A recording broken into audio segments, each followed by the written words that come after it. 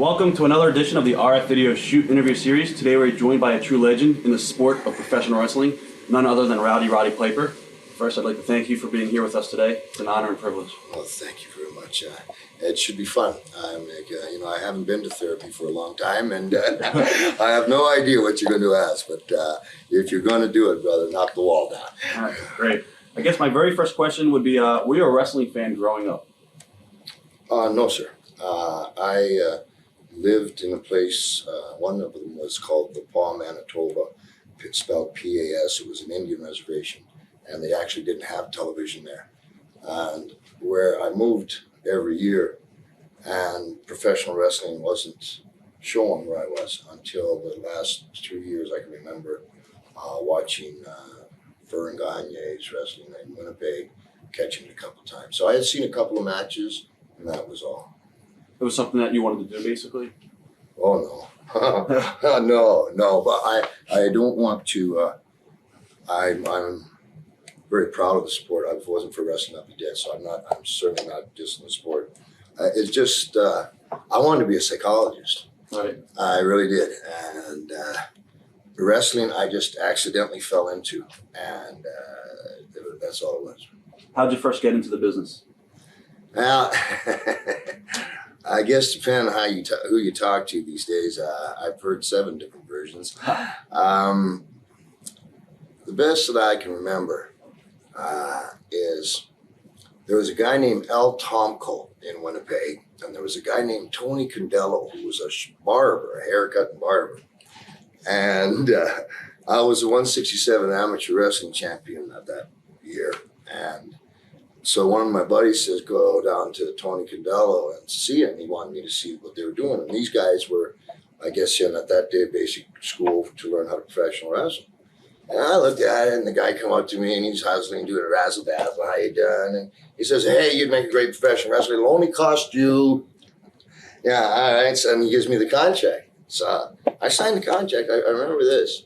And he puts it in the briefcase, and he went to the can, and I picked up the briefcase and stole the contract back and ripped it up. And went with Al Tomko, who was running like Churchill, Manitoba, these being towns way, way up north, close to the Northwest tributaries, etc. And then also with Condello, I had matches. I don't remember who I had which match first, because I have one match when we get there. I'll tell you why I consider it my first match. But I've heard that Tony Condello says that he started me. And the reason I don't give him recognition is because I guess I challenged him and he beat me up. And then I challenged him again in an alley and he beat me up. And then again, someplace beat me up. He said 3 times. And I found it quite interesting. He told the public that I was 16 years old in 1973, and he's got the program to prove it. I was born in 1954, so the math don't add up there, but let's just even assume, just for the fun of it, that Tony Condello was completely right. I look at him and say, what a ballsy kid. 16 years old, gets his ass beat 2 times, and he still comes back for a third to a 33-year-old man. So, Tony, however you want the story to go, snip a nose hair for me. I don't know. That's best to my recollection. What was your training like? Before going in the ring? Right. My first match? I had training. I was just thrown in with Al Tomko and doing these and on-the-job training. I can set a ring up. I know exactly what eye line where the poster has to be on the telephone pole. And I can wrestle in the first match and the 2 first and second, put them at the last and call it a tag. And so I had that experience before for maybe, it's hard to remember, 6-9 months before I got into what I would consider my first real professional wrestling match. What are your memories of your very first match? I was staying, I was in Winnipeg. I was trying my heart out to go to school. And that wasn't working very well. And I was bopping around here. I was a bouncer also at I lied to the guy. Canada, you only had to be 18. Yeah, but I lied to the guy and It's called the Windsorian Motor Hotel. And there was some other little place. I used to bounce there. And then I might be giving away way too much. I'm rambling now. Okay. Ask me a question again, Jim. Your memories of your very first match. Thank you. So I was staying in a youth hostel, and I wasn't doing very well in society. That's what I was trying to tell you. And one of the coaches, wrestling coaches, somebody just didn't show up. Okay, I don't know what it was. It was winter time. It was from Minneapolis to Winnipeg. And the guy just said to me, hey, I can get you $25.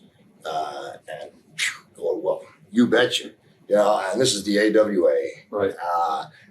And, you know, we didn't sleep in the van. And, you know, they even had a referee and a bell and everything, you know, which Stonko didn't. And so I said, sure, you got it. And I came fifth in the world playing the bagpipes. And the band I played with, I don't remember the one in Winnipeg, but the one in Toronto was called Cable of Fate, our City of Toronto pipe band.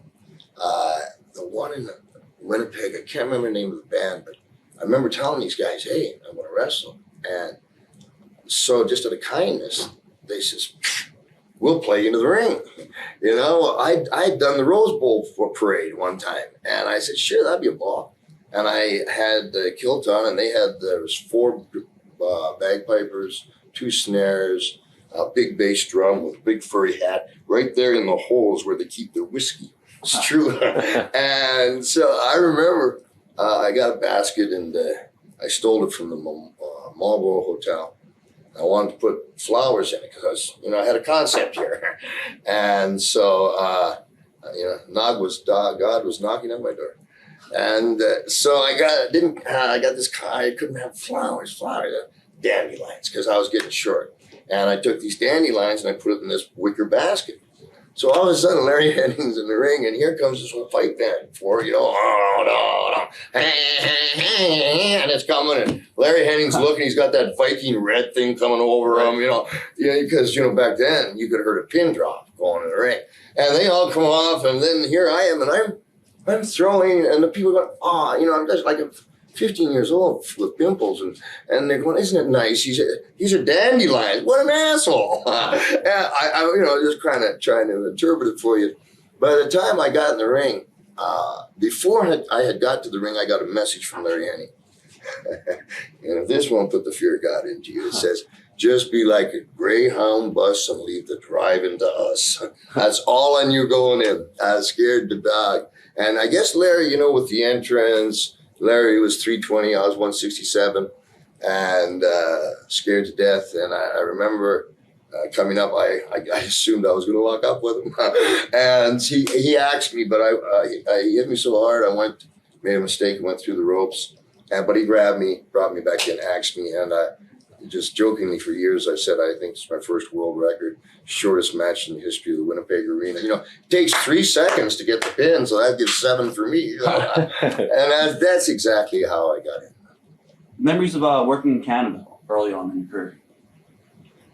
Whoa. Canada's a strange country. They're 25 years behind. And I had come out of a system when instead of putting you in reform school, they put you in the Army in Canada at this time. And they had put me in the Army. I was stationed at Petawawa. But they put me with the regular guys. Get a question here.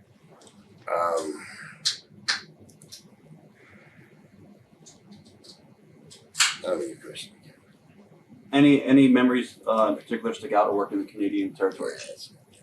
So you see these Canadians, they put me in this camp. I learned a 9mm machine gun, an FN Fabrique Nationale, combat. I was in the artillery, and then they let me go. Other than that, I had some encounters on the street. I wasn't real trusting in anybody.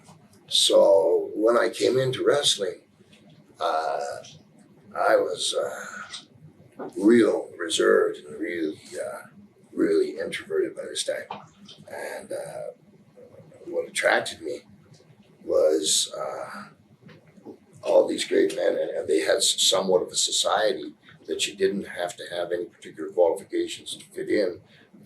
You didn't know what the rules were, but you knew if you got out because, you know, it stretched you. So I don't know if I'm answering your question, but what early memories do I have?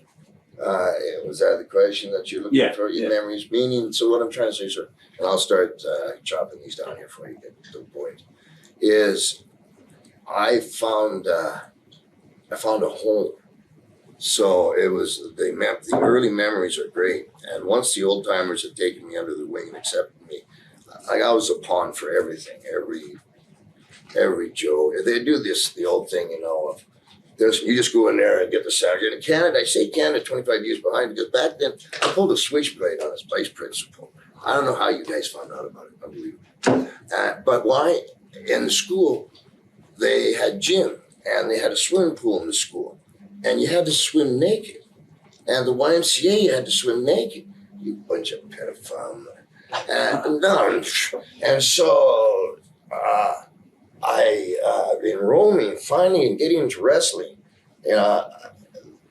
I substituted the ridiculous ribs they pulled on me. It was better than what I was dealing with over there. Right. So I found a real security, at the same time a real insecurity, because I was definitely afraid to leave. Didn't know where to go. I was a lifer at that time.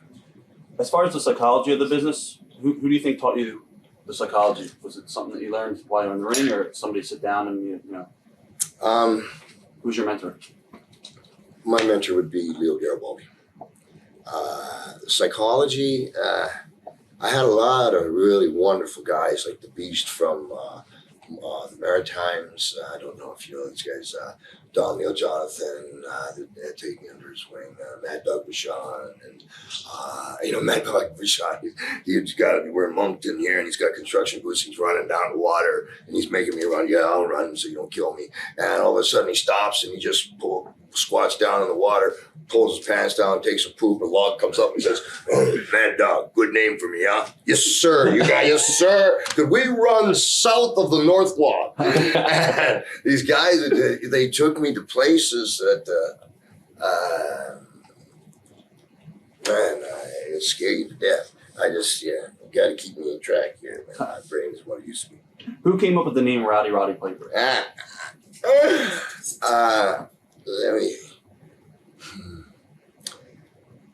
The name, the way I put it the easiest is, my Christian name is Roderick, and short for Roderick was Roddy, and I was just always called Roddy. My Christian name is Roderick George Toombs. When I came to the arena, Tony Condello, I'll try to clean it up, man. I'm gladder that I'm doing this interview than you are. And I want you to ask me everything, because I hate a liar, a coward, and a thief. So I just try to clean this up where this Tony Condello, just from filtering back, has said he gave me the name. And he had some program I saw on the internet that said, Rod Piper. That's not my name. My name is Rowdy Roddy Piper. So, and he said something about a story about I was late for wrestling school. I'd never been to wrestling school in my life other than steal the contract. And so he wanted to know why. So I ran back and got my bagpipes and played for him. Well, by this time I come fifth in the world. And I was living in the youth hostel. So whatever Tony wants to say there, God bless you. But the name Roddy Piper came as I was coming to the ring. The announcer didn't know who I was. He knew it was Roddy. And he said, and here comes all these bagpipers. Ladies and gentlemen, what do you want to call him, Larry? Yeah, I know what I like to call you. Roddy the Piper. And the just got dropped, and I don't know where the Rowdy came from. Huh. And that's exactly how I got it. Memories of working the Kansas City territory. Oh, Lord. Jeepers creepers. Man, oh, man, oh, man. When I came to America, after that match in Winnipeg Arena, Tomko had a Mark IV or something like that. Mark III, Mark IV, whatever it was. And he just put me in the back and put covers on me because he used to do the Minneapolis gig all the time. And he just said I was his son. And we went through the border. It wasn't hard back then. And I got in over in the United States. I was an illegal alien until I was 19. Where am I going here? Just talking about Kansas City. Any memories? I was hoping you'd forget the question. So he takes me across the border, and that's first place in America, I believe. Either that or Texas. Kansas City, the first place. Kansas City is the first place in America that I worked a territory. That's what it is. All right. Yeah, all right. Because I done Minneapolis, boom, boom, and I done Texas, but Kansas, where I actually came to work the territory. In those days, they had a thing going between Geigel, Von Erich, Funk, where they needed new guys for television. And you do like 6 weeks in KC, 6 weeks in Amarillo, 6 weeks in washing dishes back. And, just take a leave of absence. And Kansas City, there was a gentleman named Lord Alfred. Now, do you know Lord Alfred is a wonderful guy. The guys there, I still don't think, with the Ken Ramey and I can't imagine, whatever age I was, there was a guy called the Viking, and he made this stuff called Sclaris, who was a diabetic thing, right from the carny, ham sandwiches, when I ate it, would yell at me, do you know how much? Oh, it's shit. Yeah, all right. I had the bagpipes I had to warm up. Imagine how that got over with everybody. No, but I come in the dressing room the first, as I'm coming in, and all of a sudden, the door whips open, and I'm looking at this. Now, this is what strikes me. For it to be a joke, doesn't there have to be just at the same time? And here we're coming to these. I was scared shitless, and so lockers and all these old timers, and I'm in front of that, and I'm talking to Bob Geigel. First, I hadn't decided to make it a career. I checked. So Geigel's a professional champion. He knows it. And if I won't do it in about 2.5 minutes, explain to me I'm not half this. And I said, yes, sir. What the fuck? It was Lord. I looked around and I can't. I started dressing in a car. I had a Vega with a hatchback and used to put a tent on it. I had a pit bull terrier named Cape Faven, a brindle pit bull, and I had an old styrofoam with ice. I didn't drink much beer, I don't think, at that time. Ice, soda pops, bologna, and the dog would drink the ice and get the water, and Cape Haven come and go as he pleased. And in Kansas City, my dog was my best friend. We slept, so I changed outside with Cape Haven. And I was always on the first match, so, just wait for the national anthem. That'd be me, I'll say, can you see? And so about 2 months this went on, I'd shower at the gym. I got to the gym, but there came a stink factor here. And one day, finally, Geigel come over to me, and those guys realized, they're so hardcore, but they realized it's easy to fool a young boy.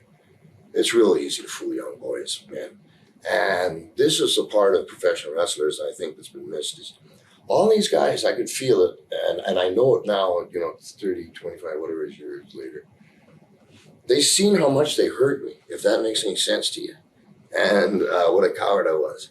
And I didn't want, and they almost had to say, come on, Rod. And from that point on, every one of them would take me aside. Again, Lord Alfred Hayes, a whole different thing. I came back and the promoter says, how's the match? Almost as bad as one, see tonight, worst match I've ever had. But he says, I said to him, well, sir, I don't know. I think I could have done better. Lord Alfred Hayes grabs me, pulling me aside. Don't you ever tell a promoter you had a bad match. They never watch them. They're counting the money. When you're asked, just say, yeah, it was great. Could have heard that heat in Tokyo, staggered out set. And they're happy. Don't be so stupid. And this kind of stuff they would do to me all the time. And so that's when I really found a home. And that's when I really became a lifer, because they seemed to understand what I put up with. From there, you went to, I believe, a little short run in Texas for Fritz Von Erich. Yeah. The territories, I try to really fast, like Winnipeg, Montreal, Maritimes, once for Emile Dupree. Came back again and worked against him for Rudy K the next year. Kansas City, Amarillo. I got back to Quebec, and now we're in Dallas. And the booker's there, the booker, Bronco Lubitsch, Danny Pletchers, and Red Bestie. Right. And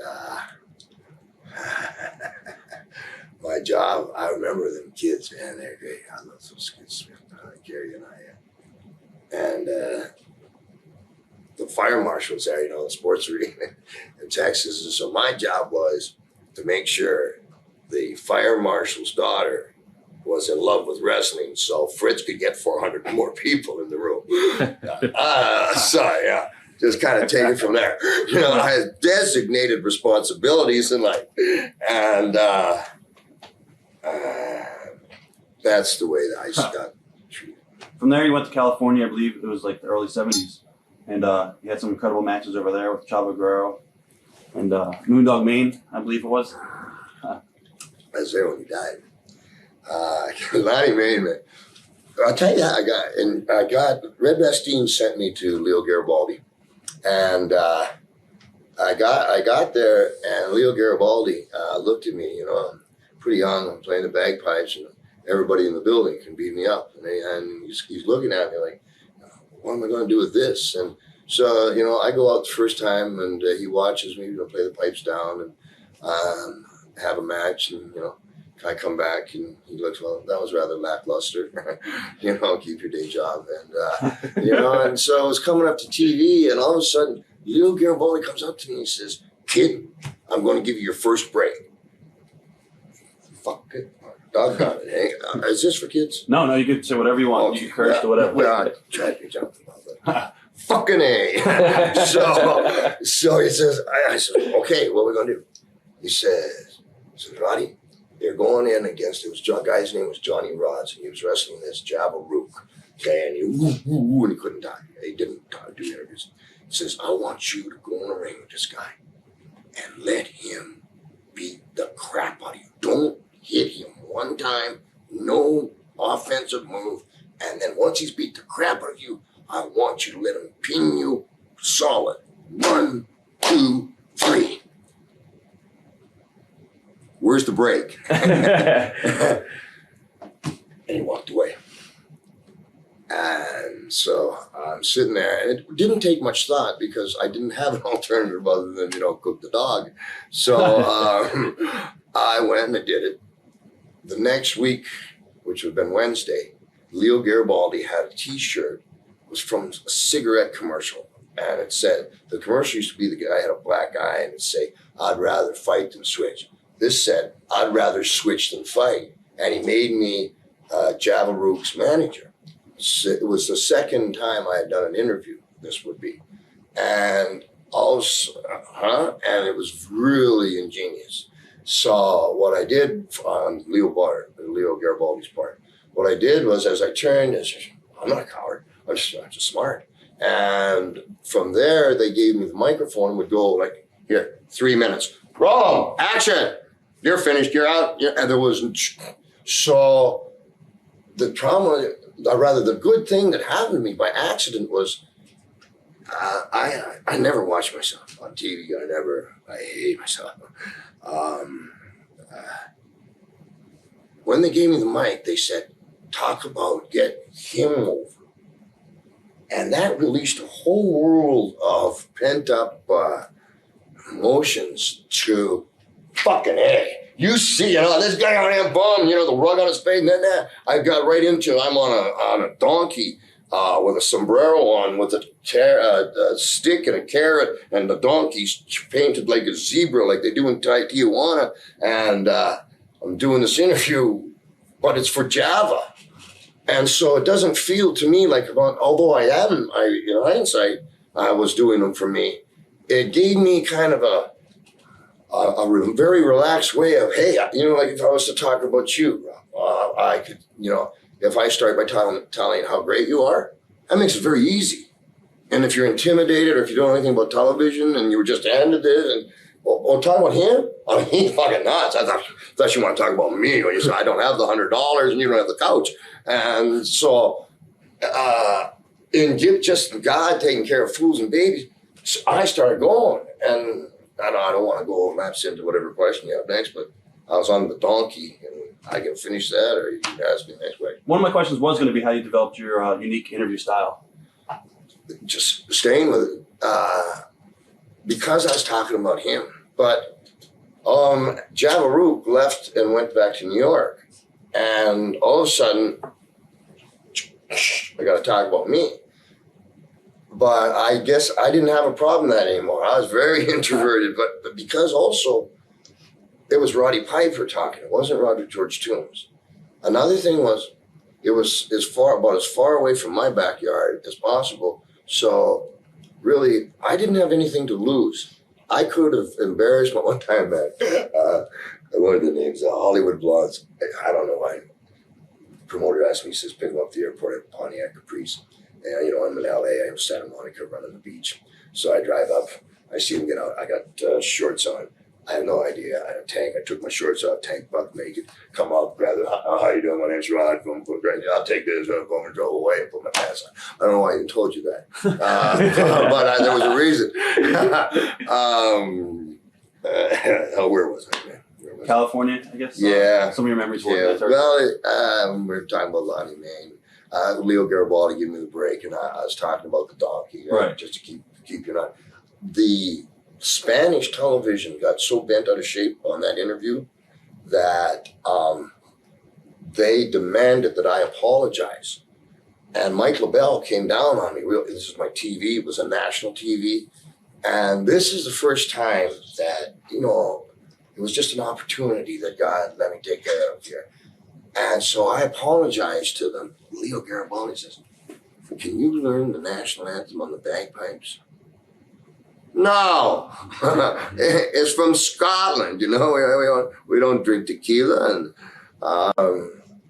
he says, go and tell those people that you're so sorry that you're going to learn how to play the national anthem, or the Mexican national anthem. I got on there as sincere as I could. And this next week, I got on there and said, I've almost got it, because it's called the Gaita in Spanish. Third week, okay, I got it this Friday when you come to the matches. Here we are this Friday. But one thing that had adapted in Jimmy Lennon Sr., when I was in the Olympic Auditorium, I kind of stay with you here so these folks can, I don't mix them up. Jimmy Lennon, when I started playing the pipes in the ring, Jimmy Lennon put the microphone down just automatically. And the first thing that came to me was Jack Benny. And so I used to play the bagpipes. I got hold and see.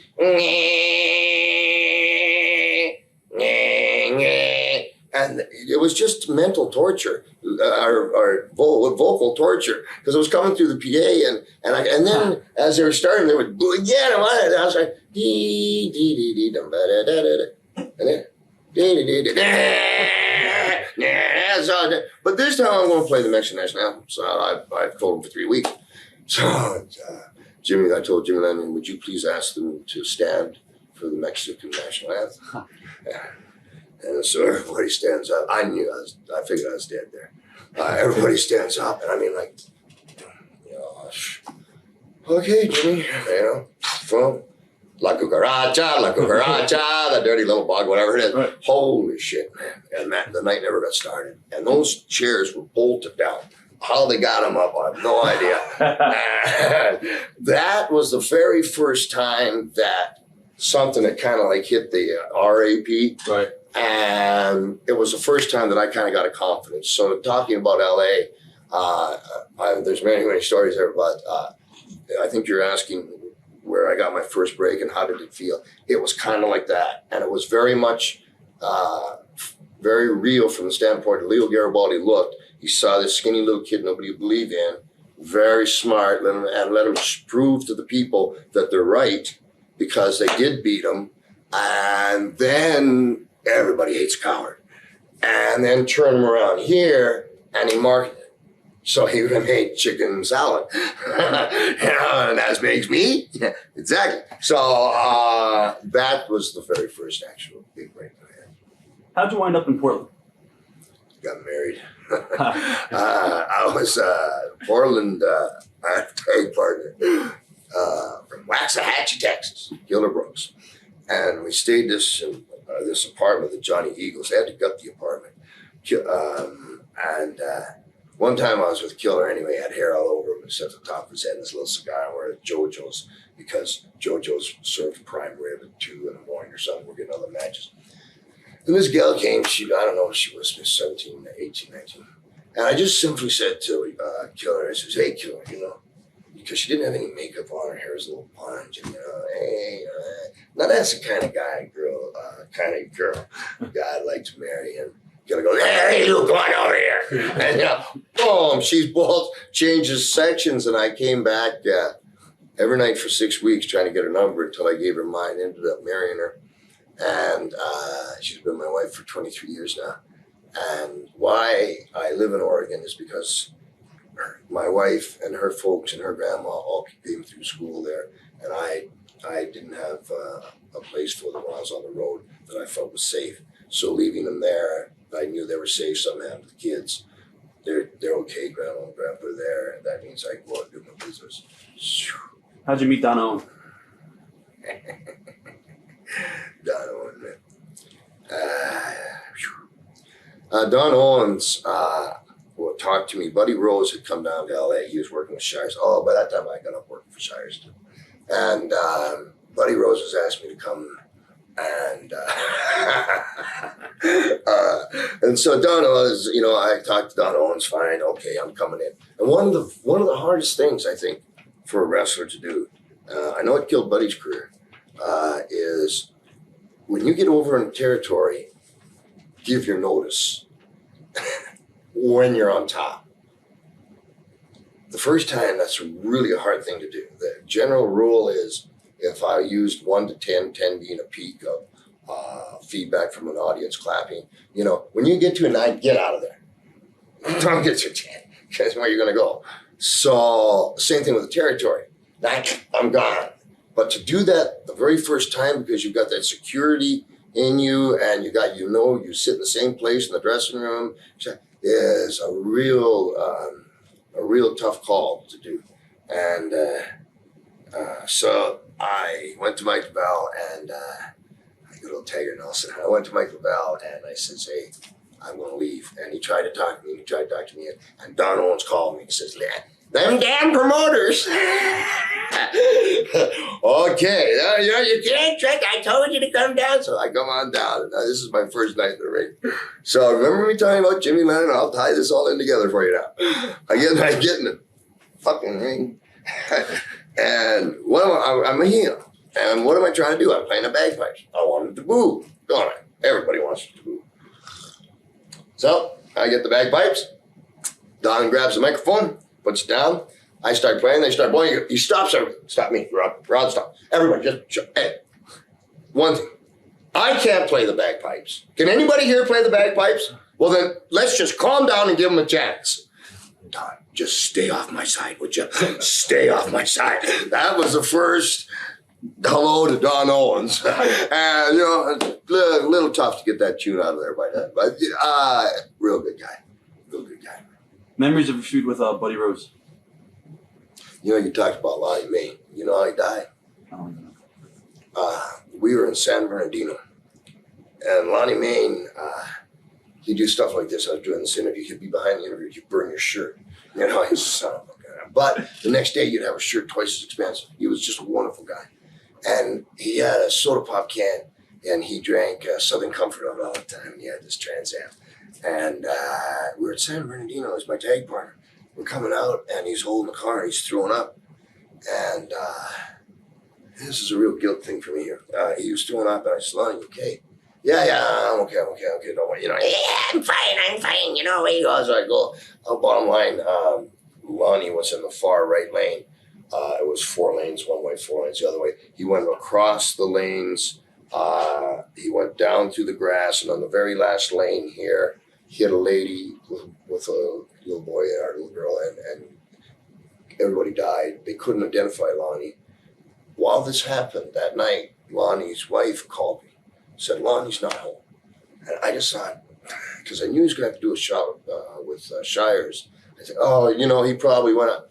I got to call the next day. See, they can't identify the bodies. I got to call the next day again. And I was going, well, let me find out. And they found Lonnie's wrestling license, his California wrestling license. and a king the bear, and you know, it's just a little bit tough. Want to take a That's break? right. Eat? You want to take a break and eat real quick? Sure, you bet you. Go ahead. All right. 3, 2, 1. Back to Portland. Any memories specifically stick out in your mind? Yes, Portland. When I got to Portland, Oregon, and as I was saying, you know, I had to give my notice when I was on top. Very scary thing. So coming into Portland, Oregon, you know, the pressure to get over was very, very, very real. And when I came, Buddy Rose had already wanted me there to work with me, and I was happy to work. So I needed to prove to the industry that I wasn't a flash in the pan. Wonderful talent. Snuka was just leaving. He was a superfly there, man. He was the guy. And Killer Brooks would come in, Ed Wiskowski, and wrestling was starting to bubble again. You know, I'll try to touch on that as we go through it for you. And just hit it at a time where I had been doing enough interviews, and Don Owens didn't touch TV. So now it was like, you know, this is your worst nightmare for McMahon. Give Piper a mic and walk away. Are you fucking ribbing me? But that's what Owens would do. And so then it's the process of, okay, how are we going to make money here? And where are you going to be? And how are you going to be? And a couple of things that were really interesting and very educational for me is I'm still very much in, apprentice school here. But we sold out a small building 28 weeks in a row. And for that territory, that was good. And then we had to go, we had a match between Buddy Rose, who was unbelievable, great performer at that time. And he had actually put his big, known to come to be known, the Yellow Canary, on the line. And it was there, and we had to go to some big center, VP or IP center, something like that. So it was the first outdoor show that Don Owens had done of magnitude also. And there, what I'm saying is a lot of confidence, you know, because you need that confidence. People call it ego. You can call it ego when you're being an asshole. But if you're going to stand, if you're going to strip down to your underwear in front of 24,000 people in the middle of a ring, you know, you better have some serious confidence going on. And everything's lying on your shoulders. And that's what bred there. There's a lot of things that happened. I think you're asking is one time, Portland Wrestling was on live from 8:30, I think, for an hour and a half. Then they changed it, and it would come on approximately like either 11 or 11:30. So it was about 2 hours pushed back. So it's about the second week of this. For years, they're used to watching live. This is where I'm in the ring, and Buddy Rose snatches my kilt. He goes up to the crow's nest, and he lights it on fire. And boom, I'm up to the crow's nest, and I'm putting it out, and it's on TV. So it starts playing. But by the time they get to it, it's about 12:15, midnight. There's nobody in the building. Here come the fire engines. Somebody was watching it, calling it, "Damn, man, there's a fire there. We would have get down there." And woo, woo. And I come in the building, what the, going on? And okay, Don. So, Don had to have a talk with me, Listen to me, I'll punch you right in the nose there. He's going about this high. Could have ate bowls of soup off his head. One was that. The other that really getting technical, and this is where I think I really took an interest in psychology and really trying to get in my own. Is one time by accident, I was in the ring and the camera was a hard camera, and I jumped on the ropes and I just raised my both eyebrows, just did one of those, and to be like that, only much better. And I didn't know they had a close up, and I went around. I only did it one time. And for a month, every place I went, everybody, they're watching that close. So as I had them there, I saw a parade, and it was their annual Rose Parade. And the stupid, they had this big float, but some guy didn't measure it, and it couldn't get around the corner. Give me the mic, Don. Come here. And I started just by hearing they're so much into the eyebrows. Let me get this straight. You built a float. It took you a year to plan it, okay? You can't get around the corner. You're going to teach the square pegs don't go on around. You're going to teach my children math, et cetera, et cetera. So what were they going to say? You know, I'm right. You're fucking dumb. You know? And no, but if you really think about it, you don't want them teaching you. That got we could judge by telephone calls or we could judge by the events where, you know, the word shoot has been old, has been varied, and you might want to define it during this show. But it became a shoot to them because, I mean, come on, it didn't get around. You know, there might be a little entertainment value around there, but this float didn't come around. And I've got you that. So then came subliminal timing, rhythm, and that all got started to be layered into the interview. And if I'm going in the wrong direction for me, let me know. I was just asking any memories that stick out. Besides, well, the memory of that's where things for me started creating for myself. Creativity wise. Yeah, and I was off on a roll as a package. As far as the kind of stuff you're talking about, Rick Martel, he's coming from Hawaii and he's got this black Trans Am. He's so proud of it. It's beautiful. He says, Monsieur, just reach for me. He says, please, I make it to the town. We were going to Vancouver, British Columbia. So here we are. You know, he's doing whatever he's doing. We make the town. You know. So one time, here we're going. It's a wonderful day. The sun's shining and we're on our way to Seattle or something. And we come over and he's got the sunroof going and the music's on and, you know, hot and cold running stuff. And we come over and all of a sudden it's all ash. And boom! And there was a semi-truck, Mount St. Helens erupted. And there was a semi-truck that just stopped. And then I think it was a pickup truck, and then a car with an old man, old lady in it, then us, and some folks come from behind. So, you know, me, I'm going, okay, this is what, you know, number 13, you know. So I can't get the door open because the frame's been. So I'm going, and I'm kicking the door. I'm kicking the door right here, like Martel, like 007 goes, Monsieur, he says, and he goes, this sunroof, huh? Excuse me, thank you very much. So get boom up in the sunroof, and there's cars coming, and I started jumping on over cars. I was doing what Martel was saving. He got out and saved those old folks' life. He got them out there. I was saving my own life. And I jumped and boom. And so now this piece of paraphernalia was left in the Trans Am when one scooted through the sunroof. And the state police were there. So somebody had to go back and retrieve it. You know, I was like Mikey, you know. Yeah, so we got back there, we got retrieved it, got a mask on, and here comes this semi, Tacoma, that's where we're going. Here comes this semi, and he gives us a ride. And, you know, of course, you know, I'm riding on the gear shift, and Martel's got the window all involved. We get there, and we see Dutch Savage. We're about a half hour late, and he gives us hell for being late, and we went on. I don't know. There's so many that I could just keep going on, and I want to be more poignant on this one for you. You know, if I can think of any great ones, okay, you know, I'll come back to them. From there, you went, I believe, to the Carolinas, right? Yeah, it was a hell of a trip. Yeah, I took the Yellow Canary. Stopped in a place. Got to be called the Silver Dollar Saloon. Got to be because it's got big silver dollars on it. I can't remember where the hell I was. And I got tired for the first time, a day and a half. And I went to the bar, and all I remember really is this guy started talking about Wahoo McDaniels. And, you know, it was back then when, you know, if you say wrestling shake, I'm all over you. Right. Boom, you know, and, you know, I'm practicing my shots, you know, quite good at that. And I woke up the next day in my room, clothed. The door was knocked off the hinges. My watch and all my stuff were there, and there was a cowboy hat in the middle of the floor.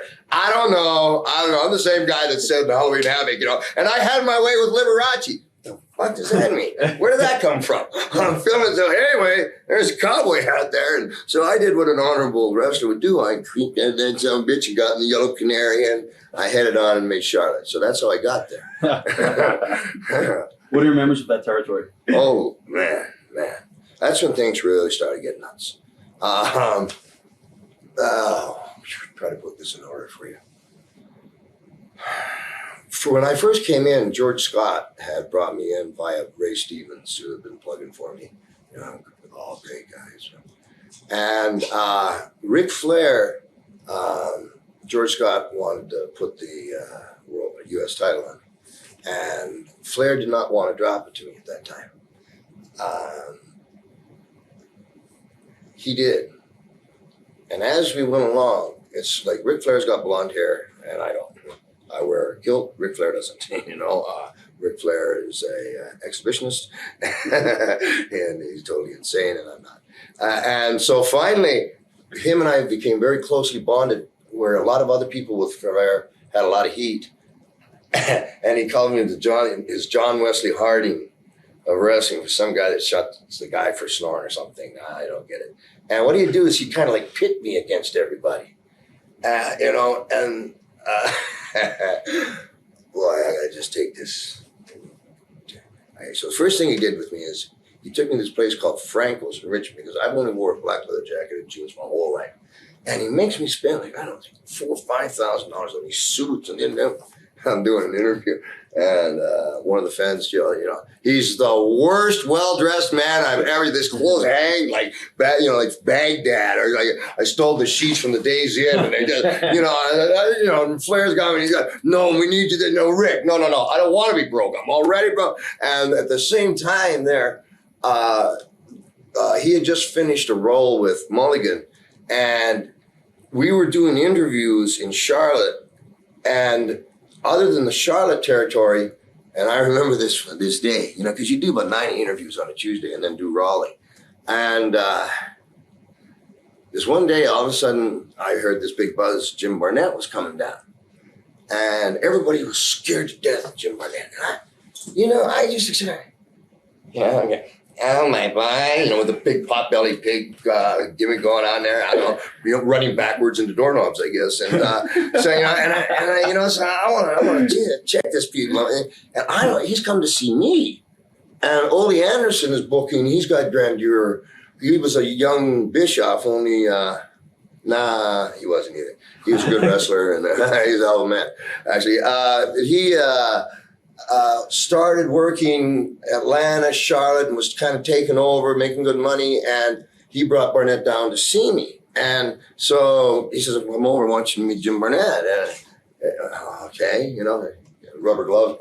And Jim bends over. No, to shake hands. So his prostate's fine. Medical, remember, psychologist.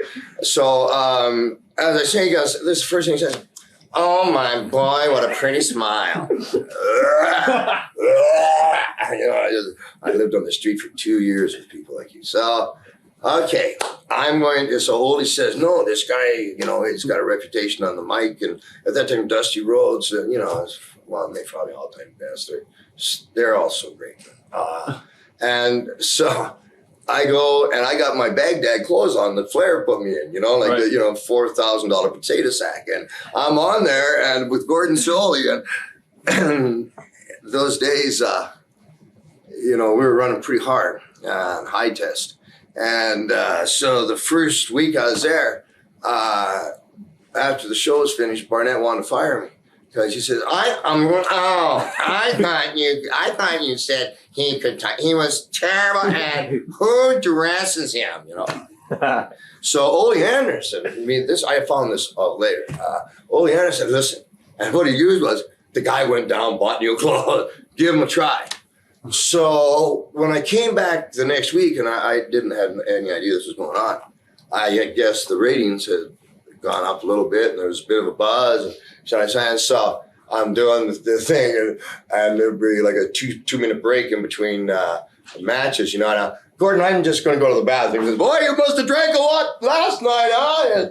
No, Gordon, so great. I love him so much. He protected me so much because I would come out of the can, you know. One time I coming out of the can, man, Tommy Rich is coming in the can. And I'm hearing 30 seconds, Piper, 30 seconds. And Tommy, we smashing. He goes, looks at me, he goes, damn, man, who potatoed you? My nose was bleeding. Then he goes, I'm in a suit. He goes, why, you haven't even worked yet. Just get the fuck out of my way. Yeah, and so I come out and there's Sully was, I had a beer. Like, chill, 1, 2. I'm looking at the lights and Gordon's up there. Yes, Rod, he says, in studio wrestling terms, no the expense showing lights or whatever. And Louis looked at the ceiling for about a minute and he'd kind of tell me what was going on in the ring. And he took good care of me. He's a real friend, man. But the truth be known, the first person that was going to try to take over the world came right in that era, and it was Barnett. And Ole I was working Charlotte, I was working Atlanta, and Charlotte had been doing Toronto. And then, so we were all over the place. And Ole Anderson came up to me. And him and Barnett had been talking and would ask me if I'd have trouble working against any other promoters, just loose or something like that. And that they had these thoughts of. And I was given a contract with Barnett. Now, one of the problems is when I'm on TV, Jim Barnett's criticism is, make him smile. He's got such a lovely smile. And I get this back. I'm a heel. Make them smile. And I had one thing in my head. I just had, there I am smiling. There's Jimmy. I wouldn't smile for nothing, man. I would, fuck you. And, which cost me a lot of money over a lot of years. But there's somebody from Chicago that was backing Jim Barnett. Didn't want Jim to do this, and he came under a deposition. And everybody was so afraid of this guy because he was a Phi Kappa Beta, and this was the truth. He, whatever school it was, he attended one day seminar one time, and he used to have a picture with President Carter on who was it? One of the guys with the mask on, Johnny Walker maybe. And he paid $5,000 for that, but that used to be in his office. Huh. And it got into a whole bunch of other really interesting things, like, flipping every Georgia Bulldog that had a Rolex, where he'd been the night before. So he decided not to take over the world, but what they did, man, is some bitch blackballed me. And people blame this on Tommy Rich. They say Tommy set me up. I don't believe it. I love Tommy. What happened was, I had a double shot, Chattanooga and someplace else, and damn, man, he's driving, and he's making great time, but we're going the fucking wrong way. And it's supposed to be there at 3, and finally, when he realizes it, he gives a call, and all the state troopers said, just put the hammer, and they had him pegged there. And boom, we got in there about 6, and remember Bill Eady, and boom, boom, got that match done, boom, boom, and boom, they fired me.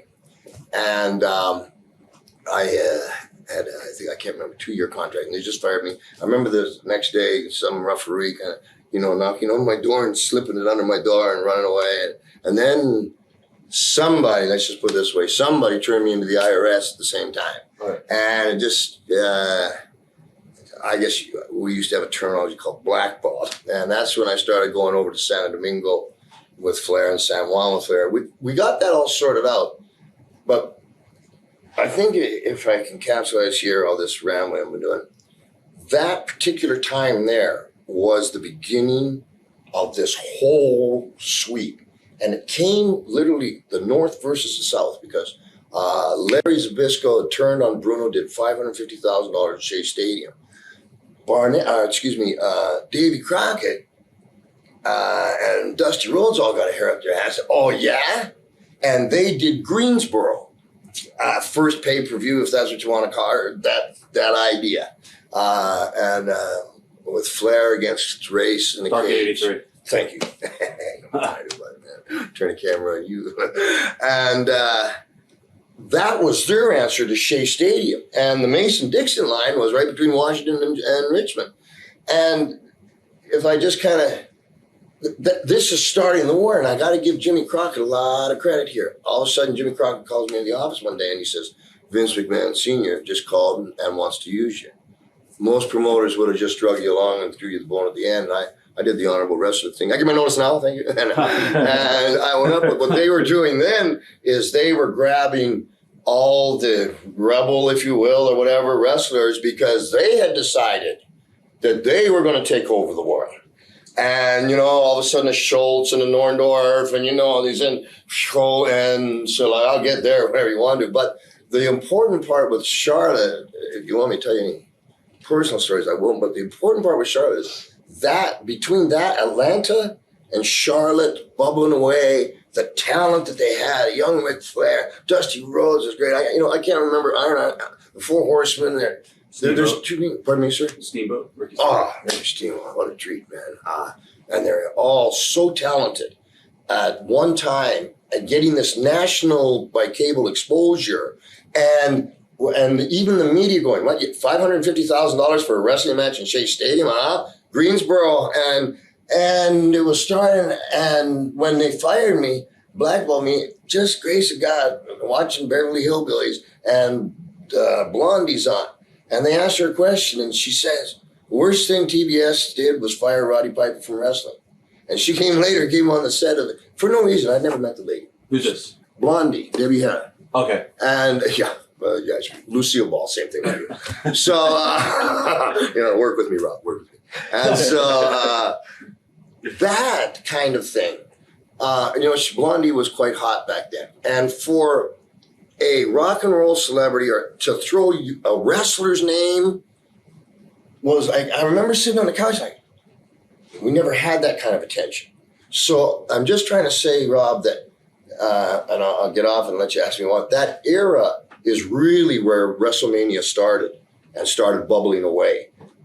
And that's the kind of attention we were just beginning to get, As for on the road kind of stuff, you'll have to be poignant. I'm going to start asking you questions about some of the matches you had in the middle end. Sure. As far as Jim Crockett, what was he like? Did you have any association with him at all, or is it pretty much you just dealt with the Vulgars? No, very good relationship with Jim Crockett. And actually all the Crockett family, David Crockett, later Jackie Crockett, who wasn't around that much. But Jim Crockett, as far as myself personally, he was a stand-up man. He paid me. When an offer came my way, he stood up, he told me, and I have nothing but respect for that man. After a long build-up, I believe your first match in that territory was with Bob Armstrong. What happened that Ole Anderson had Armstrong? I guess he wanted Armstrong to go over, and Barnett wanted, you to go over. How'd you know that? That's why you do what you do. Well, okay. This is the beginning of this big bubble here. So I've been commentating for a while, and so Bob Armstrong, I just give you this example, get to it. In Charlotte one day, I'm doing an interview about Paul Jones, and I says, every time this guy passes the cemetery, two guys chase him with shovels. And so he takes me aside after, and he gives me the 30-minute, I don't think you calling me old is going to, which I understand now, but we're going money. Okay, I won't do it again. Damn, man. And so now we're Bob Armstrong. Bob Armstrong is just an exceptional man. He's a fireman. He's a father. He's responsible, and he's all put together. And because he had this kind of confidence, he came over to me quietly and he said, listen, go ahead and tell them it's not my skinny legs, which was, I've learned from Paul Jones, right, Rob? But he was that giving. Now, this was the test, this was the litmus test for me, because they had given me 4 or 5 weeks on this tube now. And so Bob Armstrong gets on him when I go, ski legs. And he says, well, you ain't seen big legs on a racehorse. I knew what's finished. And so I wait silly log. He's far enough away. And I'm getting well, if you're ever at the races, I'll bet on you. And boom. And the Omni went to like $80,000. Columbia's kept sold out. The one you're talking about was Columbus, rather, pardon me. Columbus sold out. And the finish ended up being a double, I believe, a double count out. And Ole Anderson asked me later, because there was a lot of booing. He says, "How did you get over that? I heard there's a lot of, there's a lot of booing." I said, "No, that was hatred because they got cheated." And exactly right. I don't know who wanted who to go over, but it was a problem that began a huge reputation for me for never taking a dive right there. And I didn't even know there was a problem. I just got, well, double DQ, you got it. Right. And then this is right about where things really get intricate and complicated here. So I'll wait for you. Memories of your matches with Ric Flair? I hate Ric Flair. When you guys were feuding for the U.S. title. Yeah. No, a lot of guys I've heard knock Ric Flair. 13 times world champion, or whatever it is he is. I don't know. Couldn't have gave it to me once, huh? Flair and I got along great. As a man, I think he's probably the greatest of all time, all around packaged. I used to watch him carry 2 suits, a coat, his bag, that looking, doesn't matter where he was. He was the epitome of what a champion should be. Working with them, this is, I think, why we were lucky enough to draw money is there's nothing about us alike. And in this wrestling, they don't ask anymore. Wrestling is all predetermined, and etc. But they've missed a really important part. I'll just get to right here is, Rick and I may have known where we were going, but I was a ring general. He was a ring general. And I got there with 2 lefts and a right, and he got there with 2 rights and a left. The magic was trying to watch these 2 stupid guys pull each other towards wherever it's at. And Flair was such a giving guy, so confident that, I always like to go a long time. I learned from Bobby Duncan, ooh, baby, midnight hour, 10-minute specialist. And that's what I became. But the matches were very intense, very solid, very there. And I'll just bring it right to this with Ole Anderson. And we're in Richmond, and boom, and there's up screaming, and we're doing 45 minutes, double bridging, and blah, blah. Here we are, and I come back, and everybody's, hey, fucking, hey, great. Hey, thanks, I sit down. Ole Anderson looks at me and says, oh, that was a shits. Huh? And that's when I learned how to draw money. Yeah, well, what are you going to do next week? 89 backdrops? And he roiled me. And something that Johnny Valentine had told me I'd stick with me. And he told me, would you please at least look like a fighter and get your feet on the ground? He says, because that ain't going to draw me a dime.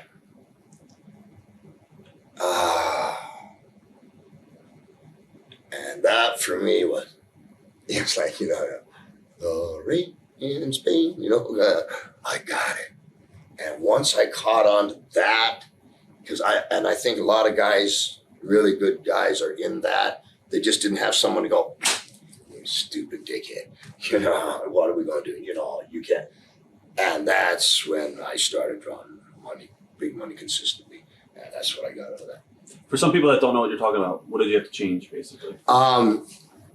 Today's, you might call it a very mild case of lucha libre, but things such as in those days, you throw a fella under the turnbuckle and he'll run 1-2, come across body block. A guy may catch him. You may be lucky enough to catch the leg and roll over and have that type of a pin. A lot of back and forth. Just a lot of false finishes, basically. A lot of false finishes, but a lot of high spots for no reason other than we need to do something. We like to hear them cheer. Right.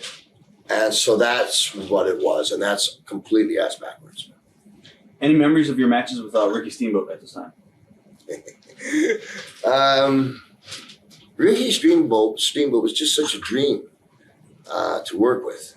I worked with him a lot. As far as it's interesting when you're asking me these. I feel like I've been asked, like, what's your favorite match, kind of, or with Steamboat, and I never looked at it that way. Favorite match, kind of. Oh man, let me think about it. With Steamboat, I just remember that, what a gentleman. As far as just a baby face, pure, that's Ricky Steamboat.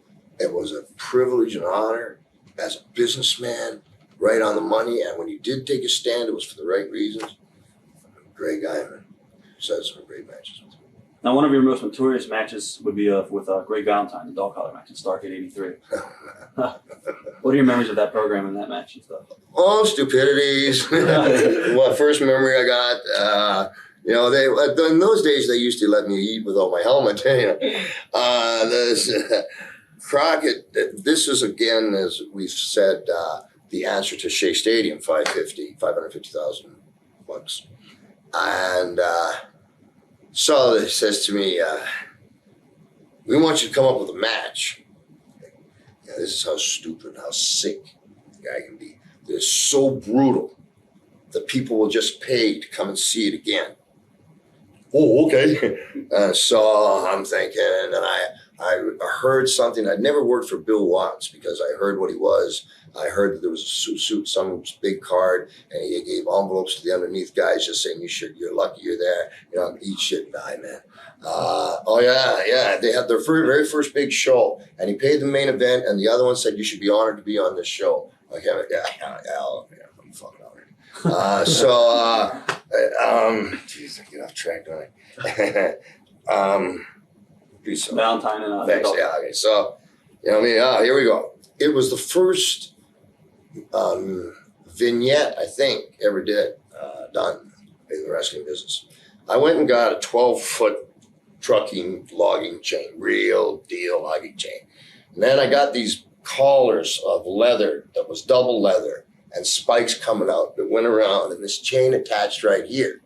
Well, you know, being the genius that I am, you know, I thought, let's be kind to us. And I put wool inside because the leather is going to cut into our necks, you know, and gentle, baby soft. And so, okay. And then I looked at the thing, you know, it was about, well, I was weighing about, I don't know, 20 pounds, maybe 15. And somebody says, hey, let's put this in the lobby. Everybody can touch it, fall, and everything it is. All right. Come time in Greensboro for that match. And, you know, Valentine was in great shape then. And they wanted a lot. They wanted real, as close as real as you can get. So put these damn collars on, pick this up.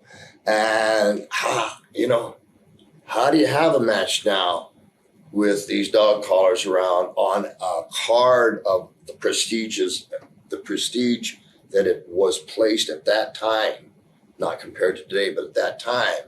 And the subtext of it's got to be so brutal that they'll come back and see it. So I'm very much in the moment of what I'm doing, which is ask backwards, explain a second. So get in the ring, and I thought, well, first thing I would do is I wouldn't want that guy to get into the chain, so we better pull back. You know, and so boom, when we pulled back, the chain, you could see it go boom. You know, Valentine's like a fire plug anyway, big sausage fingers. And it got real interesting as doing the match, because you'd be leading them in and you were learning along with the folks. As the match got picked up, I lost the hearing, some of the hearing in my left ear. And I haven't picked this up for you. Okay, so Chief's collar. So Valentine's down. We're going. We're hitting each other pretty hard. He's on my ear. My ear's bleeding real bad. And at that time, I won the U.S. title from him. Boom. I'll show you I'm going here. We come back to the dressing room, and I get my ear attended to, and we were dying. The promoter came and gave us a booking sheet. We had to do it 19 more times.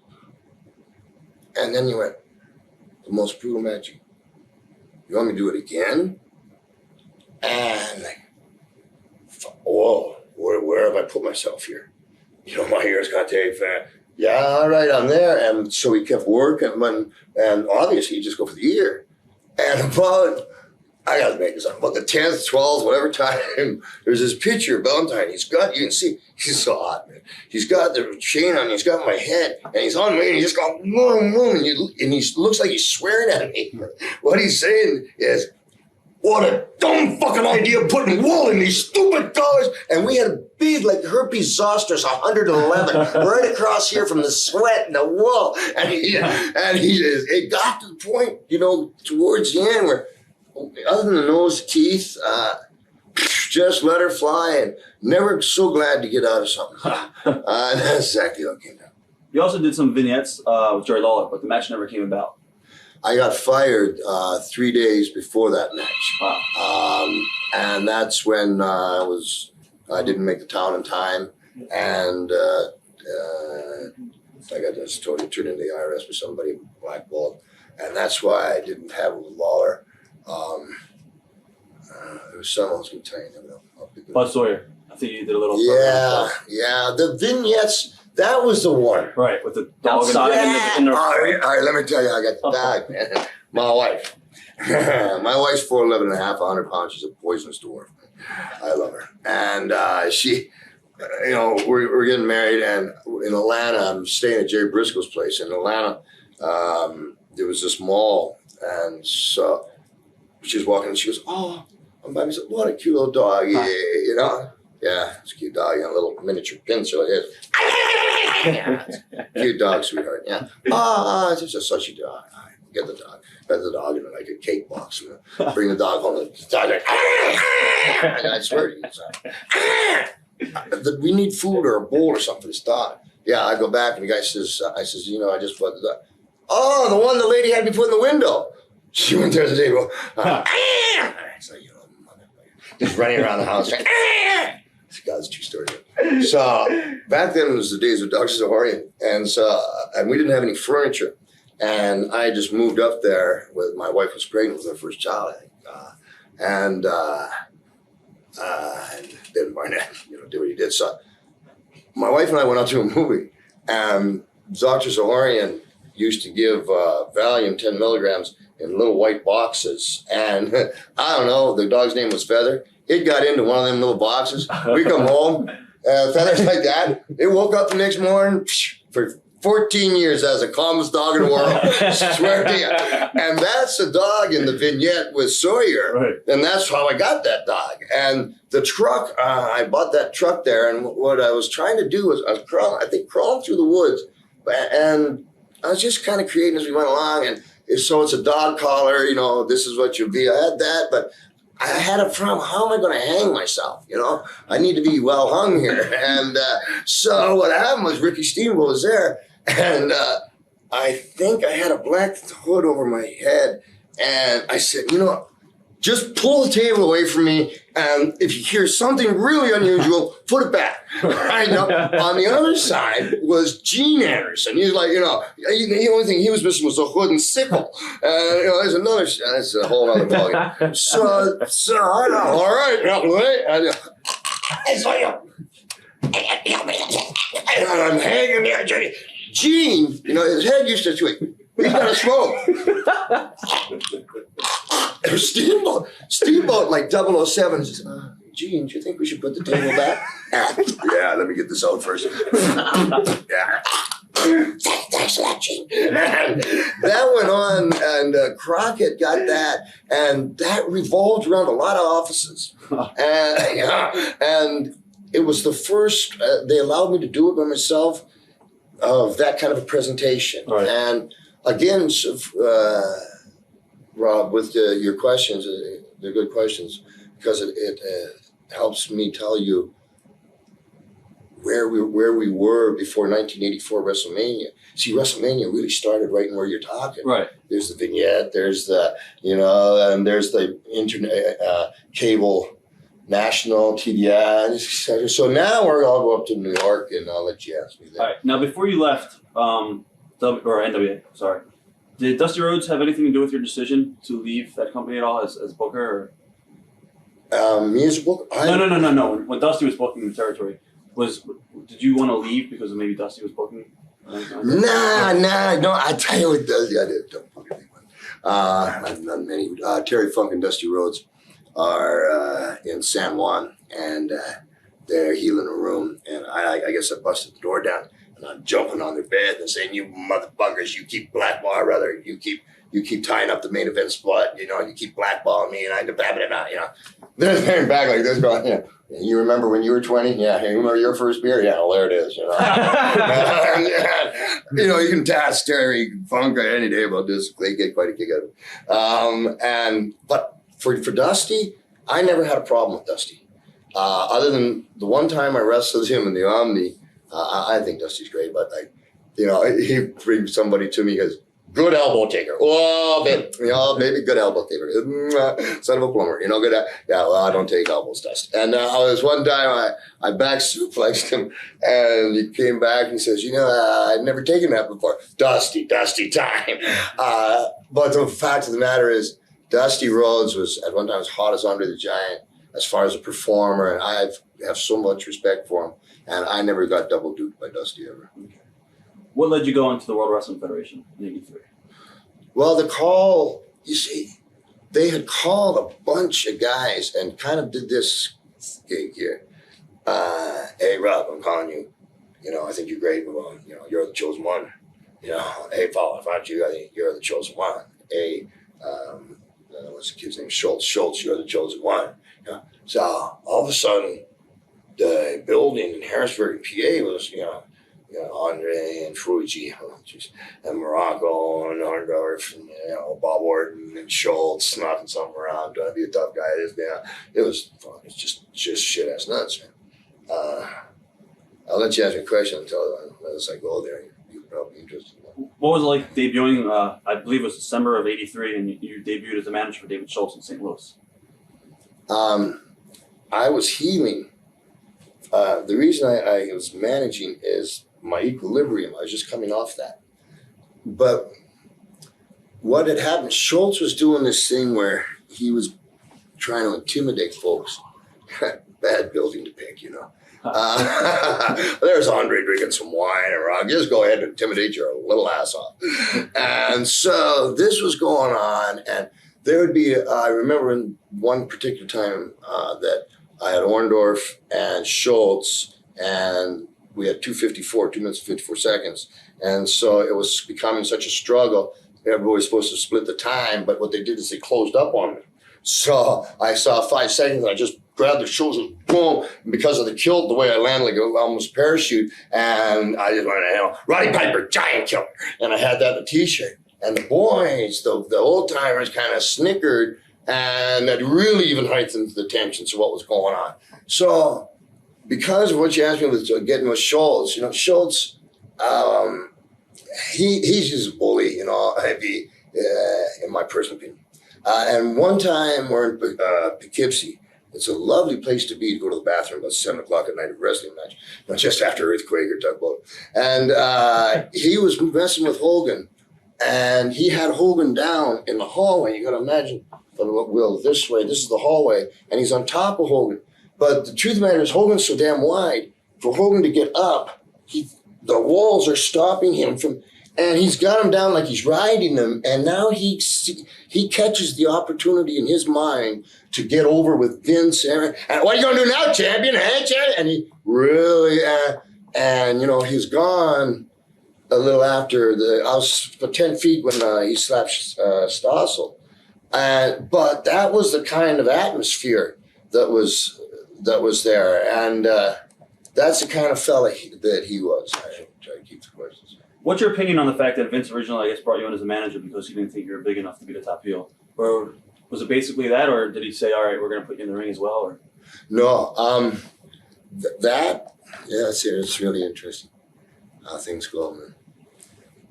Of course, you know, in starting with anything, I tried to do the best I could, being the world champion, is what was my goal.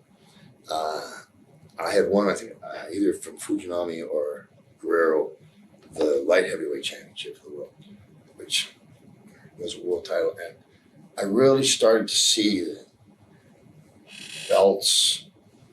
I didn't need that particular, although, you know, as we got them here. Just ask me the question again, because I hadn't thought of it. What was your opinion on the fact that Vince originally brought you in as a manager because he didn't think you were big enough to be the top heel? Because when I left I was flown in from LA for 2 shots from New York. I'll tell you about it later if you like. And it's a big man's territory. And that was the kind of like the negative bottom line scoop on me. Wasn't big enough to be the world's champion. And I guess through the meetings was considered. And that was something that I fought really hard against. And if we look at it now, it actually dictated the style that I do, because I needed to get in the ring and make people believe that, you know, I'm going to have some kind of a shot against Andre, or something's going to happen there with Hogan. You know, I'm going probably 235, so I needed to learn how to portray myself big, and I was taught that by lots of folks. But that's one of those onuses where I did the milkshakes and the eggs and all the 9 yards. And that was the MO on me. But all of a sudden, WrestleMania is what belt? You know, who cares? But back in that time, I would have liked to have been the NWA heavyweight champion. But I just didn't have all the qualifications.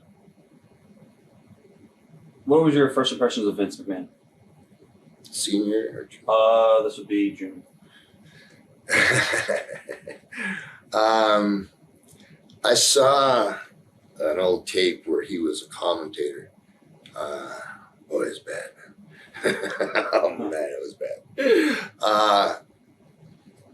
First impression that we can get a bead on would be just a story I told you with Schultz and Orndorff. So we're in a bar in St. Louis, and McMahon's there, and I said, I want to talk to you.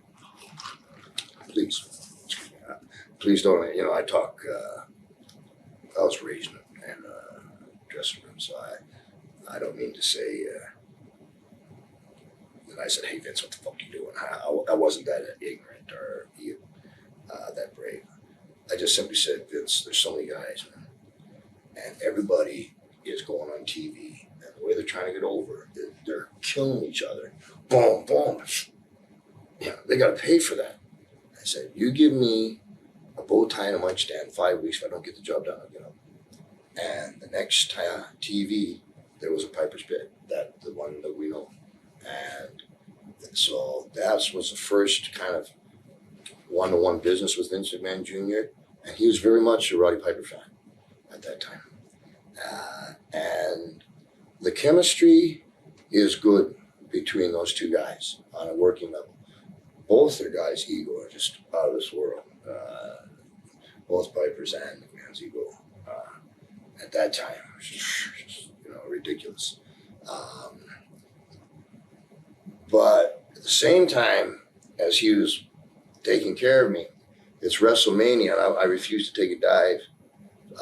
Or settle the score, refused to take a dive. I'm going to ask you about that too. Yeah, and so what McMahon does, just so you know, to give you two sides of this junior at where we're at now, and, you know, I can bring you up as we go.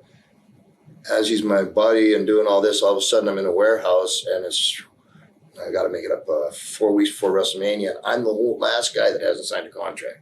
I'm saying, I don't sign a contract. I have to die because I just got, you know, jerked around. And all of a sudden he's got there, and he gets his briefcase where it's on 2 wooden boxes, goes, sign. He says, I got it, Jim. Oh, you got it. Otherwise I can't do this, but WrestleMania thing. And I said, Jim, you cocksucker. And he laughed. And so on one side he was for me, but on the other side he owned me all of a sudden, but hadn't done any of the work. If you want me to leave it there, I don't know. Yeah, I'm going to ask you later. How did your perception of Vince change over the years? But I'll ask you that later. Yes, sir. Who came up with the idea of Piper's Pit? Was it basically your idea, or was it basically he gave you the forum to do it? No, sir, exactly what I was in a bar in St. Louis, right. And, you know, I literally said bow tie and mic stand, 5 weeks, I'll be out. Because they had too many guys to be on top. And that's exactly how I got it. How much of the creative side of Piper's Pit did you handle? Oh, man. All of it from this aspect. They would dictate who was going to be on. It was weird. Weird, that's very educational, astute word, Rod. It changed the locker room setting in wrestling because what it would happen after Frankie Williams, everybody said, fuck him, and Frankie, I remember Frankie, he was going to get his first win that night, on me, and you can't script you can't script Frankie going, I'm from Columbus, Ohio. I mean, only God does that. And so what happened was, as it got going, guys would, I'm on the pit, and like Uncle Elmer, want to buy a Rolex, and so it got where the guys watched. It was a sniping match, and some guys, were real easy, and some were real tough to stay, and some got you, whatever. But every week, and that's what kept the edge on it. There was never. Sometimes you might say that, okay, well, who's he wrestling? Because if it's just give me a name, anybody, Paul Orndorff, and he's wrestling Hogan, I must convey that. But from Portland, the stuff that, there's a rhythm, and I'll get into this if and when you want me to, and all this stuff that was all now coming together. That's why I was so confident in the damn thing. And the nice part about it was there was no beginning or ending. The beginning was the camera was on, and the ending is like trying to figure out how to get out of Roach Motel. How the hell do we get out of here? And we do 3 a day for that week. Excuse me, every 3 weeks, 3 in one day. And so it got you real sharp on the mic because everybody took a shot at you. Any in particular that stand out besides the Frankie Williams one? I know you did so many. Of course, Jimmy Snuka we'll talk about. Sure. Let me see. Rocky Johnson and Tony Atlas was pretty racial. Yeah, I've been called a racist by Bad News Brown. That's so wrong. I painted myself half black. I gotta stay with you, man. I've been run over a few times. What are your memories of the actual pit with Frankie Williams? And other folks. Frankie Williams, he made it a good. Fella Fitzgerald said to me one time, give him a good beginning, a great ending, and a forgivable lot in between. And I kind of go by that bone. And because Frankie was Frankie and the heart he had and stuff, it kicked it off. Other memorable ones were Andre the Giant scene there. And, thank God I had wrestled Andre in so many territories by that time. But guys that hadn't, he's still a giant, but after you're around a giant, a lot of, you kind of you forget he's a giant. And with Andre, I had him on the pit, and he had an inside joke that they had on me, and he said the line on the pit. And so I says, Andre, big guy. And I had a piece of gum and said, little tiny weeny brain. And the singer, that might have been a little strong, right? And we had this guy, this handled, but next thing I knew, Andre had me, which I knew he was going to, but I didn't know with what gumption he was going to. Had me by the t-shirt and gave me the chance once he was gone to be to do this. And I think it was with Andre. Once you think you got all the answers, I change the questions. Right. So and it was just the line I threw out. I didn't know it was going to be coined, but just looking backwards, so the Andre one, then the Andre Hogan going into WrestleMania III, I had a big problem with. And Andre was going to rip the cross off Hogan, and I caught wind of it, and I wanted nothing to do with it. And the way it worked out on this particular pit was, and so, we're selling heavy duty tickets here now as hard as we can. So what Vince does is he takes, at that time, he used to call the franchise, and he passed a message to me later on, got Andre and Hogan, and Andre takes the cross off, and when he did, his nails ripped out, and Hogan was bleeding. Somehow Hogan was on the floor, and I caught it, like I don't know if I caught 5, 4, something like that, and boom, I just said in a very flat line, "You're bleeding," and it sold it, motherfucker. Because it was, and I didn't, and you're bleeding. It wasn't just, oh shit. And boom. So as far as getting an angle jumped off, I remember Piper's Pit for that just serendipity happened in there. It was emotional. Yeah. It was like real. Yeah, it was pretty close. Did you ever think that the interview you did with Jimmy Snuka would be so memorable and people would still be talking about it this day? No. Yeah, I didn't think it wasn't very well contrived, that, and I was lied to. It was Chief Jay Strongbow's idea, and I don't know if it was Harrisburg or Allentown, but Hamburg, maybe. Hamburg, and I'm guessing maybe 3 in the afternoon, 4 interviews are going around. Guy just sitting around. Chief comes up to me, big pot belly, because the chief, once the concession closes down, he goes and eats all the free hot dogs. He doesn't have to buy dinner. So he goes and Rodney, I hate Rodney. My name's Roderick. Rodney, have you ever seen anybody with a coconut? I don't know. Let me look it up here. Garbage can. No, Chief. And that's all he said to me.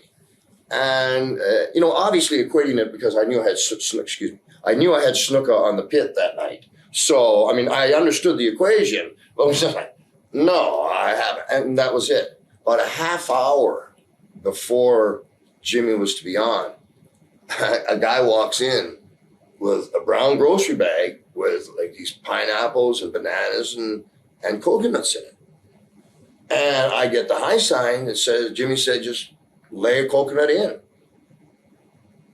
Okay, find me fair. I got this box of groceries and I go on out pit, and whatever the interview, your mother sells seashells and you one banana, and a pineapple. And I took the coconut. It's like the dumbest question I've ever asked in my life.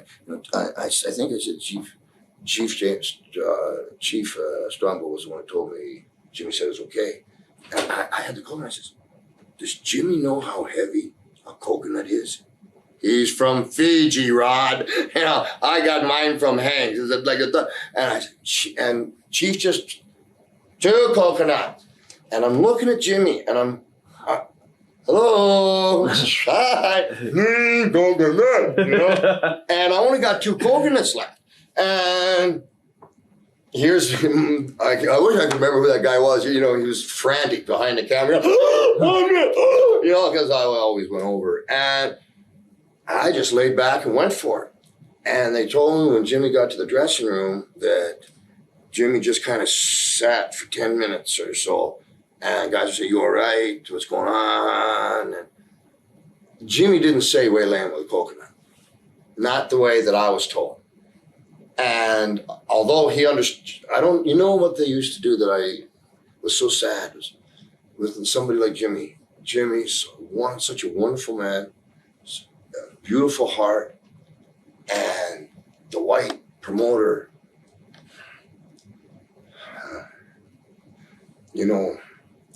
manipulate that guy so much, take such advantage. They killed this guy's life. They've done it many times. I've seen it many, many, many times. And did I think it was going to be memorable? Jimmy Snuka made Piper's Pit. I don't know anything. I didn't know how to handle a coconut. I didn't know anything about it. It just exploded. I was later told that the coconut, it was a big coconut, had a lot of coconut stuff in it, and was more likely to break than like a fresh green coconut. That's all I knew. But I didn't have any idea that it was going to be what they say. Right. Yeah. I'm kind of sorry I did it, to be honest with you. Memories of your matches at house shows with Jimmy. How was he to work with? Oh, man. Well, first of all, he is a supreme major league piece of talent in anybody's court.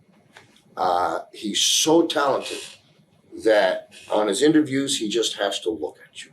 He doesn't have to say a word. Just ask me again. Just your memories of some of your matches that you had at house shows. Yeah. Thanks, man. He was a dream, but I bring you now to Oakland, and there was a time in New York that there was an investigation going on. I don't know anything about it. And Snuka had just come off the cage on Morocco because they wanted to get Hogan hot. Jimmy was so hot. And what they did, they had Jimmy come off the cage with a splash. Unbelievable. On Morocco. And then they had Morocco step out the cage. Well, for Brock, you got to imagine what that did to his head. Oh, something I don't know anything about happened. And he was sideways. And then they gave me the coconut and you take him. And he would say things to me. He'd be in the dressing room and he'd go, "Brah, you don't know, brah." And I know now what he was saying. I really didn't know what he was saying then. So one time in Oakland, as every wrestler says, it was sold out, hanging from the rafters. In this case, it happened to be, and there's a lot of Samoan folks there. And Jimmy is sitting there, and I'm saying, "Hey, Jim," and he started crying, and he said, "Yes, you don't know, brah." And a tear came down his eye. He says, "No." I said, "Hey, Jimmy, I didn't know. You don't know." And that's all. So then he said to me, "Okay, well, you don't know. I can't do anything. I'm gonna go to the ring." I'm in the ring, and Jimmy slams me and goes to the corner, and he says, "Don't move." He jumps up in the turnbuckle, boom, and he looks down at me. See, I was just in the dressing room with this guy. "Don't move. Are you ribbing me? I got a decision to make here." And he's coming down with his forehead in the middle of my face. And I got a guy crying in the dressing room that's gone through total hell. And so I saw him coming. I'm not going to move. But what I did, because of my nose, just in case, I went like that. We got back to the dressing room and he called me, "You don't trust me, you move." Having graduated the sickness now, now I understand what he meant. For Jimmy, such a wonderful human being, to do that to him, and what he was trying to say is, "You're not where I've been. You haven't been over like I have been." And then just for no reason, when I was loving your family and I was just killed me, why did you do that to me? And go ahead and put all the technology with it. Nothing to do with it. Nothing to do with it. Other than that, he was a wonderful treat to work with. Absolutely. I don't know if you want to answer this, but one of my questions, do you feel that Snuka's drug problem killed a potential huge money-making feud with you and him? The feud that Jimmy and I had, we pretty much ran it around the loop. I remember even Jimmy being in the corner and the Tonga Kid, I think, Madison Square Garden. Right. So we had done the loop, and I don't think that it would have changed whatever allegations been made. I don't think it would have changed anything. Looking back, would you have done anything differently in the Snuka feud? Or? Would I have done anything differently in the Snuka feud? No. Okay. No. Why did they place Bob Orton with you as well as your bodyguard? Basically to take the heat, or?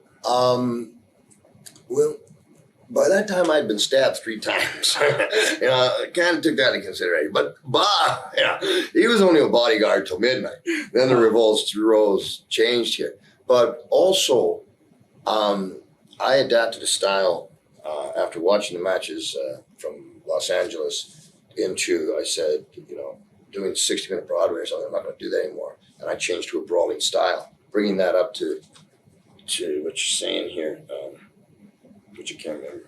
Where were you going there? Orton. Yeah, Bob Orton. Yeah. So I've got this street style, and I'm keeping it. Bob Orton is so good as a professional. I told him once, I said, "You make everything look so easy and so good. You need to fuck up just so they know how good you are." Huh. Plus, with all due respect to Bob, he's one of my dearest friends, but Bob stutters a little bit. And it just seemed like a perfect match because as a tag team, we complemented each other, and he was a great amateur wrestler, a great pro, and watched my back, and that's kind of how we came together. Plus, just a great man, a father, a great guy. What are your memories of the TNT show where you slapped Lord out for days? Rowdy! Oh man, those the TNT shows, TNT. McMahon had that show, and I remember Bobby having a cast on his arm, and some doctors looking at the X-ray, and I was going, and McMahon's, so the whole show was kind of like, holy cow, what are we doing here? And now that you know the history between Alvin, by this time you can imagine how much respect I have for this man. Right. And Lord Alfred, Vince said to me, slap Alfred. I said, no, I ain't slapping. And Alfred jumped out and he says, Rowdy, you slap me and you slap me good. And because he came from I'd rather you knock my teeth down my throat than hit me with a popcorn punch. Well, how intelligent that may be is always a question, but in my business, considered fairly honorable. And I made sure that I didn't hit his eardrum, as most do, but I smacked him, and he wanted me to because he was still giving to the sport on his way out and willing to take that kind of shot, which just kind of made me go from when I was a kid, him chasing me, to make me go just like, what do you need? Here's your chair. And that's what it was. And I took advantage of it because I needed it. Pretty good guy. Was there anything ever that you wanted to do on the pit that was censored or stopped from happening? Oh, man. On the pit, I wanted to put a monitor, crash it over a fella's head. Is one of them. Another thing in the early years, if I said like Hogan's bald head on a promo, McMahon would cut. He says, you can't say that. You can't say that about Hogan. He's been calling me a kilt. It's like two little kids. Well, he's calling it a dress, No, you can't say that, do-rag. But in the pit itself, I think other than I think I did all Haiti Kid being right in there. I don't think there was any more to that. What do you think of when you heard the WF would be showing the war to settle the score on MTV? Did you think that it was gonna? Dave Wolf, Cyndi Lauper's manager, wanted to manage me at that time, and Dave Wolf was a driving force in putting the whole Rock and Roll Connection together.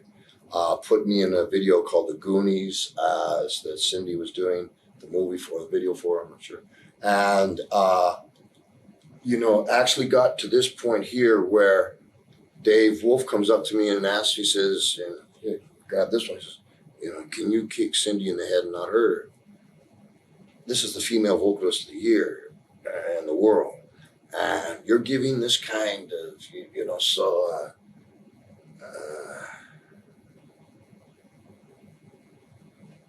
it still befuddles me a little bit that a guy managing that type of high prestige asking me if I'll kick her in the head, like give me from 1 to 10, what are the chances you laying it in and not?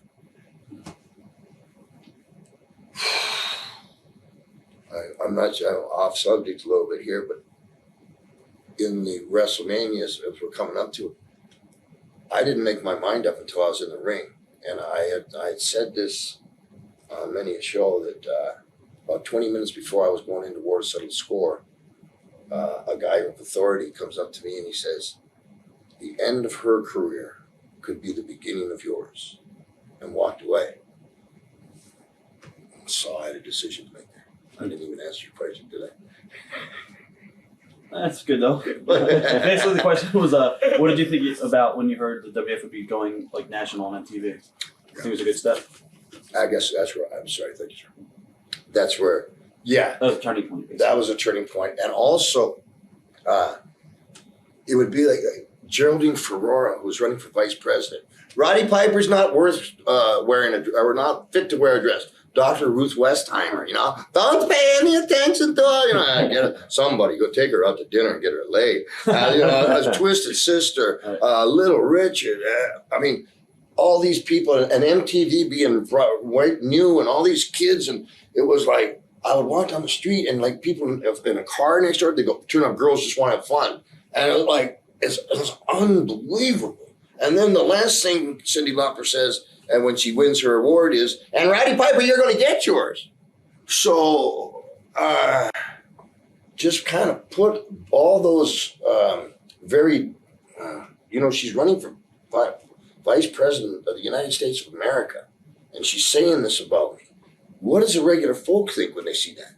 So was it good? She did the crossover. McMahon took advantage of it. It wouldn't have worked without, I don't believe. Yeah. That match, the main event was you and Hogan.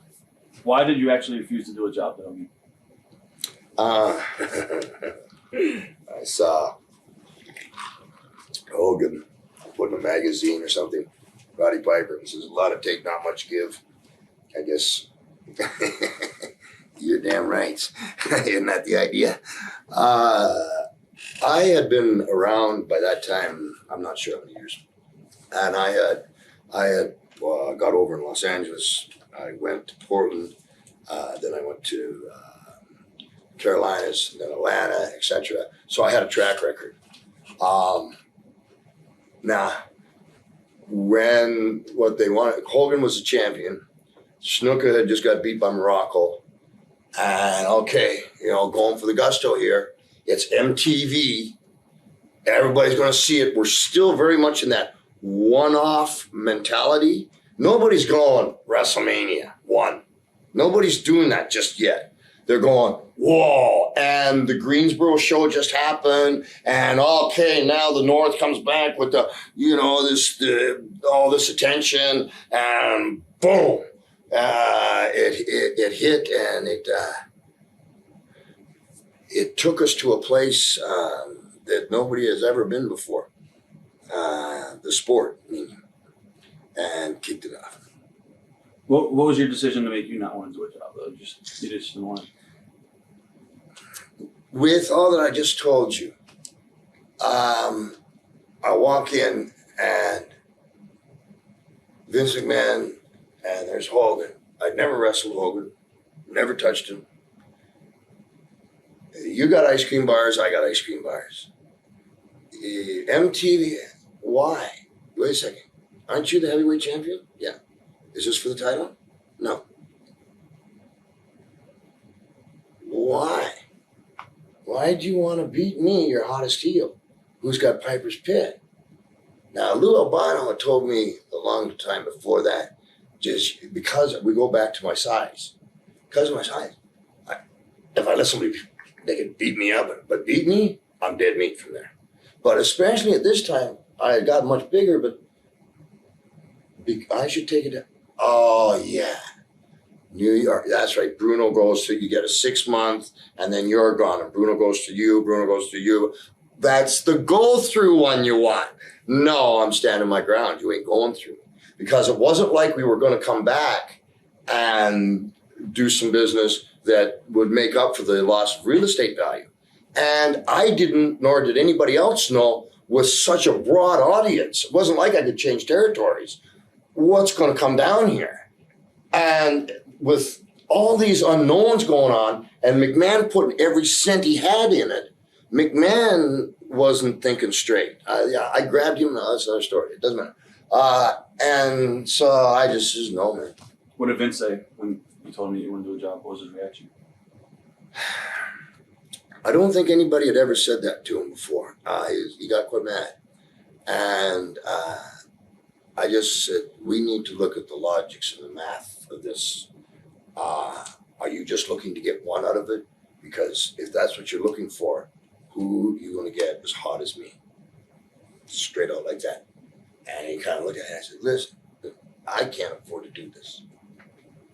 And that's what he did on that one. What about Hogan? What was his attitude towards us? Hogan had already signed with the devil there. And for him, he was coming and swooping over, and to have me there as a pay, there became a lot of sincere animosity. Him for me not doing the job, and me as in jealousy because this promoter was cottonballing this guy and he wasn't me, and that was just pure human jealousy. But it caused for some serious sparks. Now, obviously this led up to WrestleMania, and did a lot of the guys know that Vince was basically putting everything on the line for WrestleMania? He put all his money into. I don't think a lot knew back then, because as the press conferences, the ones in Rockefeller Center, and the real showing was the day of the event.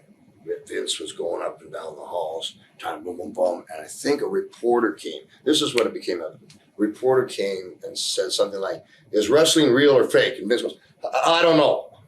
"Oh, good one." Yeah. Vin, come here. And he was going on. I actually grabbed him. I said, "Listen, you're driving us all crazy. We've had whatever. Please stop." And this is about 20 or a half hour before. And he went to his room, and we went on and had a match, because really it was just another match, guys. Although it was going to be tight and it's exciting. I mean, if there was 2 people or if there was 1,000,000, it should be still the same energy kind of match. Right. Did you think that WrestleMania would become the success that it has? That was the big question. Are they going to hot shot the world and they're going to die? And I was one of those that it ain't never going to last. Get it while you can. It ain't never going to last. Get it while you can. And here I am. What are your memories of that match and the vignettes leading up to it? The WrestleMania I? Yeah, WrestleMania I. Well, Mr. T and I didn't get along at all. The way it went is I got off to a bad start. There was a very first press conference, and so I'm late. The doors closes in the garden, and as I'm coming into the door, and the art department hands me in frames 2 pictures of Mr. T, and and I open the door, and all the press is there, and there's T sitting here, T, Hogan, McMahon here, Orndorff, and there was just my name there. And as I came in, I pulled the pictures, I said something, put away, and Mr. T goes, "Really, and so I looked at it, and I squeezed his head, and I said, it was pretty soft. I didn't know you weren't allowed to touch Mr. T. It's a contractual thing. You can't touch him. Well, when I squeeze it, the reports, Al Piper said, no brains, or however they put it. So Mr. T, the next press conference was satellited. Mr. T put on a kilt, and he got one of them rubber chickens. And he come out, "I pity you, Piper. I pity you for it. You ain't nothing but a chicken." And he's pulling on this chicken, but it's one of the magic chickens. And he's pulling, he's trying to break it. And I swear, he put both his feet on it. And he's pulling it. I'm horse laughing. And by a satellite, I'm dying. And the thing goes, it's right, just blood plums him right up there. And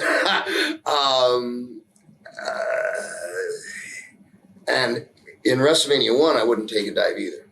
And that was some of the stuff that we led up to. Was the match okay? WrestleMania I? What happened, Vince McMahon Jr. called and wanted Hogan and myself in the office.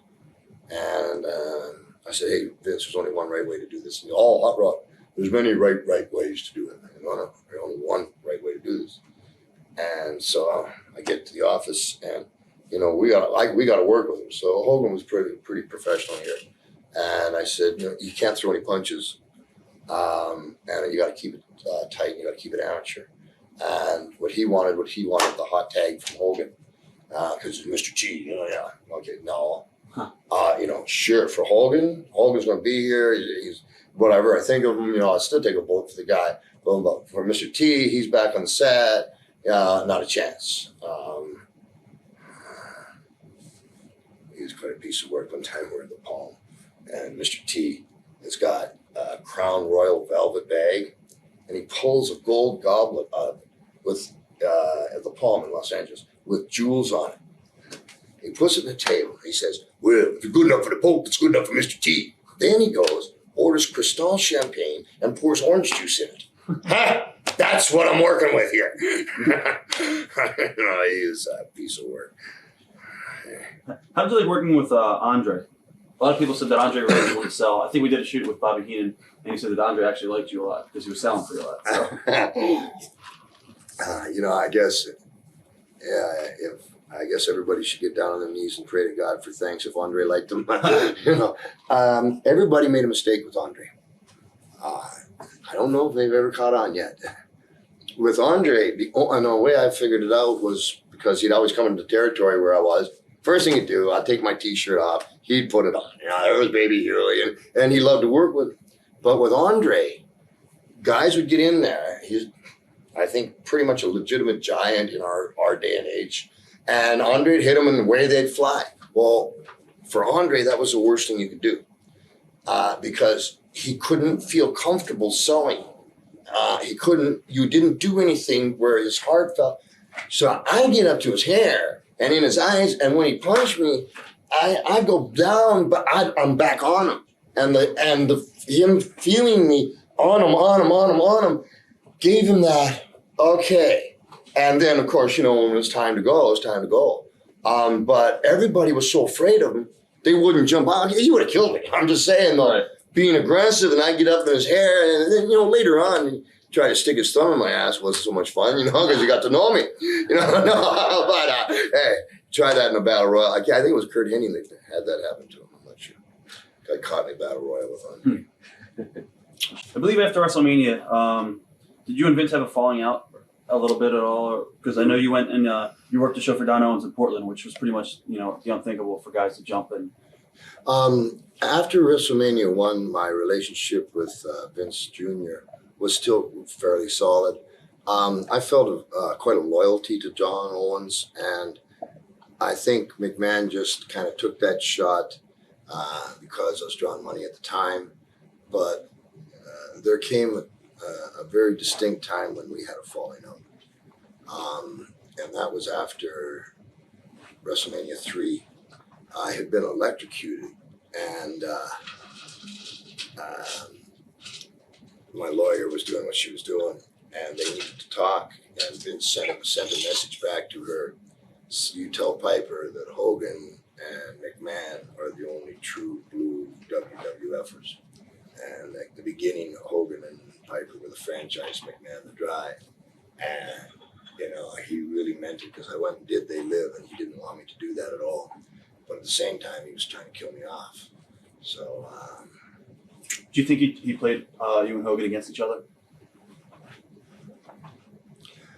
I think that if he didn't, it just for inertia, it did. Because, like not taking a dive back then was like, huh?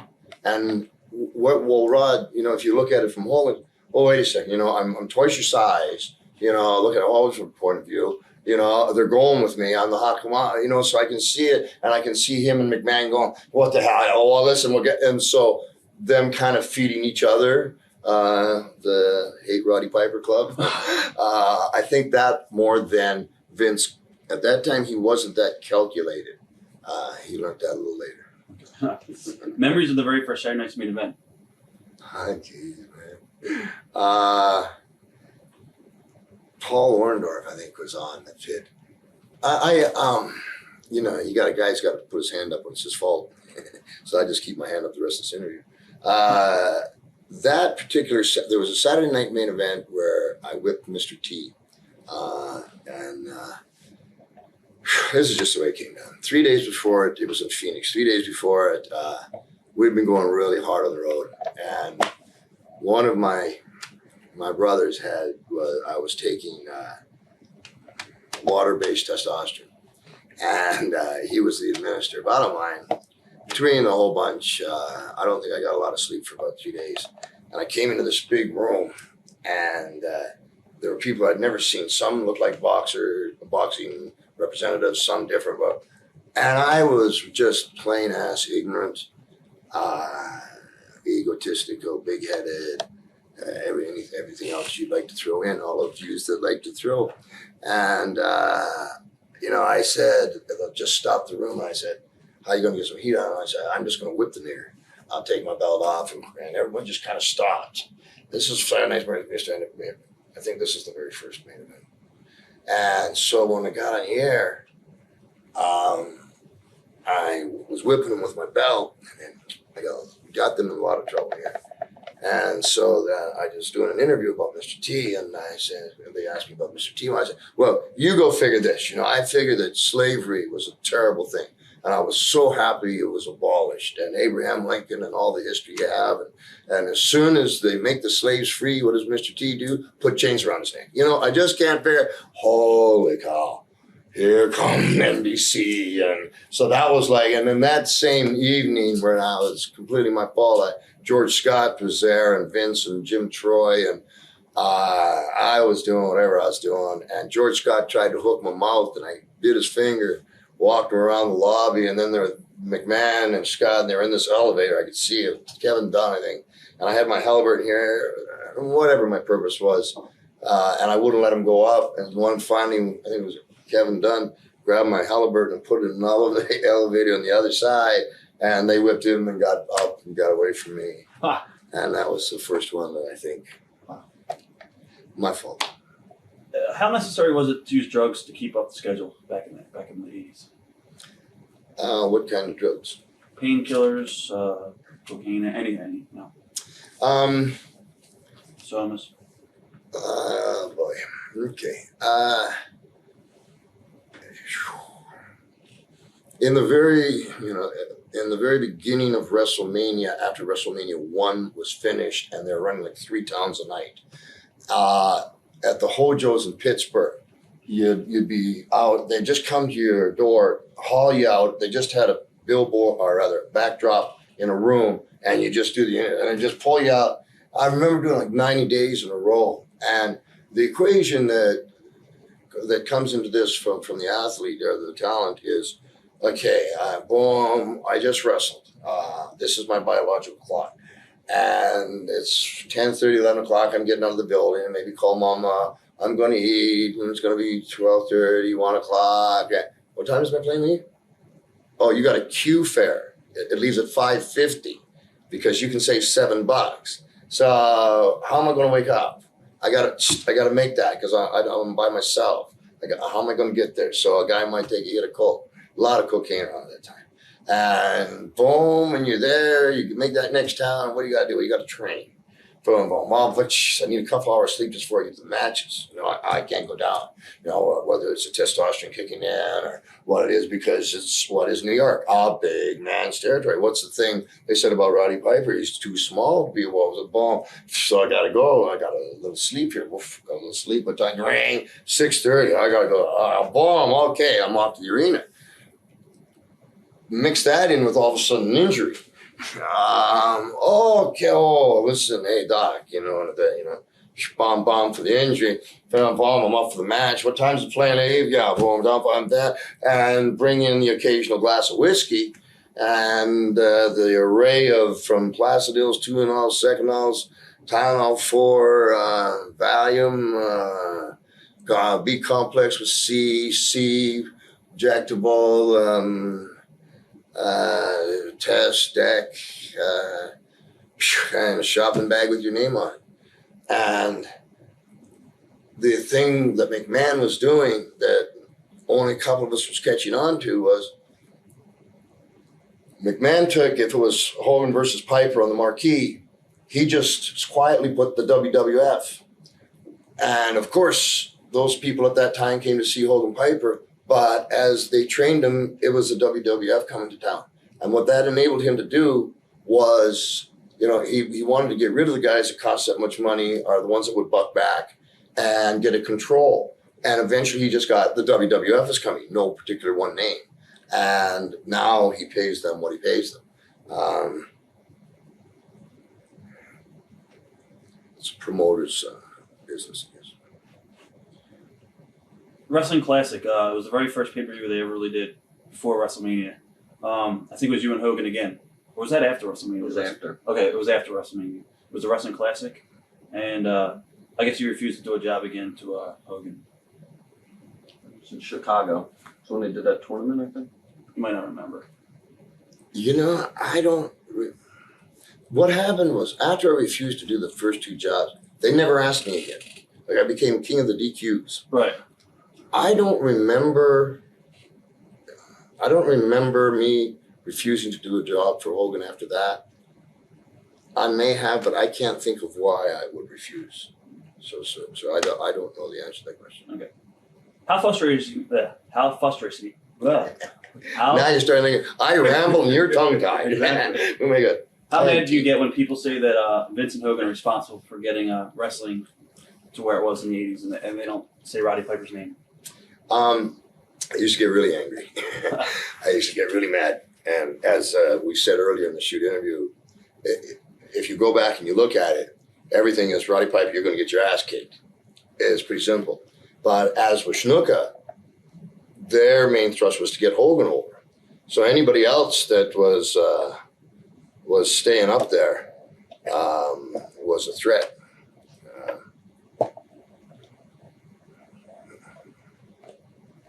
You see me, because I have another thought. You see me again? I was asking you about how angry did it make you when people always credited Vince and Hogan instead of you? Yeah. You know, you get a guy, you put all your money down on him, and you have WrestleMania and War to Settle the Score, and both of them are huge successes. Who draws money in wrestling? Who's responsible for the art of drawing money? The heel. Yes, you must have a great opponent, but when you have all the people we've talked to about earlier, and yes, Cindy Lauper was sister, saying Roddy Piper's going to get your ass kicked, Roddy Piper. They have the wrestlers who Roddy Piper are, which ones they're going for, and everything is, and Cindy Lauper. It's pretty right in your face that the reason they came for War to Settle the Score and carry over for WrestleMania I is they want somebody to shut this big mouth guy up. And he had got on Mr. T also. But when WrestleMania II was going on, I was in Nassau, the second round. What they did to me was, I went to a camp with Lou Duva. I'll try to stay on track for a year. All right, this is the answer to this question. With Lou Duva, and I was 5 weeks in coming out, and I wouldn't take a dive for T in WrestleMania II. Right. It was boxing. What they did was they took my hands and then they wrapped my hands up. Then they put them in the glove. So there was nothing I could do. It was one of the worst matches. One of my most embarrassing matches. And again, you've got T and Piper in Nassau and the satellite, and then all of a sudden in the second round in Nassau, T and Piper first in the card. Second round, the whole Coliseum just starts chanting my name. And I remember it coming from the back. I'm not sure, second, maybe third round. And all of a sudden, everybody's chanting my name. And I can remember I was trying to get T to do something out of tags because I figured I could, do something. And I flung the stool at him as hard as I could as my last chant. He didn't. So it was a terrible boxing match from one aspect. But what that did, and with the animosity with WrestleMania, who started and who didn't, Hogan went to McMahon and said, hey, I'll just write on his kilts. Nobody expected me to come out babyface. And it just went all over. And all of a sudden, Hogan had a rival, and Hogan said, I'll just write on his kilts. McMahon said to him, no, I'll take care of him. And I got the jungle beat. Oh, wait a second, guys, man. I give you my guts in War to Settle the Score. I said I wouldn't take a dive, but it surely didn't hurt the gate. I went again. It was WrestleMania I with some real stringent rules why I should not for Mr. T, and it didn't hurt the gate. And now I'm in WrestleMania II, and you got the Chicago Bears, and the gate still ain't hurting.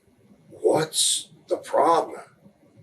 And on the WrestleMania III, I told McMahon I'm not doing the pit anymore. And he was mad at that also. And I broke it down. And so on the card, you'll see very small, and Roddy Piper's retirement match. If you listen to the people when we went to the arena, you'll know yourself. And that's when Hogan and McMahon figured that they just put that stamp out once it's on paper, everybody believes it, that, you know, they're the reason for this big thing. And it did used to bother me for a long time until my ego, until, you know, a couple of real things that happened to me and I realized how insignificant it really was. And I think that people know the truth. The truth is that it took everyone. Can you talk about the 2 workouts you had with Mr. T prior to the WrestleMania match? Is that? I remember one time getting in the ring with him. There was George Scott, Vince McMahon. It was a warehouse, and it was for the boxing match. And I said, I'm not going to take a dive with this guy. I didn't like the guy. And so we were in the ring and boxing. I remember, boom, and he just came, and his head was here, just kind of toying. And I looked over at McMahon, and McMahon kind of smiling, yeah, you can handle him. And that was about it. I remember that one. And I remember McMahon saying after the match, why didn't you take him out? Why didn't you tell me? I would love to. So he really piled that one because he knew that I had hurt myself. And Vince is good at piling that one deep. And he was going to get rid of me or tone down my value. So bring you up to WrestleMania III. By that time, they figured I was gone. And yeah, they started the whole 9 yards. But that was just a ploy of mine. That was the first time I retired. I have some questions actually leading up to that. Sure. Before WrestleMania III. I guess you walked out for like 7 weeks in the middle of your hot run to renegotiate your contract, I believe. It was after the Mr. T thing. No, sir. Okay, I might have that. No, sir. No. They're 7 weeks after my contract. No, the only thing that I can think of you might be referring to is I refused to go representing the WWF against Owens, and at one time against Jimmy Crockett, but they scammed that one when Rick McGraw died. I don't think that's accurate. Okay. How come Vince never had you and Hogan work house shows? Just because you guys didn't get along, or? No. At the time, what they had done in looking at their talent and what they're doing, they're running 3 towns a night. And as I had said earlier, at that time we were the franchise. So Hogan put him there, Piper put him over there. So we've got these 2 towns drawn, and then what we've got left over, which we call your C town, right. And you have those towns drawn all the time. You know, Rob, when you say that, though, they knew that I wouldn't take a dive. So it's possible that they kept me out of that. But just in logistics, 3 towns running, 2 top guys in a C town, I think is most of it. But I don't think that they wanted to get in that position again. What are some of your matches, your memories of your matches with Paul Orndorff? He says, what a warrior, man. One particular one in Boston, Paul, holy cow, secretary, he come out of the hole for 10 minutes. Full blast.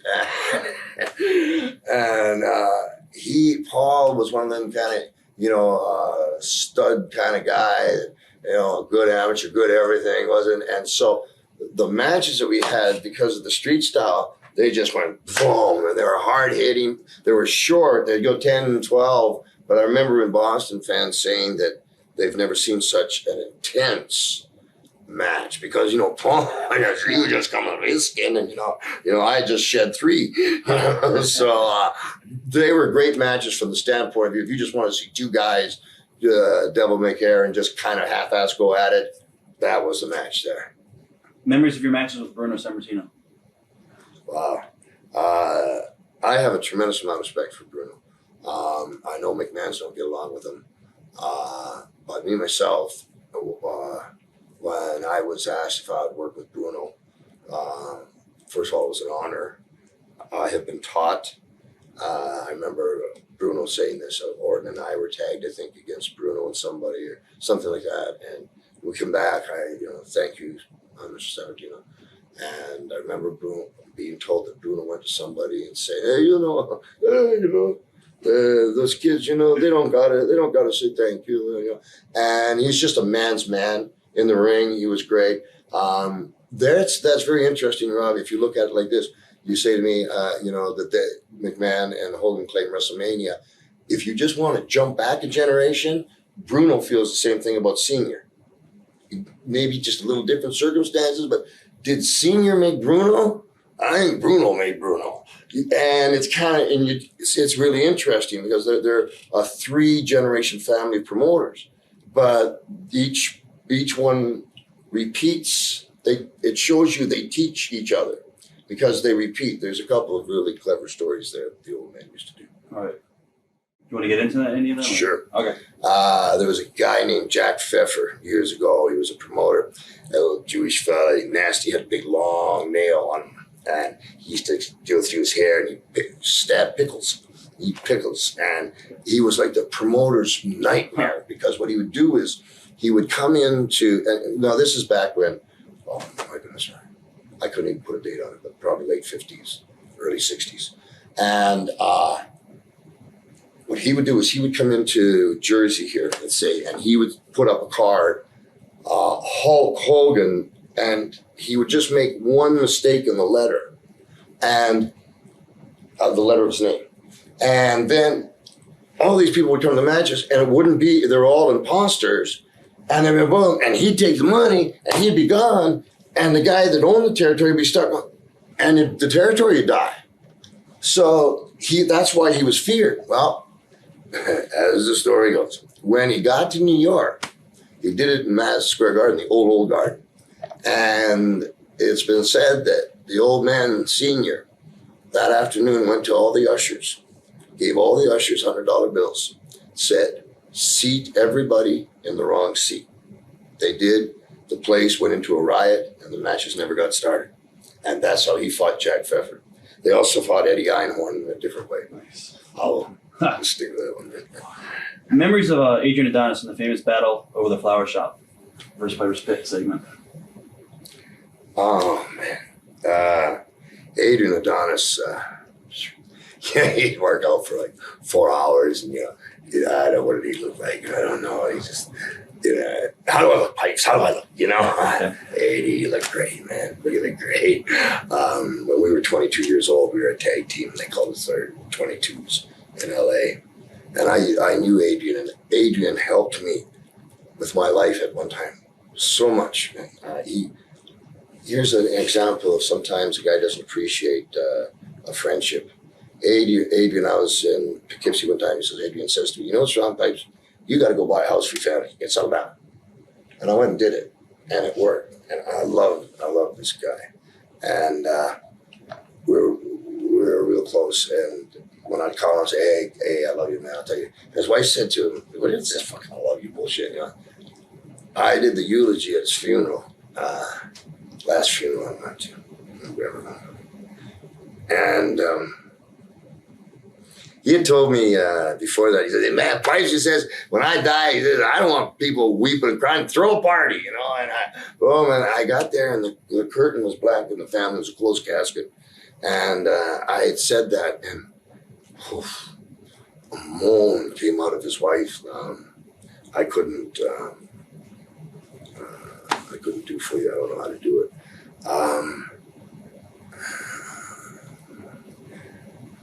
And he was a great guy as far as the flower shop goes. You tell me, who else could put a straw hat on like Aunt B and a dress as ugly as that on, and nobody calls him a fat? Fred Atkins trained him. He was from this part, Buffalo, I think. As a guy, one time the Iron Sheik, the guys would just pop. We'd be sitting there, we're in Poughkeepsie. Iron Sheik's got the rug out, right?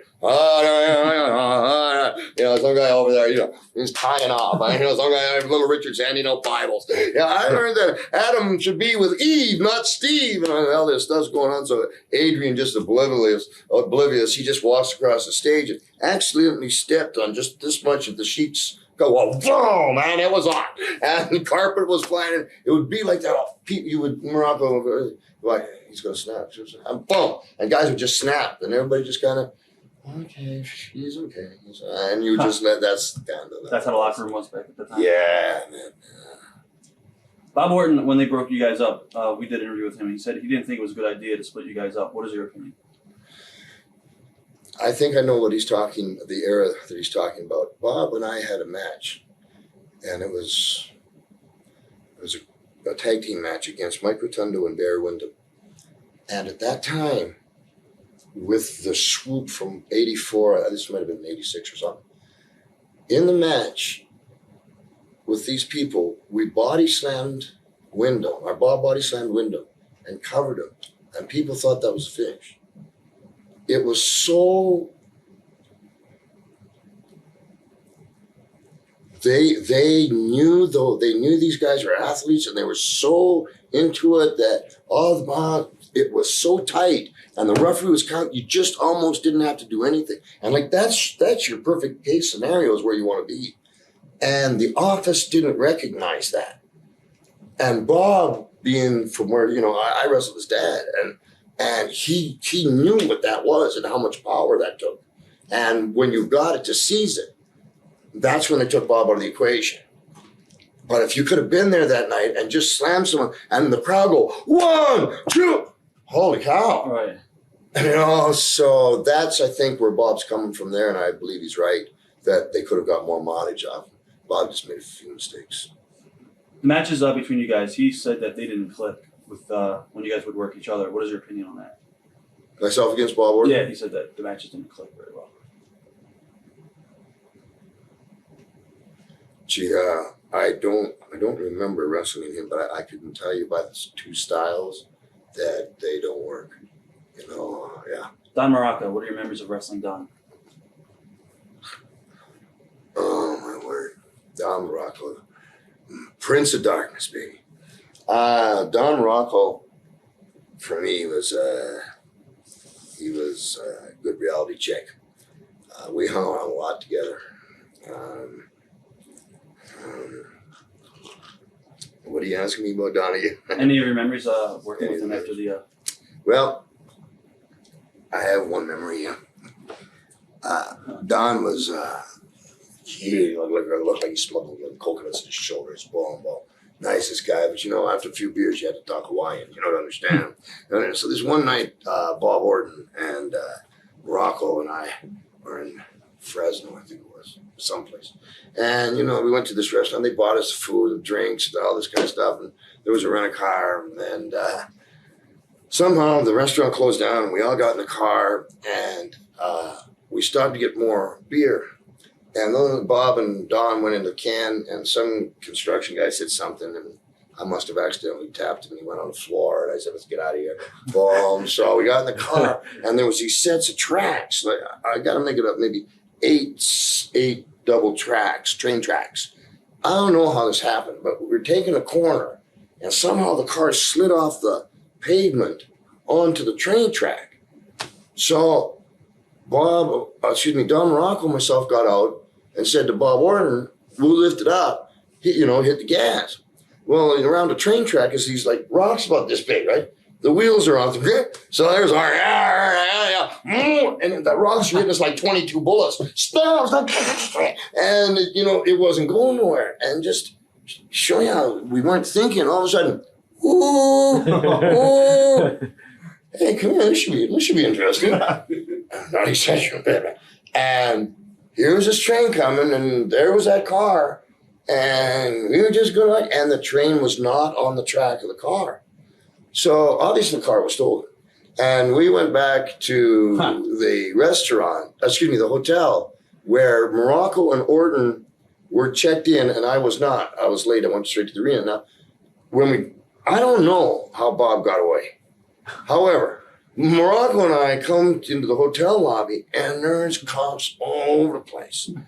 And what? Now, Orton, the hotel as the floors go, each floor, you can look down and see all the nice hotel. And so somehow Bob got in bed on, let's say, the 6th floor. And he hears a commotion, and Bob's still being a little froggy. He's naked. And he opens the door, and with his foot, touches the door, and he yells out, "Shut the fuck up down there, I'm trying to sleep." Click. The police look up, see a naked man, a black gentleman and a white gentleman, come on up. And the black cop shot him 3 times in the tummy with whatever they were. They had like little flags on. Orton looked at him and went, "You stupid fucking nigger." All the way in the elevator, all the way downstairs. And they didn't know that Bob was with us. All they knew, they just shot a guest for making too much more noise in the lobby at 2 o'clock in the morning. "You stupid nigger." There's cops all over. I'm the only one not checked in, so somebody's got to take the rap. So with $2,000 cash in my pocket, I got vagrancy, and they took us in. So they took me in. So the best part of the story, all that is kind of, stupidity or what happened. And I'm just being honest with you. When I got out of jail the next morning, again, oblivious, I'm walking down to the airport. People are parting like denial. I still had drunk. And there's food and everything else. My picture's on the front page. And the news, who does he think he is coming into this guy? And the police were trying to find me because they let me out of jail on bond. But then I guess the guy that actually fell off the stool, we got out in the air and we got away from that. And that was like every night. I couldn't tell you anymore.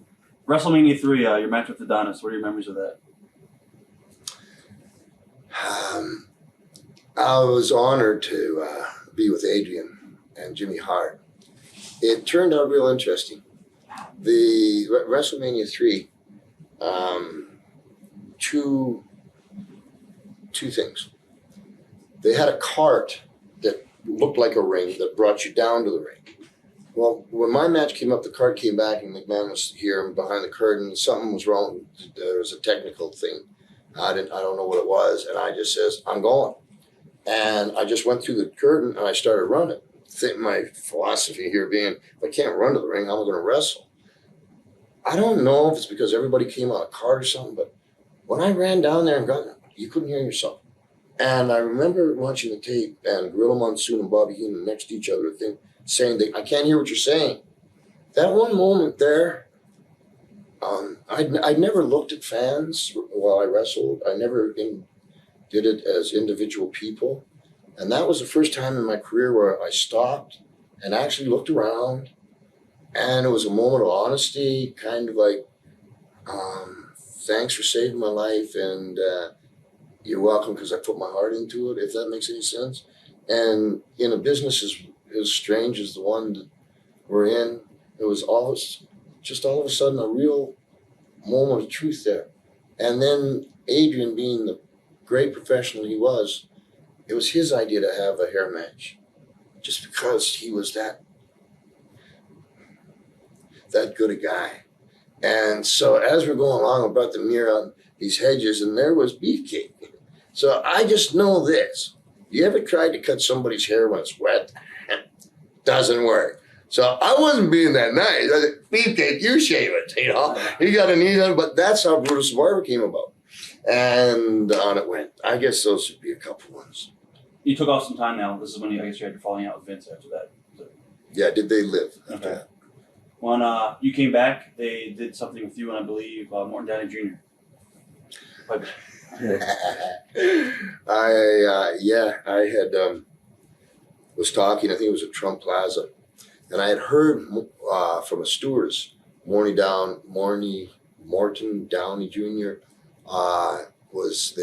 Everybody knew he was going to WrestleMania, and he said something like, "I haven't read the script yet. I'll be in and out of there."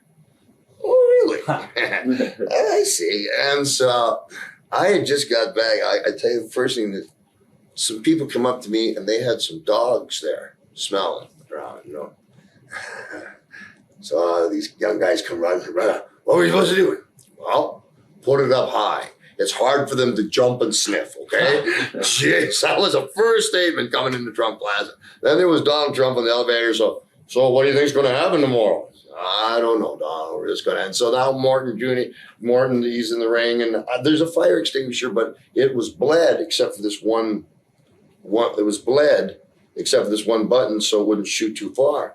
Brother loves what it was, and I got to Morton, and he was blowing this smoke, but he had this attitude, this real carnival, and so I got the fire extinguisher, and I hit him with it hard, pushed the button, and I shoved it up his ass, pushed the button, and here he came over, and he went and he grabbed my ankle.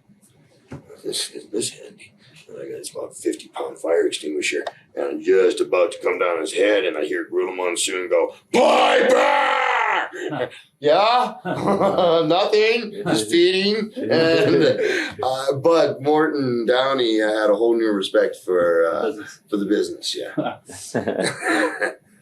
Later on, you did a match with in a series of Bad News Brown where you talked about it briefly, where you painted yourself half black. What are your memories of that feud? Wow, boy. All right. Well, I'm walking down the aisle of some arena someplace, and McMahon and Patterson call me into this room.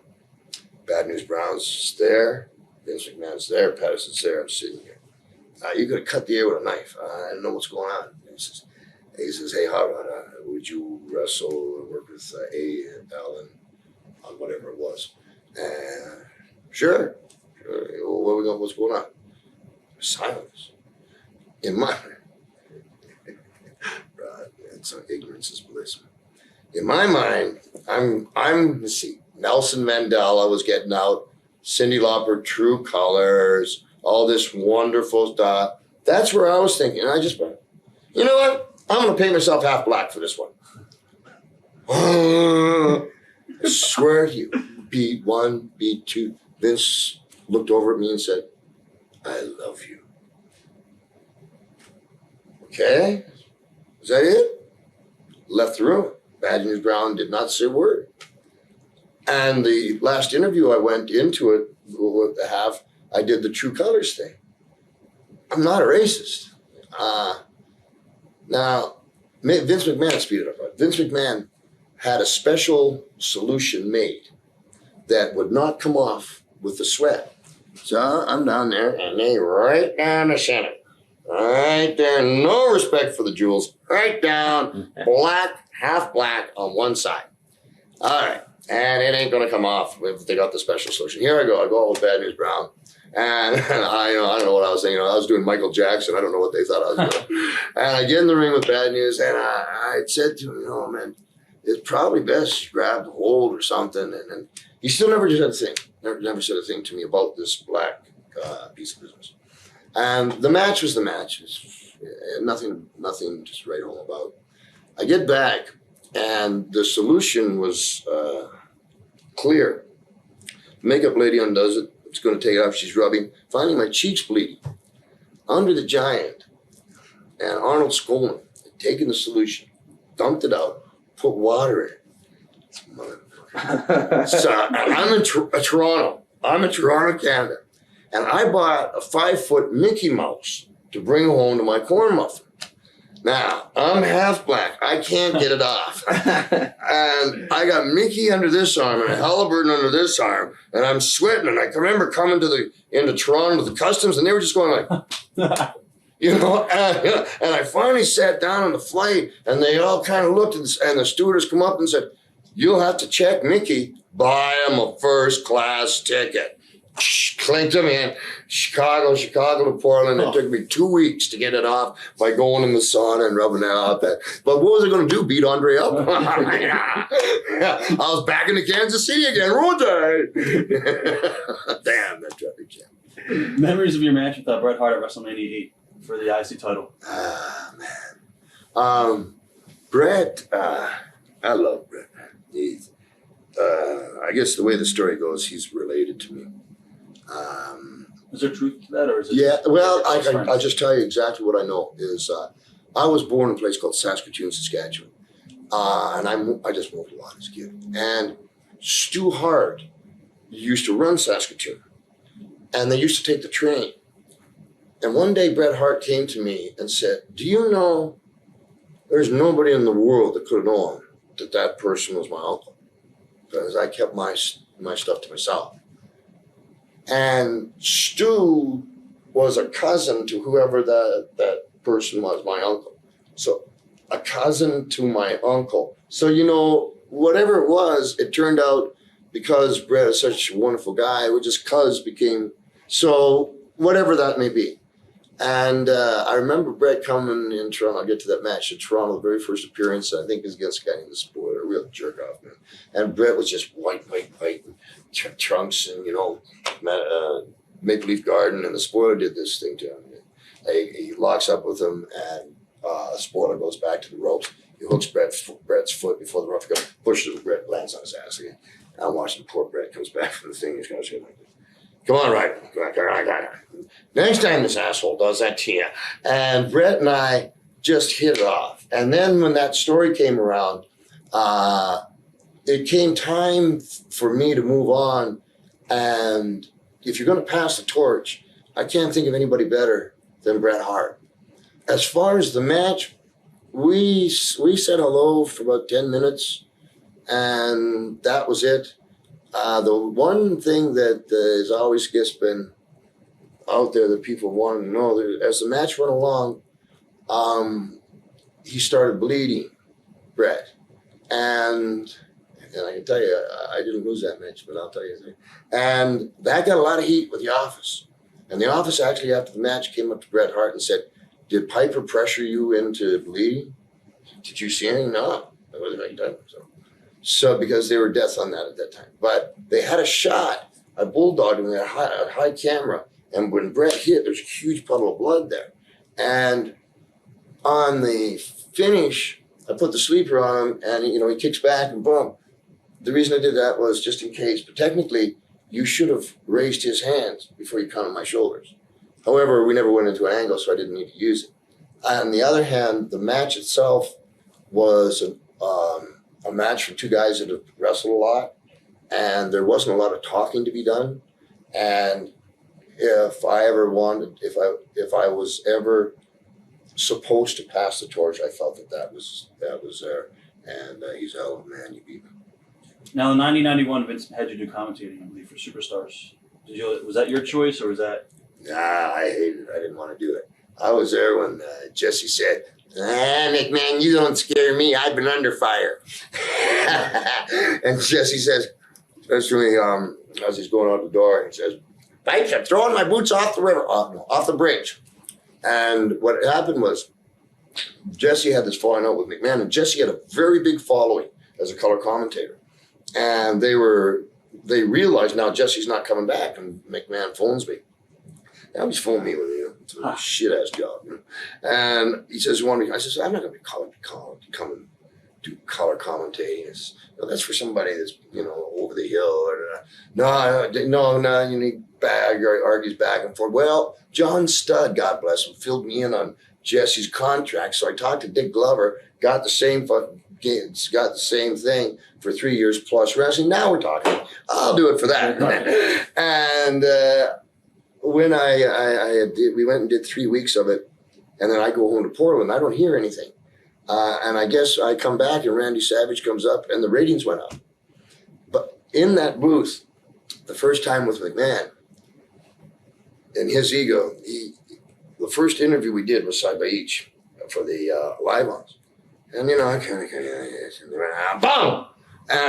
And then he goes, hey, what hair got up your ass?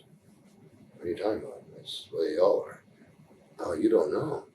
So we get in the voice box, and we're going, no, and I'm in third gear. No, I kind of kick it up to 5, and he kicks it up to 6, and I lateral the ball over and bomb, and about 8, he's max, I got 18.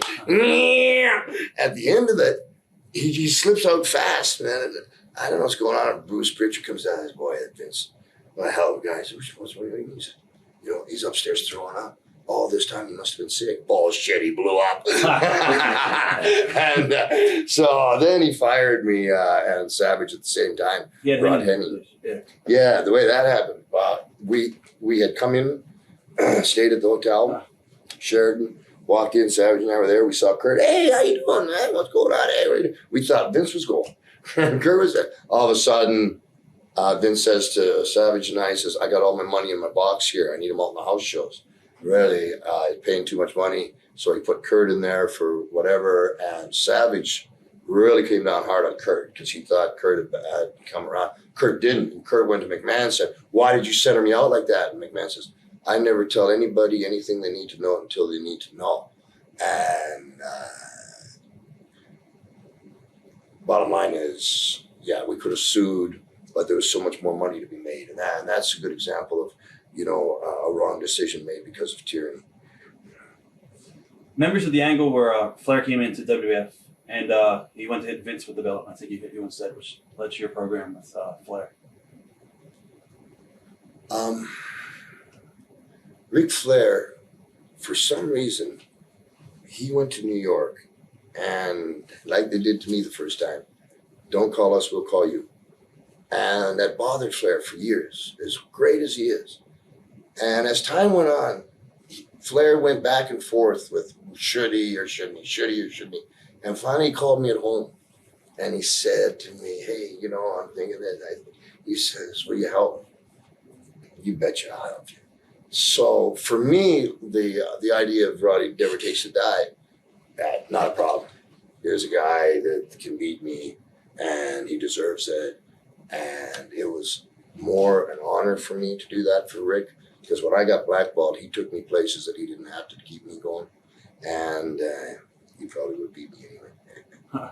Did you feel like you were being used to elevate Rick for a series against Hogan at all? Or? Oh yeah. Yeah. To get Rick hot for Hogan. No doubt about it. The hardest thing is being, if you want to call it untouchable or whatever you might want to call it, is you can never trust what's going on. And this one the decision was from here. It was from the heart. This guy deserves it. Well, now I'm back to myself.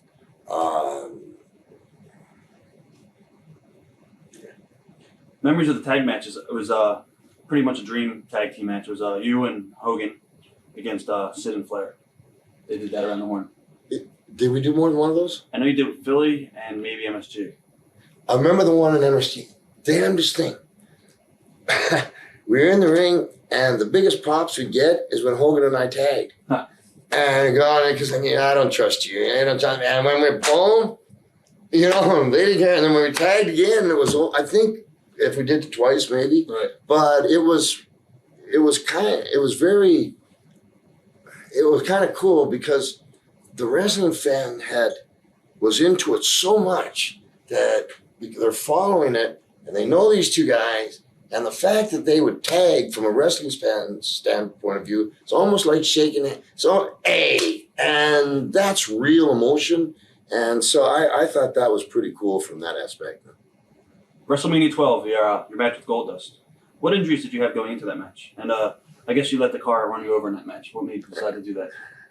Oh, man. Okay.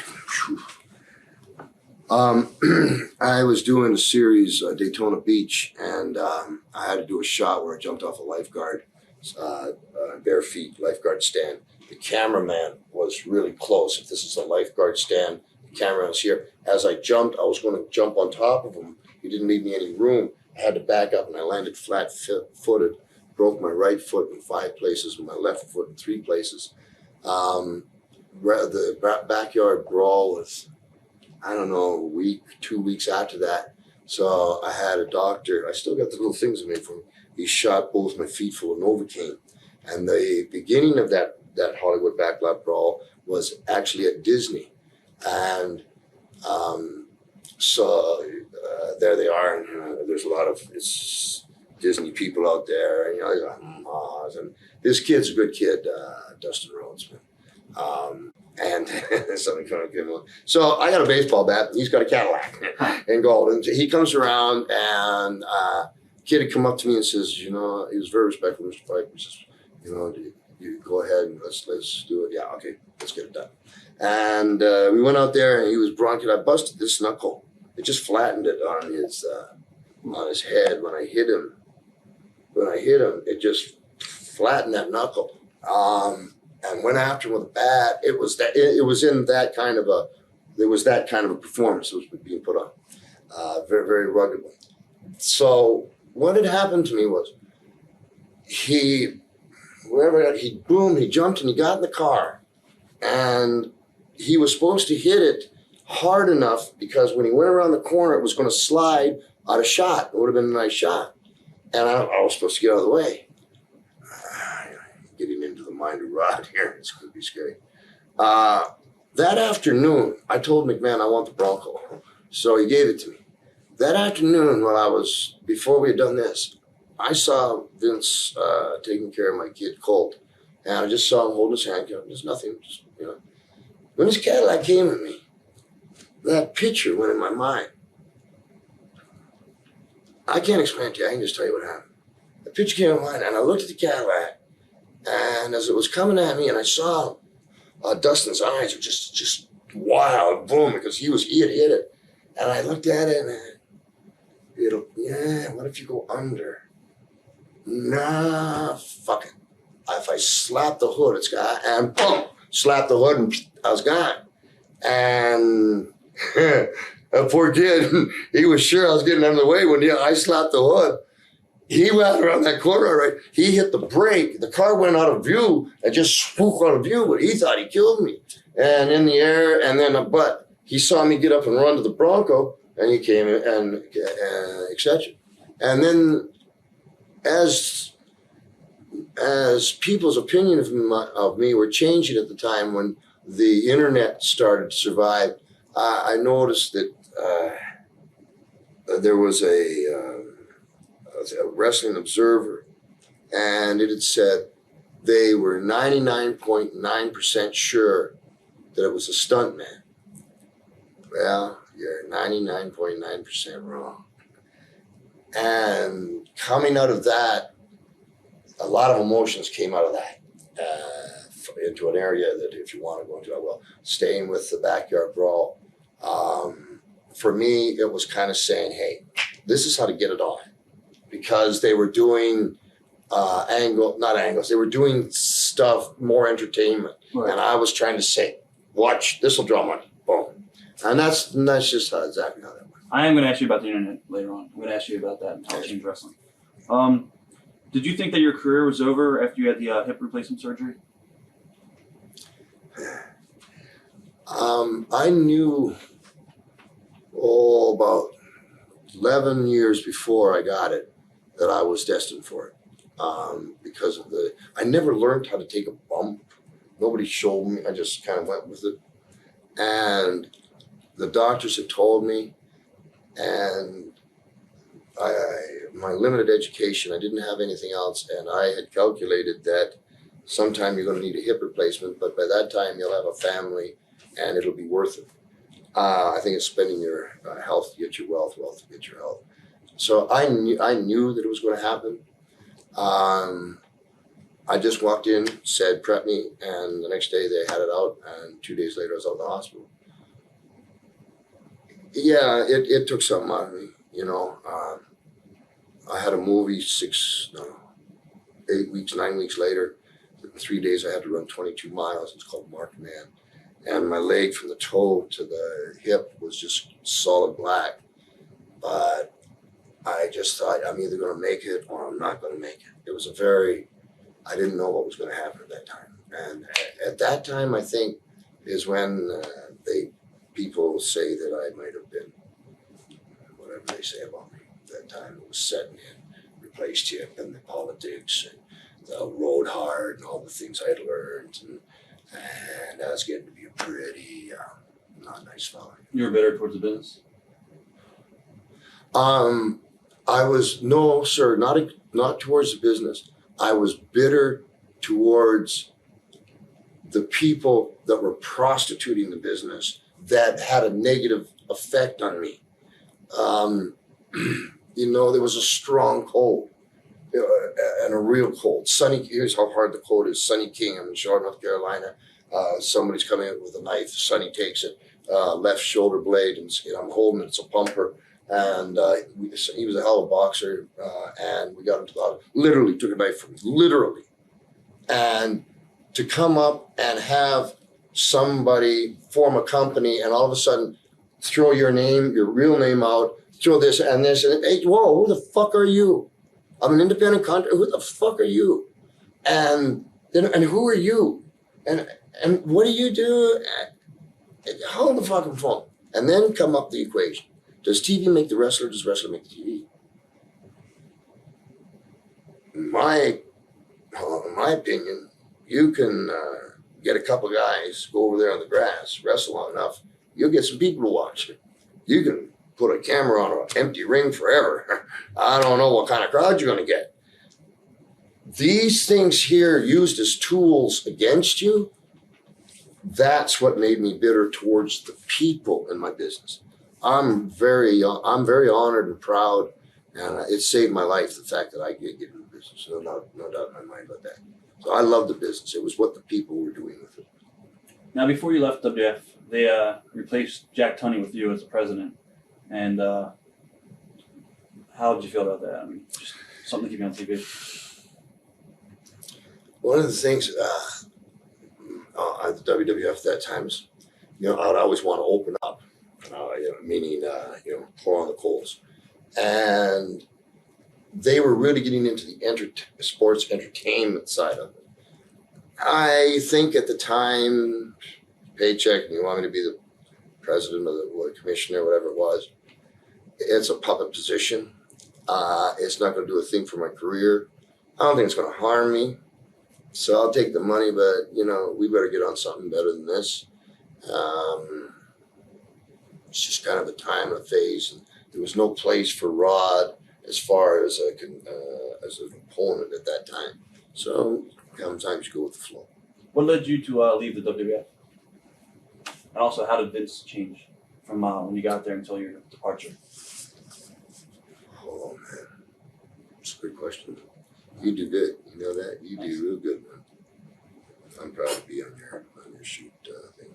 Thank you. I sincerely am.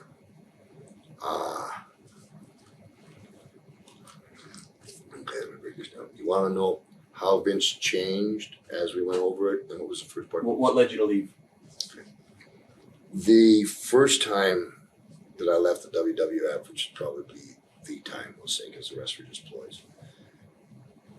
After WrestleMania III, there was this guy, director, that Dave Wolf, Cindy Lauper's manager, who was managing me at the time, wanted me to meet. Listen, I'm wrestling. I don't know. He told me the guy. I never heard of the guy. Listen, would you just come and have dinner with him? Whatever. Let me get my job done. I'm doing my job. The guy comes up. The guy's name's John Carpenter. I've never heard of John Carpenter.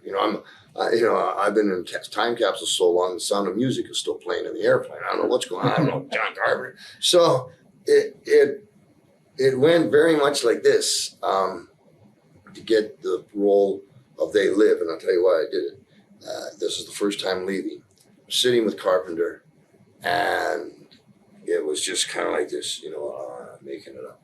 Cut the steak. Hey, would you please pass me the butter? Yes, sir. There you go. What did you want? You want some salad? Yeah. You want to star in my next movie? Sure. Is that margin mine? Yeah, thank you. That's it. That was it. And what I do now, I would love to tell you that what a hell of an audition, but we were just eating, and I didn't know who the heck he was. I learned later, of course. And then when Vince heard this, he said to me, I will get you the same amount of money in 4 weeks if you do another movie with me. I said, no, with John Carpenter directing it. And the reason that I went out and did that is because if we go back, as I said, WrestleMania II, where I was changed to face, and Hogan saying, I'll ride on his car, and I knew the tyranny that was coming down. What I needed to do, I need to get out of the wrestling business, go someplace else, make a hit of that, and then I can walk right in the front door, and there's no other wrestler that'll be able to keep in the zone because nobody's done it. And the only reason I got it done was grace of God. You can't make a number one movie. It's a great director and a lot of luck, and I had that. And so when it hit number one, when it came out, there was no, okay, now we're on. That's when we kind of come back with Rude and that stuff. And so that was my way of countering him killing me off with Hogan. We're basically talking about how Vince changed over time, and you were telling us about WrestleMania II and Yeah. So WrestleMania III, I went and did They Live, and that's where I got the Vince saying Hogan and McMahon were the only true blue WWFers. And this where Vince really took a anti-Roddy side. There's one incident with Vince. I sent him a baseball bat in an oak cabinet, and it had a mirror on the back of it and two brass things and a Louisville slugger and a mirror and a hammer to break the glass, and it had a plaque. It's still in his office. It says first come, first serve. I told him, I says, you know, Vince, you got more money than I do, so if you fuck me on payday, I'm going to beat you to death with a bat. And then I sent it to him. Well, he put that up in his office, and about a year and a half ago in a dispute, he wrote down first come, first serve. It's been 20 years. So just in giving you that kind of a light, Vince would always tell me, no man can be an island unto his own. Well, no, I don't agree with you, Vince. I'm not going to let you. As Vince was towards the end of trying to get a relationship, he brought my wife to New York, put her in a limousine with a real estate agent, said, any house that you want, if you let Rod live on the East Coast. My wife said, we had dinner with Linda and Vince that night. My wife said, I'm sorry, my kids wouldn't stand a chance here. Kitty, it's a free house. So I had to buy a ranch in Oregon. That's when Vince McMahon, having the success that each one was having in each pay-per-view and becoming, and living it and breathing it, where he got in the height of the Peter principle of his own ignorance.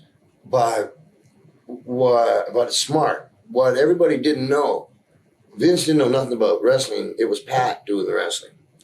One time I'm in Hershey and Pat isn't around and I'm talking to Vince on the phone and he's trying to lay something out. It is so ass backwards. I did Philadelphia that night. I changed around and that's when I realized what this guy was doing and what front. Then the next thing he did was when Jesse sued him, Jesse Ventura sued him, everybody in their check, it said something like Jesse Ventura won a lawsuit for $957,000, da-da-da-da.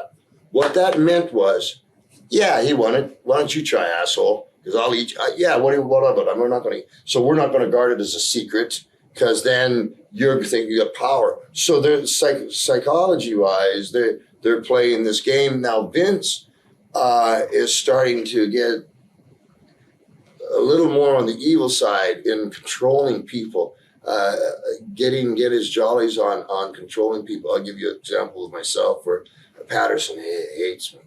And I did a run and I got home to Portland and I looked in the sheet and I was booked in Portland. I had 3 days off. Oh, thank you, God. And the night before I looked, 2 Portlands were running, Portland, Oregon and Portland, Maine. They booked me in Portland, Maine. And they did it just to fuck with me. And all the way to Portland, Maine. You could imagine what a guy would be thinking. And now you're jacking with a guy here. Careful. Now he's bringing Elizabeth via Randy and a little more liberty here and not quite as much respect here. And then now I'm away from McMahon. And as McMahon grows into this, I see a guy that's just been put on as I bring you up to date here, a guy been put on the $1 billion list, yet he allows Rikishi to shove his face in his bum in his daughter's face, and he has his son slap his mother while he pulls his pants down and has someone kiss his ass.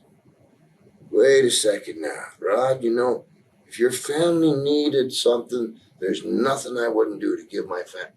No, he's got $1 billion. He's sick. He is all consumed. Then the next thing I hear, he's getting in the ring. He's always been a frustrated wrestler. One time, Vince McMahon had a meeting with me, and he came in a black leather jacket, blue jeans, and cowboy boots, and the blue jeans had to be let out. Looked like he just come from a flood. I laughed so hard, I never seen him in it again. He was back in a suit. But he was reaching out to me. I was such an asshole at the time and so negative promoter that I couldn't see the trees for the forest. But then Vince got vicious when we went to the WCW. So the bottom line for Vince was, well, I really don't want to hire you, but don't go against me. When he got vicious like that and all consuming, and it's where he's at now. You know, he just was the main event in WrestleMania. You know, so he owns the territory and takes the main event. You know, I think that there's a man that has sacrificed absolutely everything that could possibly be dear to you for the prestige of being able to be recognized on the street. I can't think of another reason you'd let some 320-pound man sit on your daughter. It wouldn't work in moms. What actually led you to leave? Final time. From the different things that I'd done, things were getting wilder and wilder and crazier, and they wanted me. They didn't want me in the mix there. I wasn't a nice fella. And it got to where I was with Rob Taub, an Emmy Award-winning writer. We were doing this piece of business, and Rob says, "Where's Roddy's dressing room?" "Oh, he doesn't get one. Pat doesn't like him." Okay. About that time, it was, I went home, and there was a lot of friction, and that's when Vince sent me a camera. He said, "Listen, why don't you just shoot a show from home?" I said, "I'll call it The Bottom Line." I just took it anywhere and did that. And then that show went. And when I was actually released, Vince didn't call me himself. He had JJ call me. And JJ says to me, the show got dropped and, there's not a spot. And I don't know what JJ expected. He's a good friend of mine. Cool. I says, "Now you realize my name's Roddy Piper and it is my name." I said, "Yeah, hey, listen, see you later, JJ, bye." And I think Vince thought it would startle me, being that about a little bit before that, walking down the hall, there's a closet, go in the closet, he looks at me and he says, "The WWF doesn't need Roddy Piper. Roddy Piper doesn't need a WWF. Does that clean everything up and can I go back now?" And that's exactly how it was. So he was looking to, he didn't want to be around me anymore because I would call him. And he would call me too. Don't let me paint myself out as some kind of beast here. I wasn't. It just was the way it went. Do you have any questions regarding WWF? Okay. Before we actually leave there, I forgot about your little thing with Rick Rude. Your match. What are your memories of Rick? Yeah, Rick Rude. He was a great guy, man. And a real talented wrestler. I remember he worked an angle. He's so strong, took the podium. I'm not sure which hand it was. This one stuck it through my hand, and we were wrestling. There was a couple times when I was having trouble on the road, and like Kurt and these guys were kind of take me along and help me out. He was a great guy. He's a stand-up man, and I had great matches with him because of him. Primetime Wrestling also, you hosted that with Gorilla Monsoon and Bobby Heenan in the different studios. I just taped just the vignettes, and I don't even care about the matches. What are your memories of some of that stuff? Actually, we were kind of having fun there. Dressed Virgil up like a woman, I believe. Yeah. I love shaving the 80s kid like Mr. T. The one thing I really got a lot of trouble with is it was a split screen and we were in separate studios. It was around Christmas time, and Bobby Heenan dressed up as Santa Claus.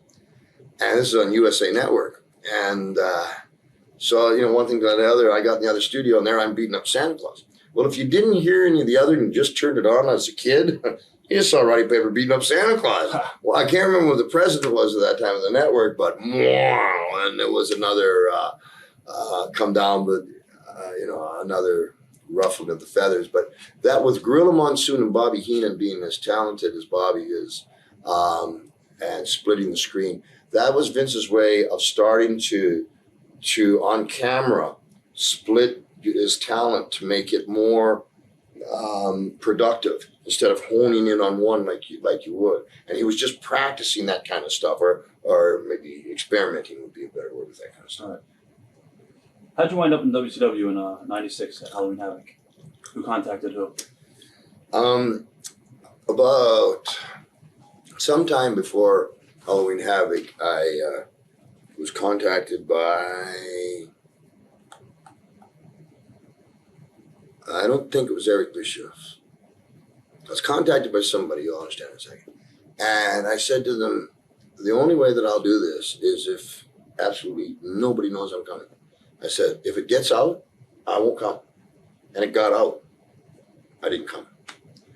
About sometime later, Eric Bischoff phoned me. And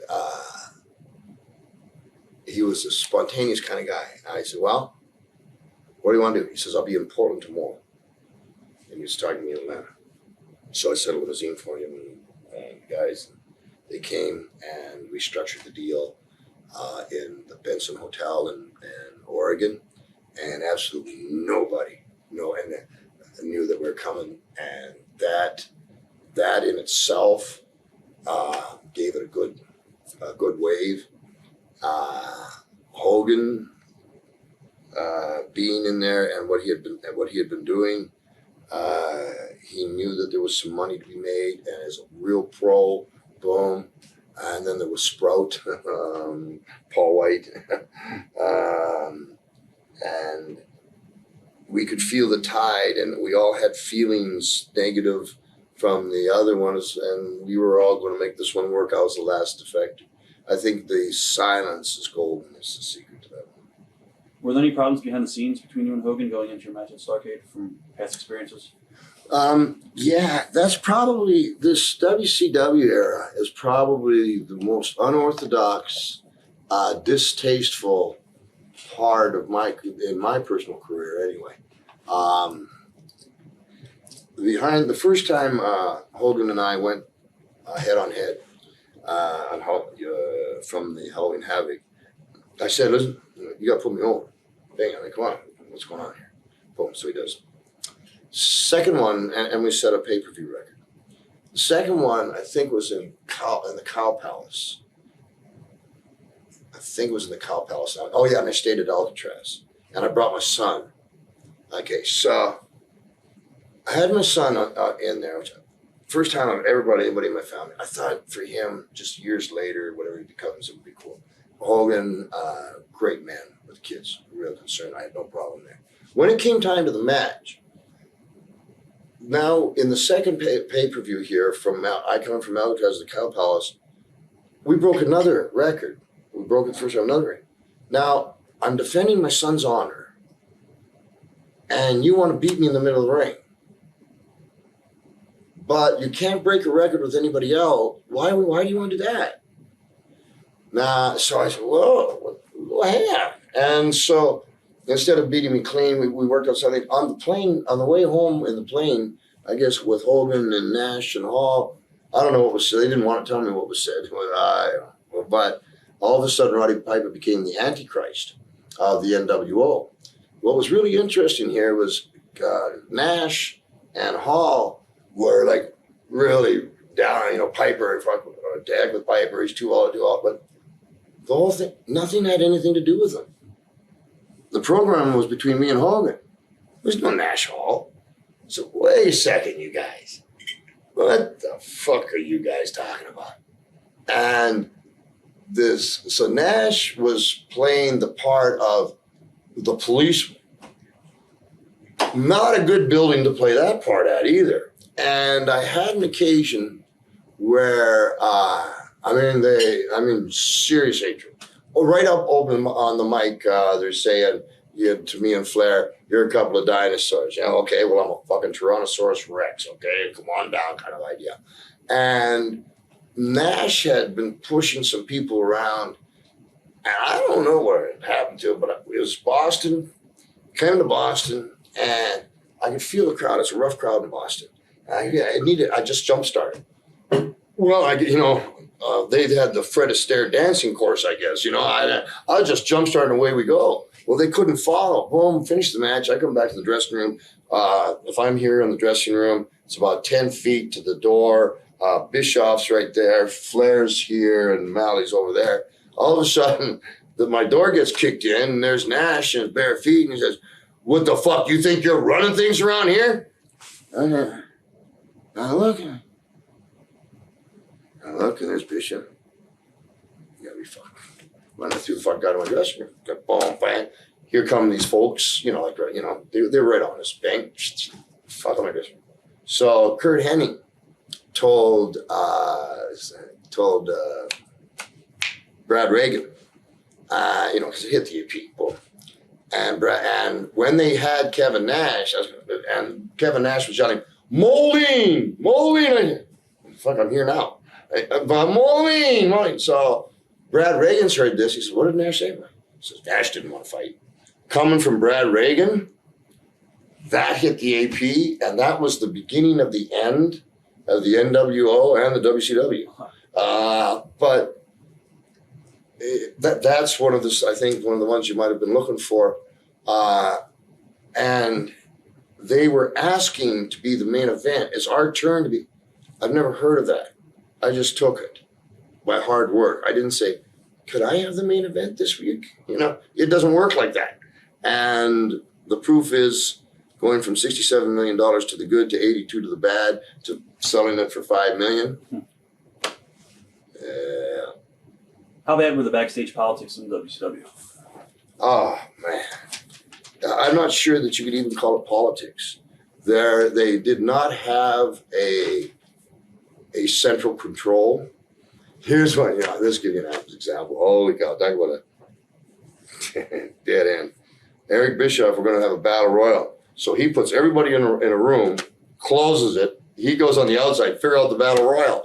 Okay. So it's pretty much the boys running this out. Yeah, exactly. And the problem was the boys that were running it had never drawn a dime themselves. I mean, if you look at those, I just want to make sure that people understand. I've made more mistakes than all these guys put together. So just so everybody understands that, I'm not pointing no fingers at anybody. I'm just telling the truth here. When Nash and Hall had something on Bischoff, and there was something there, legality, something contractual, undermining, etc. And so there was no tight arm. And Bischoff had the right idea of spending money to make money, but he got all confused listening to too many people. And because Bischoff wouldn't give a finish because he didn't know how, and the rest of them hadn't drawn that much money. So it wasn't politics. It was right out and out. We're taking over and we're kicking you out of the business. So we went home and they sold the WCW, and Hogan and I are in the WWE. So basically, Hall and Nash had lots of influence over Bischoff. Yeah, and I could never figure out why so much. And some of the stuff was like, there was one where the three of them were in a car, and I can't remember who it was, maybe one of the Steiners. So, okay, you got the video camera on. Oh, no. Oh, there's Steiner. Oh, boom. Oh, I think we hit him. Okay, now let's put that on TV. Oh, for heaven's sake. What mind melt came up with this piece of work?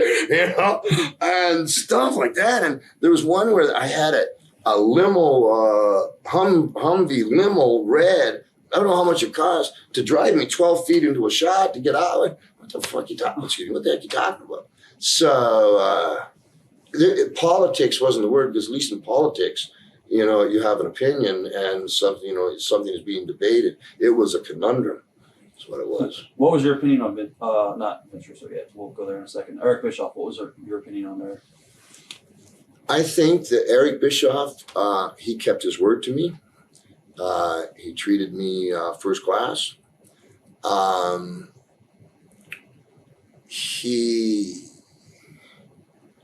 He had a handle, excuse me. What happened was he took the WCW. Nash and Hall came over and took it to where they could. Hogan came over, and all of a sudden with Bischoff, now we got Boy Wonder. They'd work it, and the last effector, Piper comes, boy wonder. But now we're here, and boy wonder doesn't know where to go. And they're pushing him to do a pay-per-view a month, a TV show a week, etc. And what happened with Eric is from lack of knowledge of the wrestling industry and control, he just completely let it all break down. But as a man, he never did anything wrong to me as a man. What are your memories of working with Bret and Rick again in WCW? Was there anything different from working with them in WF, or has anything changed? No. Bret Hart, I gather you're talking about Ric Flair. Right. The WCW. You bring up another, I brought up in the dressing room, is like the WCW wrestlers right there talking about the WWF wrestlers. And those guys, the WWF wrestlers, you bunch of geeks. We're all on the same side. They're the promoters. God bless them. I hope they make all the money. But that's the way it was, where the wrestlers themselves were knocking the other league. I think that's the height of Marxism. In an interview we did with Raven, he talked about the fact he was supposed to work a program with you, but WCW changed their minds. Do you remember what happened with that? Raven? Yeah. Yeah. Raven had talked to me a couple of times, and it was very much kind of a torch passing try. And Raven got together with Emily somebody and Brad Siegel and wanted to push this program through, but it wasn't a good night, and Raven got ousted before the program could get started. Right. But I was talking with them on it and said, sure, I'll be glad to help you. But again, I think the word politics that we described comes in. How'd you tear your bicep in WCW? There's a t-shirt Russo had on, so I had reality checks like, yes, sir, we're going to do a little combat here. And it was a tag, I think, and I was called in. I was running in special referee. That's what I was like that. And I yanked on a rope, and I just felt like that was it. And I came back, and I just, at the end, you don't feel it. I came back, and I called the coach what's going on, and it was just a partial tear. And, keep this on it. And he got me a working piece for it, like a cast. And Russo kept me rolling. And so about a week and a half later on TV, Russo wanted, it was a real deal fire extinguisher, wanted to take this fire extinguisher and knock the lock off the door to get in the door. But they wanted me to cut before I hit the lock. So, I picked it up and I went down and I had to stop it. And you could hear it pop, and it popped right there. And became a total tear. And I finished up my run, and it was Christmas. And then I think I even came back one time after Christmas. And then it got real interesting. What happened there? Well, I have an injury, and I'm watching on TV. I'm watching what's going down, and if you've watched a lot of wrestling, it doesn't take you long to figure out what's going on. And I could sense something, and I called the guy that was managing me, and said, "Something's wrong here. Something's wrong." I says, "I don't know what it is. Something's wrong." I called Eric Bischoff. Pardon me. Eric Bischoff called me. And he says, "Hey, we would like to do a thing where you're going to be a big surprise." Because they had New Blood and I think the Millionaires Club or something like that back then. And, what you'll do is you'll come, nobody will know it. And then all of a sudden there you'll be to take on the New Blood. And the only people will tell is travel. All right, well, that's where everybody gets their information from there, Eric. I said on the phone to Eric, Eric, I tell you, I'll do that if that's what you want, but I think I have something that'll work better. He says to me, "Can you have a treatment on my desk by Wednesday?" Well, a treatment is a word used in the movie industry. So, and that'll tell you where Russo and Bischoff were trying to they were using WCW as a stepping stone to be big time producers. just that one statement. I said, I'll do but one better. I'll have the entire program on the tape and have it 10:30. It was walked in 10:30 Wednesday and put on his desk, I know for a fact.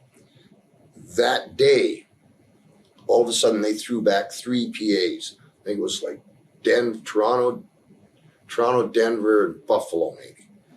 And my manager accepted them, never said a word about the tape.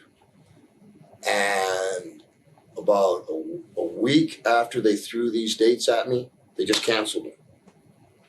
I've been around too long. Something's going on. So I wrote a fax. Try to be verbatim. Hello, Eric. I hope this finds you and your family well. I write concerning the tape. The tape, I await. I await for you. That was the most important. I await. To this day, they still, well, there's no reason to, but they still never mentioned the tape or getting the tape or mentioned the tape to Brad Siegel. So when Brad Siegel called me to terminate me for incapacity, I'm getting ahead of him, am I? No, yeah. Brad Siegel, all of a sudden, Brad Siegel's calling. I've never talked to the guy. So I talked to Brad, and Brad said, we start talking. I said, so what are you going to do? Get another wrestling organization? And so the guy like a no hole in the head, and he started going, well, let me get around to business. I understand you can't wrestle. I said, no, that's not true, sir. Huh? Well, they've got to know. I said, you better do your homework. I said, there's a tape there that I sent in April to change the territory around and bring things up, and you didn't respond to that. Bottom line, he never fired me. He never terminated me. So what he said was, I'll look into it. This was noon Friday. I knew he was going straight to vacation. It was July 21st. And so I knew what was going on, and I knew something was coming down, and I backed myself up for it. The one thing that confused me, really made no sense, and I still to this day don't know why. As they put me on the bench, so to speak, and they're trying to cut salaries and doing that, their territory's dying. And if I may, let's take Mickey Mantle. And Mickey Mantle's a little older, and the ball game is 10-8, you're losing. And there's Mick on the bench. Wouldn't you say, hey, Mick, maybe you got one more in you. Go ahead and take. You got Mickey Mantle on the fucking bench here. You're losing $87 million. You're not calling? You got to pay it anyway. What's wrong with this pitcher? And to this day, other than them not wanting me there as a person, which is fine, nothing to do with business, it's hard for me to understand a man that would rather lose $87 million than to ask Mickey if he'll just get up and give her one good try. Never understood that. I was going to ask you, one of my questions is, why do you think WCW just let you go without letting you finish the remaining dates? Nash got fairly humiliated from that one incident. And I made it no secret of how I felt about it. And I think that when Russo first came in, do you want me to go there? Yeah, that's 2 questions away anyway, so it doesn't matter. All right. When Vince Russo first came into WCW, he'd been there maybe 3-4 weeks, and I was called to come in. And in my dressing room, and there's a knock. Hi, how are you? Come on in. And my name's Ed Ferreira or something like that. And he's got some pages in hand. He says, I work with Vince Russo. Oh, I said, and he says, here's your interview. I look at it, and it's got some profanity on it. And on screen, I don't use profanity. I think it's a lack of talent. I said, I'm sorry, I don't use profanity. And I hardly know what I'm going to say anyway, because I can't remember it. And he goes, well, I says, you guys worked for 2 years writing for McMahon, didn't you? He says, yeah, it's because I know what's going on. I know Russo's, doing a power play here. I'll be damned, he says, in my interviews, I don't usually tell people, you're thick-skinned, are you? Oh, thick-skinned. They said everything they can about us, That's good. All right. Well, I'll see if I can get. Well, what are you going to say? I don't know. What are you going to say? Well, I said, well, you guys were writing for 2 years in New York, then you must be the motherfucker that killed my cousin, Owen Hart. a sweat, I swear, a bead of sweat went pow, right there within, try not to exaggerate, 3 minutes. Bush, Russo, this kid, Sullivan, please don't say this. Oh, I have your attention now, do I, Russo? Okay, now there's shit you're going to be able to do about it because we have a rule. When I'm in the ring and the light's on, I don't give a fuck what you told me. I'm the boss. Or would you like to get along? He's sitting there and he starts trying to water this interview down. He's being clever. And, well, maybe you could just say, I wasn't going to say it anyway. I love my cousin. Dude. And I had called Bret after I told him. That's how I got off to start with Russo. Then there was a spot where Russo, he wanted to go toe-to-toe a little bit. And we were starting, all right, here we go, boom. And cameras just cut, and he was just about to say something about my family. And we have a very strong rule about that. Like with Ric Flair, if you were doing an interview, you'd always say, you know why, he hates this. Why does Ric Flair date 2 girls at the same time? That way when he falls asleep, they got someone to talk to. But you never put him in context of his family. And this little snake was about, and they cut, and I cut it, and he got out of that. And from there, I was gone, and Russo was trying to do his thing with Nash, under the idea that the new wrestling should be what they're putting on, whatever that was. You know? And that was the last time I saw him in the WCW context. What actually happened with your lawsuit against them for age discrimination? No, I didn't have one for age discrimination. Okay. No, sir. I had, they wrongfully terminated. And so I tore my bicep, oh man, something like, let's say 4 weeks before Christmas arbitrarily. And they kept me there. They put a thing on it. Then it was a partial tear. Showed it to the coach, said, please keep working. The fire extinguisher, total tear, went to a doctor of their choice in Florida. He said, and this one he said, well, you can either get it fixed or you can't.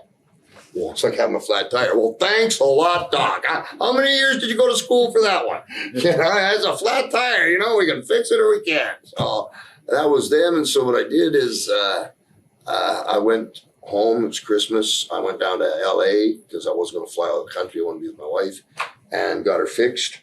And I had been in the ring with 7 guys since that at April, et cetera, et cetera. And it was just a ploy to cut it off because this is what they thought. There was somebody, one of their stooges had said, hey, Piper's back's bad. He got his arm, he got his hip done. I remember, I read. Complete bullshit. But they believed it. Now it's deposition time. When was the last time you had your hips checked? I got one in 94 and that was it. Was I? Yes, sir. What don't you understand about 94? That was it. Did you not, excuse me, I'm not going to answer your question again unless you have more specific details, but if you're this is with Lambert, the lawyer. Brad Siegel's in the room on deposition, just to give you where they're come from. Well, what is the definition of a professional wrestler? Well, anything we ask him to do.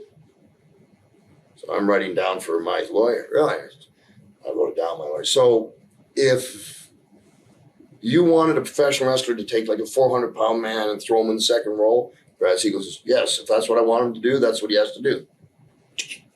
Next man. Tell me the name of a wrestler that can pick another wrestler 400 pounds up over his head and throw him in the second row. Give me one name. He didn't have a name. Wrote it down again. Then how does that theory apply to professional wrestling? Diana, the lawyer, Dinah Myers, when I had the best deal of them all. 6 times a year, you betcha, baby. Yeah, cash it away. Diana Myers said, through the grapevine, we're getting cheated here.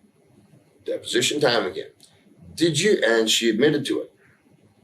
So we came after a lot of chess. I got a message. I went to Atlanta. Can't remember the one guy, Dick Lambert. And Brad Siegel sent a message I want this to be an amicable arrangement, and I'm a big fan of Rowdy's, and I want him to know my telephone is always there. And we sat down for about 9 hours and hashed it out, and they were very fair, and we walked away shaking hands.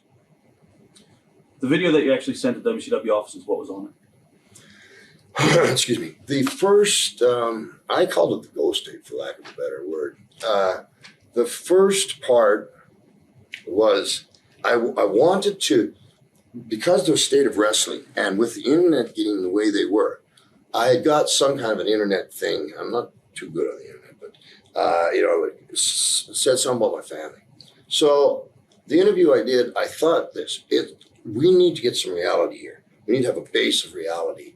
And I had my little girl and had a black leather jacket on. And the first 5-7 minutes, I explained to Vince Russo, I mentioned the name, and Eric Bischoff, that, you've got the new blood and you got the millionaires. Well, what I'll do is I'll get all the young, wretched, in my case, wretched Roddy Pipers, the bad blood. And my idea was, and we all, the millionaires, pick one, and the bad blood, and you've got young kids going against young kids. We're supporting them. The territory's coming up, and we can fade as we keep the territory strong.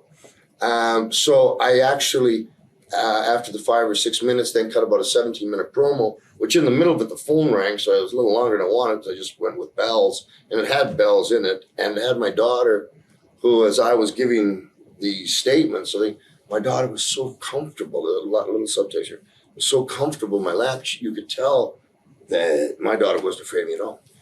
And little corn muffin and I went away, and then I put a mask on and turned around and took it out and said, "You wish I put the mask back on," being that you guys use internet, all you people, you're forgetting. You want to get in my bedroom, you might not like it. And it was very contemporary. The new blood was right there. It was a quick fix. Not saying complete, but a quick fix from where we were going. And that's what I put on the tape. And I explained the angle by interview that was never to be shown on TV for them to understand it, though. And so maybe 17 minutes total, something like that. Actually, if you want, I'll have one of my boys send you a copy. You can put it on the video or something like that. Sure, I'll put it on the video and get it to you, sure. Right, cool. What did you think of your appearance on TNA, NWA, and how did that come about? I know you guys are doing the book signing thing. And yeah. What about all the backlash that went with it? Oh, boy, I tell you, man. Pardon me, sir. For a month and a half, a month and a week, month and a half, Billy Ray Cyrus had let his tour bus go a week early. That's just being a nice man. And for that allotted time, we knew on that day, that's where we were dropping the bus off, Nashville. It was the tour manager, we knew it, that's what it was. And,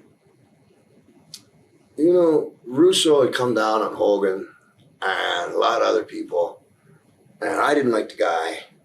And I saw what McMahon was doing at that time that was necrophilia.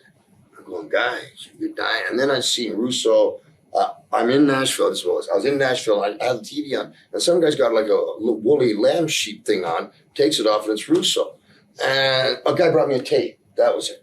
And it was Russo. And so I called the people there, and I said, "Listen, would you just give me 5 minutes to top your show? I won't. But my bottom line is, if you guys don't turn this shit around, we're all going to go back to territories, and we're all going to be dying. And these young guys coming. Let's say, give me the 5 minutes." I was in his van. I waited. Rented van. Both was doing it. I waited outside. Nobody knew. The idea of putting my music on was asked 2 minutes maybe before. And I said, well, yeah, it's a surprise, but you want to hit the music, we're just talking a little production, you want to hit the music here. Now, when they hit the music, Mike Tenay, who knew nothing, who could that be? Now, people right away said, well, who do you think it is? It's bagpipes. But if you look at Mike Tenay as the announcer and how helter-skelter that was, of course he thought, but what if he had said that as the announcer and it wasn't? He sincerely didn't know. So, but people went right out, well, who'd you think it was? It ended up to be me, but you go in that position. And what if you, oh, here comes Piper and it's Sky Logo. You know, you look pretty stupid. So they right away jumped on, well, everybody knew. It's a lie. I walked in to the ring and Jeff Jarrett came and got it when it's time.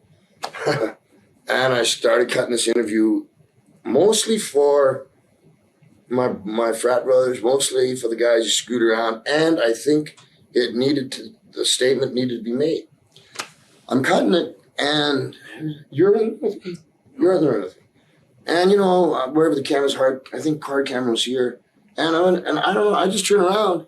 And then this Vince Russo standing in the corner, kind of with his feet kind of crossed in a real smug kind of way.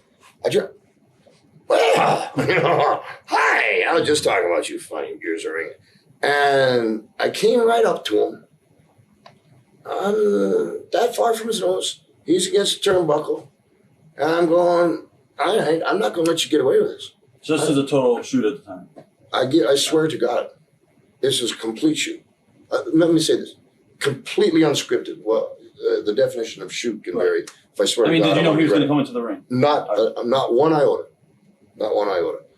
And when he hit the ring, because like, I don't know where to go now. And as I back him up, I'm here. There ain't no place to go. So I got the mic and I says, yeah, same statement. So are you the guy that killed my cousin? He just puts his head down. I'm thinking to myself, you know, Rod, quick, Rod, back off. And try. I said, oh, wait a second. Let me try something here. Let me be fair about this. What exactly, now we're still here, what exactly are you trying to accomplish with your profanity? Head down like that. Finally goes, you're a moron, sister. I can't believe it. So I slapped him upside his head with my book. I went, boom, upside his head. Okay, I guess you don't want to fight. Now, as soon as I did that, these two Harris brothers came to the ring. I'm going, okay, here we go. As they come by, they say, I'm Mr. Piper. Trying to say, we don't know either. You know, we're just honest. We're just passing through. Now they get Russo. What I don't understand here is Piper's Pit 101. Never let go of the microphone. Vince Russo was he was blocking because he wanted to take the mic. Are you out of your mind? You're going to take the mic and take the mic with you. So I've done a few Piper's Pits. So no, you want to talk. Now when the Harris twins come, all of a sudden he starts fighting like he's trying to get to me. All right, wait a second. I just slapped you upside the head an inch from your nose. And I put the mic up and I realized he had real anger and he tried to grab that microphone. I got a grip from hell from carrying bags through airports.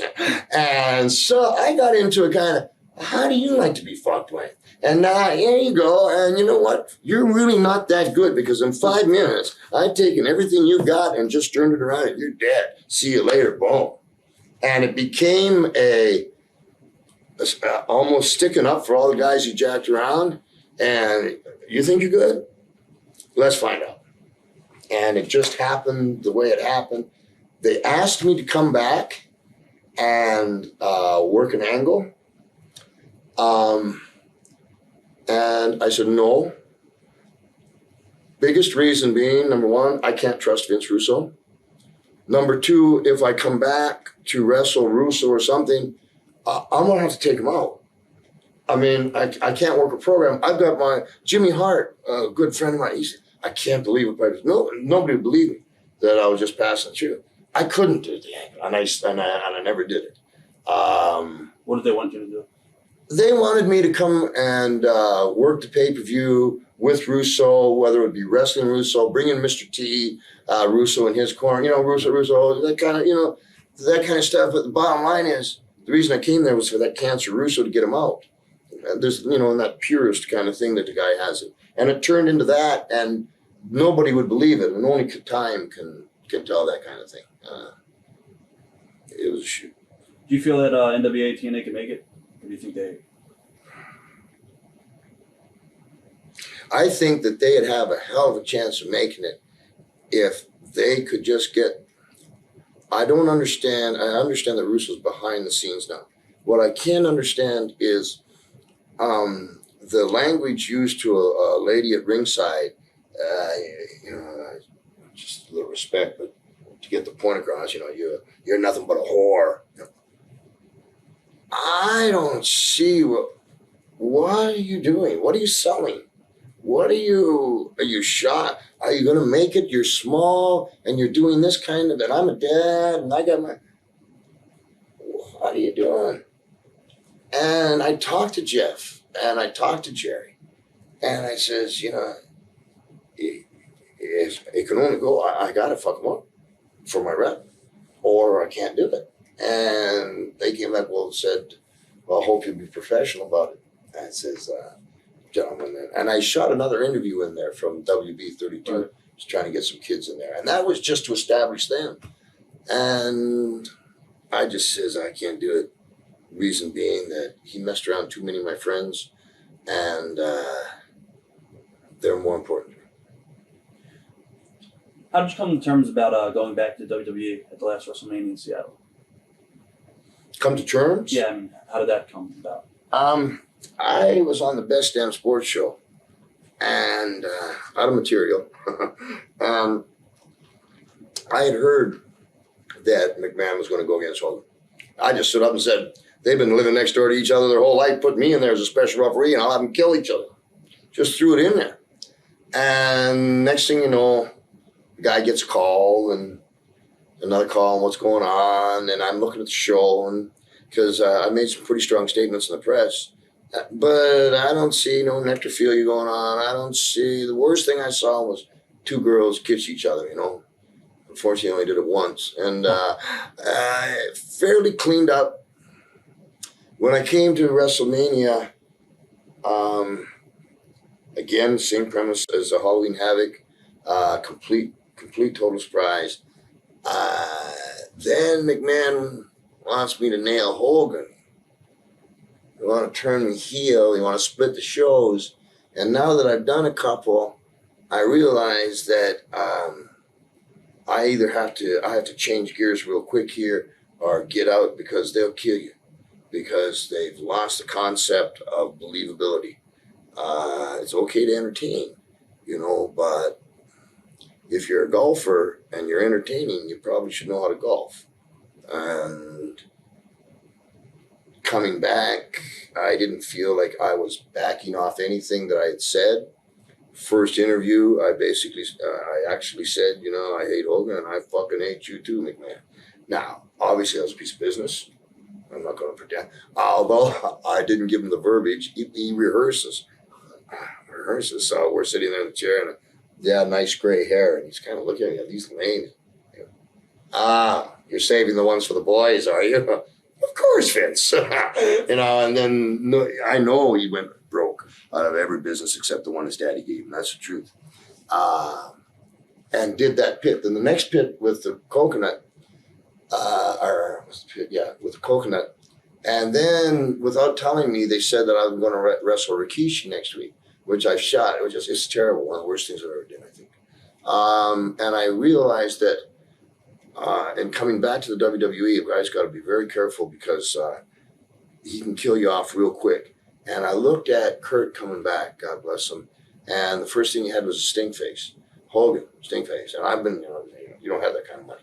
And tonight, I apologize in advance, but they had it where the first thing they asked me, they said, well, we have this Vince McMahon Kiss My Ass Club. No. Huh. Okay. And tonight you'll see me, I'll be in the ring. You just do a little thing. Didn't feel comfortable. And Rikishi sets me up for the stink face. And this O'Hara kid cuts him off. They're fucking around. They're seeing how far they can go. You think it's punishment for the stuff that you've said in the past? Like they're trying to... I don't know the punishment is the word. Let's stick it to you. One-upsman, fuck you, fuck me, or fuck, the kind of deal. And I don't really know where it's going to go from here. I could take some guesses. Do you think you would look? Do you think you look hypocritical for going back there after everything you said about Vince and WWE? No, not at all. For this reason, in Oregon, the commission were jerking around again, and Channel 32. I took the microphone live, made an appeal to the governor, and the commission is now being abolished. My point was you had commission had rules in there as like no beard pulling, no whisker pulling. So do I have any hypocritical thoughts of going back to WWE? What was my problem with the WWE? Well, you got two guys getting married. I'm not casting any aspirations on a lifestyle. I'm just going, I don't turn the TV on to watch marriages. The necrophilia is so far out there. And when I was doing and I said it real public, I sent Vince a book. I FedExed it to him. And I voiced my opinion on that and all the garbage that was going on. But if you take a look at the WWE now, and please answer my question on this one, is there any of that kind of stuff still going on? Is there any of that necrophilia, those grandma pulling up her top? I don't want to see my grandma's tits. I don't give a shit. I love her. I don't want to see her tits. There's nothing like that happening anymore, unless I'm mistaken. On the show I'm on, SmackDown, I think Rena kissed that other gal. I mean, I have so much respect for Rena, and talk about just a little peck. She's trying. If that's the worst, the other part of that equation is, so if I go and I knock the WWE in telling the public what needs to go on, and I'm finished the tour, now I sit down with my kids and I look, nothing's changed. But all you people are mad, right? All you people you're disgusted. You're turning it on. Why? No problem with me. Why don't you do something? You're not going to do anything about it. You're not. Well, then I'll do something about it. I'll walk right in and see what happens. The first thing I'll do is I'll set the slate clean and go off from the books. I fucking hate you. I hate what you're doing. I don't see anything hypocritical there. If I let Rikishi do this stink face to me, that would probably indicate that my family needed some money. Other than that, I don't think you'll see it. How'd the locker room take to when you came back? A lot of new faces and Yeah, they were wonderful. There's so much talent and so eager, and they were so polite that I'm proud of them. They're a great generation. It's just too bad they wouldn't let them have their own talent instead of try to write it for them. When they put Sean with you, was that, did they say, what do you think about this idea? Or it was pretty much, we're sticking this guy with you to get the rub? Or? No, they told me that they wanted to get this guy over for the rub. And one of the things that has brought to my attention is they want to script everything out. And I never know what's going to happen. We can pick up off something. But after tonight, I'm in New York. I've got to change something because they'll kill your real estate value real quick with what they're doing. So they dictated it. At the same time, though, I'm at a point where I'm supposed to pass the torch. I was just going to ask you, do you feel like this is your last run, or?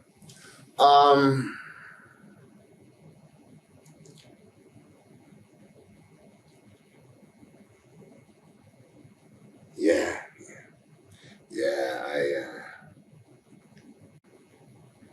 Too many guys dying, man. Too much bullshit. They lose what is quality of life. What's your family? They don't care. Okay, look at Bruiser Brody. Just real simply, they just stabbed him and let him bleed to death. Look at Mike Lima.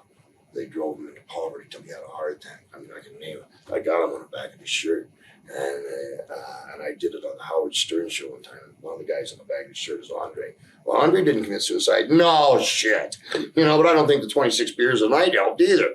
Nor the travel, and Brian Pillman and Art Barr, and I got blamed for Art Barr's death and the rest down there. But everybody wants to hypocritical, but nobody wants to stand up and take the first shot. And I look at it as I said my piece, and now I'm going to do what I wanted. What exactly is frats? You want to explain what that is to people? Yeah, it's something. I guess I always wanted to go to school, as I said, but as it's turned out, fellows of my generation, as we grew up in the business as men, you're out there and you're human beings, and you're away from your families, and we know more about each other and taking care of each other, and we did. And then, I'm in the Marriott in Miami on the 8th story with Kevin Von Erich. He used to like to room with me. For some reason, it didn't bother him to take off his prosthetic. He was a great guy. And one time, we had given the door so room service could get in without getting off the bed. I don't know what happened. We were smoking a joint.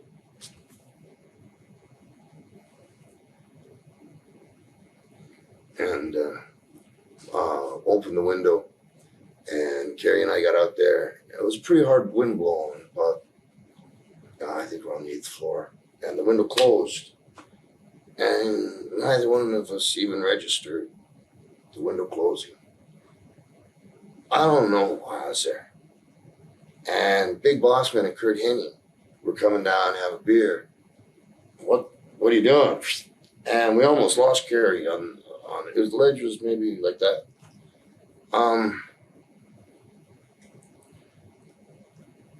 There's been guys, Kurt Hennig is a fraternity. We're a bunch of guys that our job is so unique. Hogan will call me every once in a while. I said, "What are you doing?" He says, to me, I don't know, just came from the gym. I was going to have a beer. He says, "I've had 2. I'm watching the waves." Because, we don't know what to do. For our homes, our wives, all the time, they're not used to that. They're taking care of the kids. We don't really fit there. Well, the last thing we want to go do is another hard run to Peru, and it's got us in. And then when they mention your name, there's this, because of you were the first, and it puts you in a really precarious situation where you don't have any friends. And the ones you do are dead. And so I made up this frat shirt on the Cauliflower Alley Club. I had the old timers sign it, and I wanted to put on each name, and I wanted to wear it because I don't understand.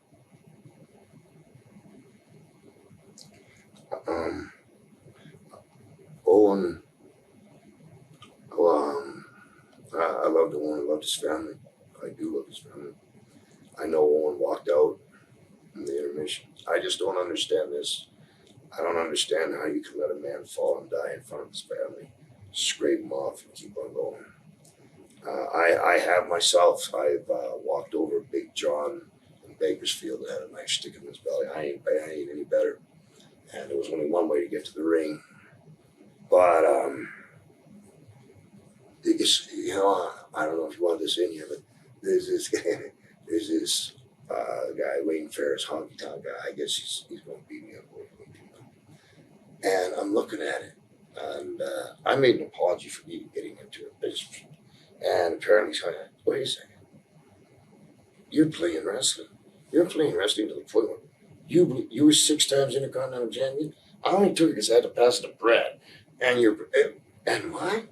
So he says, and I have part of the sickness here where we're going. He's even, and he's saying, "I'm going to kick your ass." For what? You weren't even in the same. Were you on the same card I was? Who are you again? And so then he was going to get Bad News Al and Schultz on his side. I get you, coward. Well, first of all, I got a black belt and almost a KK carry card member. So he backed out that. Now I understand. Whenever he's in Oregon, the 24th, it's a big challenge to come on.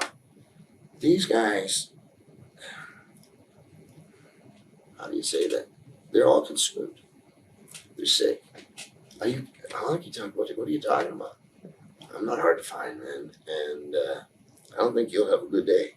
I may be wrong, but I haven't heard Honky Tonk beating the shit out of Shamrock. And he's got little wrists like that, But the point is, is I understand you might be doing it for a rub, but the things that are being said, then webman is the business has produced a whole bunch of mentally unstable people.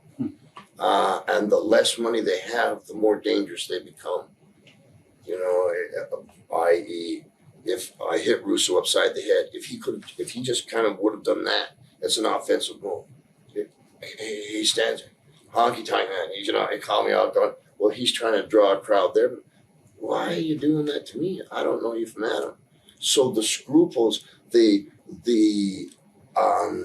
how far did you go? And now you're brewing, and everything is everybody else's fault. Hey, do you know any other business that's like that?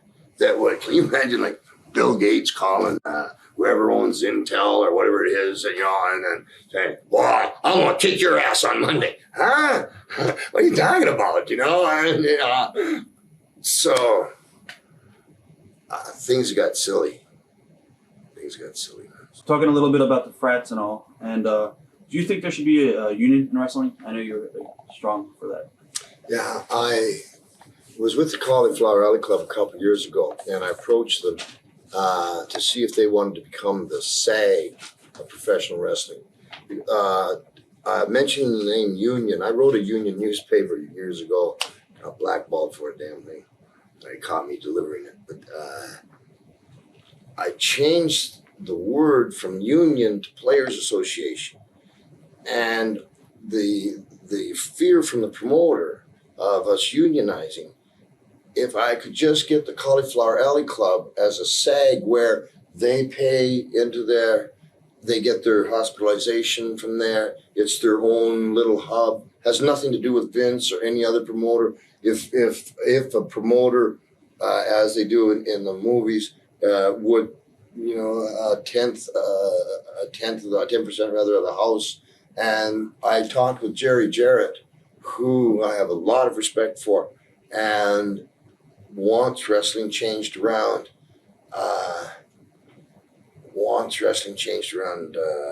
Big time there. There was someone going to say, ask me again, then I missed the point. About the union. Yeah, the union is, okay, I got it. I said to Jerry Jarrett, at this time, TBS was interested in the show.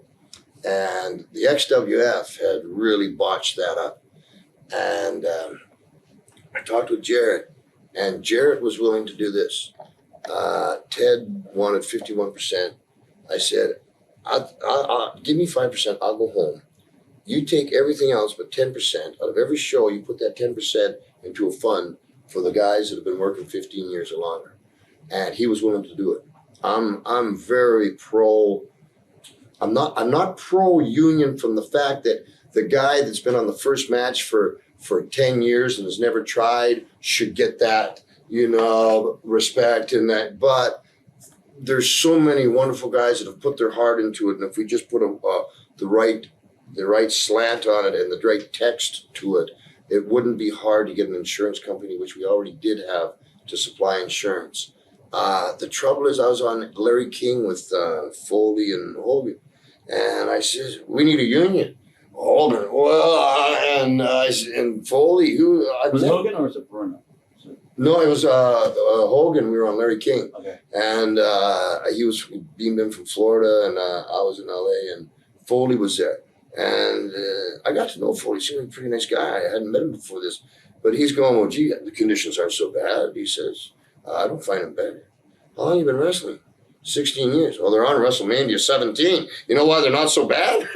you know, because we drew this and did. You need to understand. And then I got from him, well, you're bitter. You're bitter. And I took that to heart because maybe that's how I'm sounding, bitter. But I've seen so many people's lives messed up so many different ways, so cruelly that I'll stand up for the wrestlers to the day I die. I might be on this shirt tomorrow. You never know. I'm pro group, if I could say it that, so I won't scare them. Yeah, guys got enough money. Come on, man. What are the main changes you've seen in the business from when you started till now? Man, oh man. Biggest one that hit me a couple weeks ago, there was some kids come down from Vancouver, British Columbia, and the wrestling was finished and they were going back, and I was sitting in a restaurant, and Lewis kid there, I says, just by the by, so what beer you suppose they're on now? He goes, oh, we don't drink beer. Huh? What do you mean you don't drink beer in the car? I go, oh no, you get a ticket. Well, you're on 300 miles. I've never been on a trip you don't drink beer. And so it was like, oh. And then when I went to the locker room, like they were going, the way they were so respectful, but they were, I'll give you a progression. Diamond Dallas Page. First time I ever got a fax. I'm looking at it, literally. You get into the ring. I'm thinking to myself, well, okay, what's going to say that? I get into the ring. It's a good idea. Referee call us together, give us instructions. Then we ring the, well, what the hell did you think was going to happen? Get this shit out of here. No, you get in the ring. Of course we're going to get in the ring. Just taking that on to these kids here where they have these writers. I mean, they memorize it. And I saw one where they said, just the other night, they said, listen, if you miss something, just do it again. We can edit it. Time. No, that's the beauty of our business. It's one take. If you miss it, you've missed it. And all the guys there are trying so hard, but everything is coming out of one mouth, which makes the entire commodity flatline or wherever it is. And it's not allowing these guys with talent to learn how to exploit themselves and make it interesting, each individual for you. And that's called corporate. Do you think the art form is going to be lost over the next 5 years if people don't learn the basics? And I think it's just about lost. I would really hope, I would love to be able to get in there and just give a couple of guys a couple ideas and let them roll with it. And because without the psychology, you're not going to draw any money. Do I think it's going to be gone? Yeah, if they don't keep a serious platform, hey, you see one match, you've seen them all. They come in different shapes and figures, but they're saying the same thing, and they don't believe what they're saying because they didn't think of it. And as soon as you're in camera, you can see all that right away because there's no conviction. And as a newspaper man said about me on They Live in New York, he said, anytime you think wrestlers are actors, watch They Live. Oh, fuck you too. And so, when I'm in a movie, I'm an actor, wrestler. When I'm in the ring, I'm an actor. These guys need, I even talked to Vince just the other day, and he's looking to me to say, please talk to him. And I said, Vince, I don't want to get in their business. I'm not trying. He says, it's your duty. And so I'm just, as we're going here, Vince and I have a little bit of a relationship. One of the two things he says is, I'm not half the asshole I used to be. I said this. Vince said, either am I. I think he's cooled down a little bit. Where I think you're going to see the change is Vince is going to go home. I don't know what's going to happen from them because who's going to mind the store? Think Shane and Stephanie could do it, or? Well, see, Vince did it because for the technical part, he had Pat. Well, Pat's 62. Vince, who's going to be Stephanie or Shane's? No, if you started, we need to start her slow, etc. Right. They won't have one, and that's where I see the danger part. And I don't know what would happen then, but I will tell you this, sir, that regardless of what does happen, if the sport ever needs help, I'd be there to help it because it saved my life. And I love them all. I love all the wrestlers, even the ones I don't like. I know what they go through. I think they're great. Did you like to work as a heel or face better? Oh, man. baby faces are boring people. I'm a heel. I was born a heel. I'm a lousy baby face. I don't like it. I won't smile for my boy. I won't smile. And, you know, it's much more fun to just go in free fall and find out what happens. It's so much more creative. It's just so much more fun. Talk about your car accident you had recently, maybe over a year ago. Yeah. Yeah, what a life.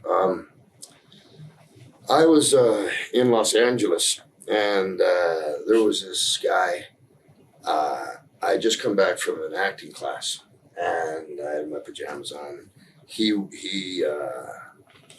had some problems, and he wanted to talk to me. So he was just outside in the parking lot, and Lewis was in the apartment.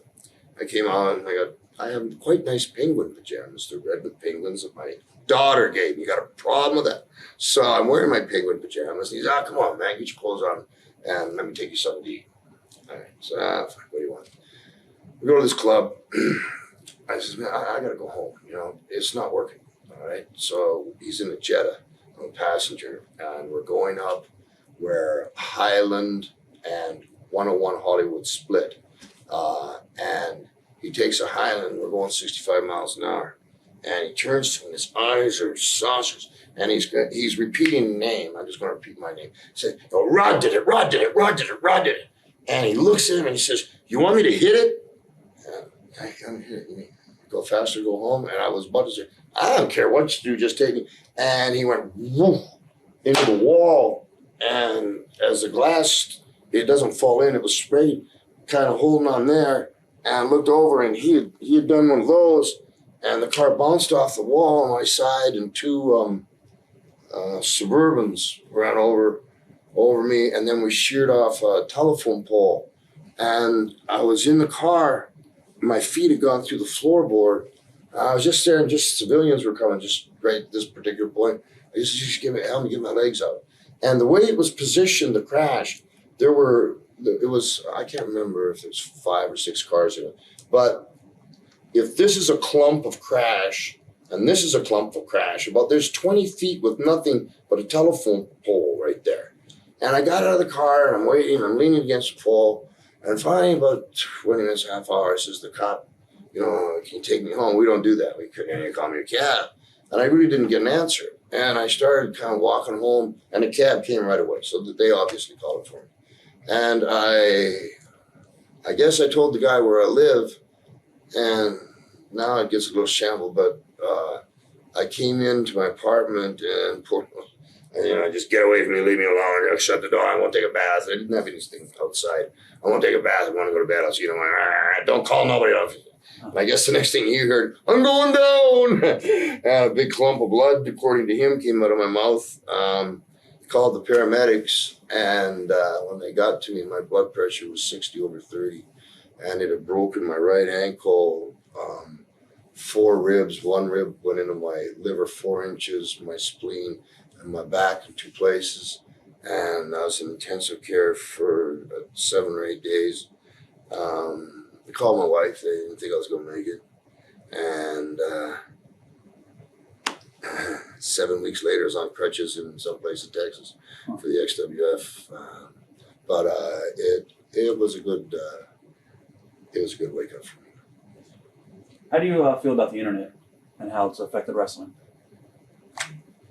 There's a loaded question. Can I tell you what I really feel? Yeah. And sheet writers. And sheet writers. I find when they began, I didn't have anything to do with them. I felt that our business is a very close-knit business. I had been beat up so many times from Gagne to Gordianko to, it was from Vishon, it was beat into me. I had it down. And I felt there was an intrusion, but I never bothered them. As they grew with what they were doing, and as I guess we grow up as a society, they became more and more overbearing to the point where they would say, and I'll start identifying these. I'm going to keep it mostly on myself, that way I'm not hurting anybody else. For instance, I've never met Dave Meltzer. Couldn't pick out a line of one. And was a live audio wrestling show about 4 years ago, and somebody played it for me, and he says, nobody gives a damn about Scott Hall and Roddy Piper anymore. Who are you? Oh, you're picking on me. Okay. So, and the next thing is, when Goldust, I told you, 99.9% stuntman, there was no cut. So anybody with any half intelligence could tell, no, there's no cut here. So it's got to be the same fucking guy. And the fact that he was, in this case, Mr. Meltzer was 99.9% positive. So I take that equation and I said, well, what is your title? I'm a journalist. You're a what? A journalist goes and investigates a story, finds out the truth, and prints it. You couldn't have found out because you were dead wrong. Why would you want to do that to me? There was a time when, with the internet, the WCW, I heard, had a booking committee that was booking off rag sheets. Time. I did a interview on Howard Stern, and I was, on those, you don't have a lot of time. So it's a high-profile show. They got people running through. You got to know what you're doing, get your points in. So, boom, I got a lot of stuff to get in. Boom, boom, boom, boom, boom, boom, boom. What's this?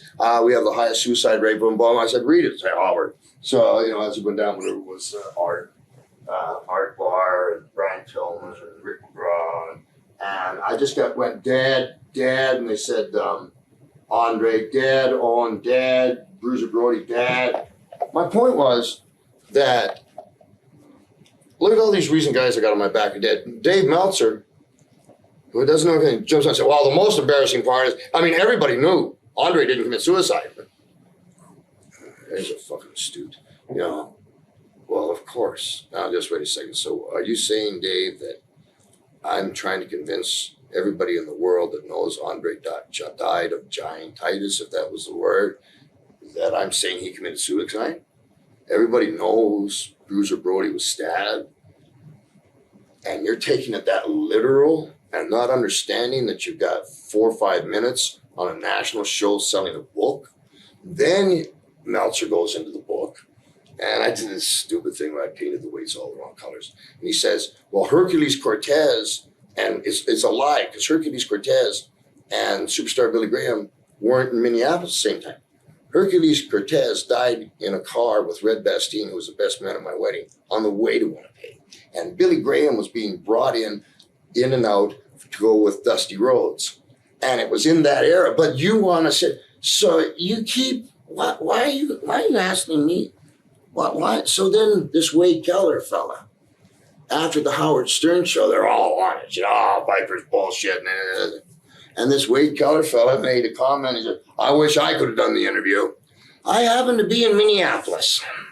And I was on a radio station there of a guy that refereed a match for me years ago. I didn't recognize, and he was a good radio. And I said, well, it's your lucky day, Wade. And we phoned Wade, and Mom was there. And his mother was there, with all due respect. And Wade just wasn't around. The show was 2 hours. Come on, you want it. Give her a shot. Nothing. Okay. So now, why is the internet people so down on Roddy? Well, because when you say something, if you say something negative about me, I won't come after you. In the last month or so, I've done a thing called Piper Vision, just something for the fans who don't get it. Somebody put out an email, a statement from me, and I haven't read it, but something like, I'm back in WWE, and everybody, it's from me, and look at that. I didn't do it. Now, Meltzer, I said, hey, pull it down, retract it. I don't know why. Put a retraction up. I don't know what's doing what. And I'm never in front of a computer. I'm not a computer guy. Meltzer jumps right on it. He's lying, and it just happens to be from media relations and Dave Penzer and does the whole long thing. Turns out, we find out it's a kid in Britain that did it through Norway to plan it here. We got the number, we got the IP, now the whole 9 yards. And here it is. So fuck it. I threw him a letter. I sued him. I put a lawyer on him, and he got all hot, and he called in, and he's like, "What the fuck is this?" And I said, "You know what's really interesting? You spend years knocking my friends, putting some of them out of jobs. But the first time someone gets on your case, you do 3 backflips and you get impotent." Well, oh, can't take the heat. You know, hey, with Mr. Meltzer, when I was in San Francisco, I invited him down to the tour bus, and he wouldn't come. When I was on his show, which was the highest rated show he'd ever had, during the breaks, they wouldn't say anything. So on there, I says, "Hey, I hear you don't like me." "Oh, no.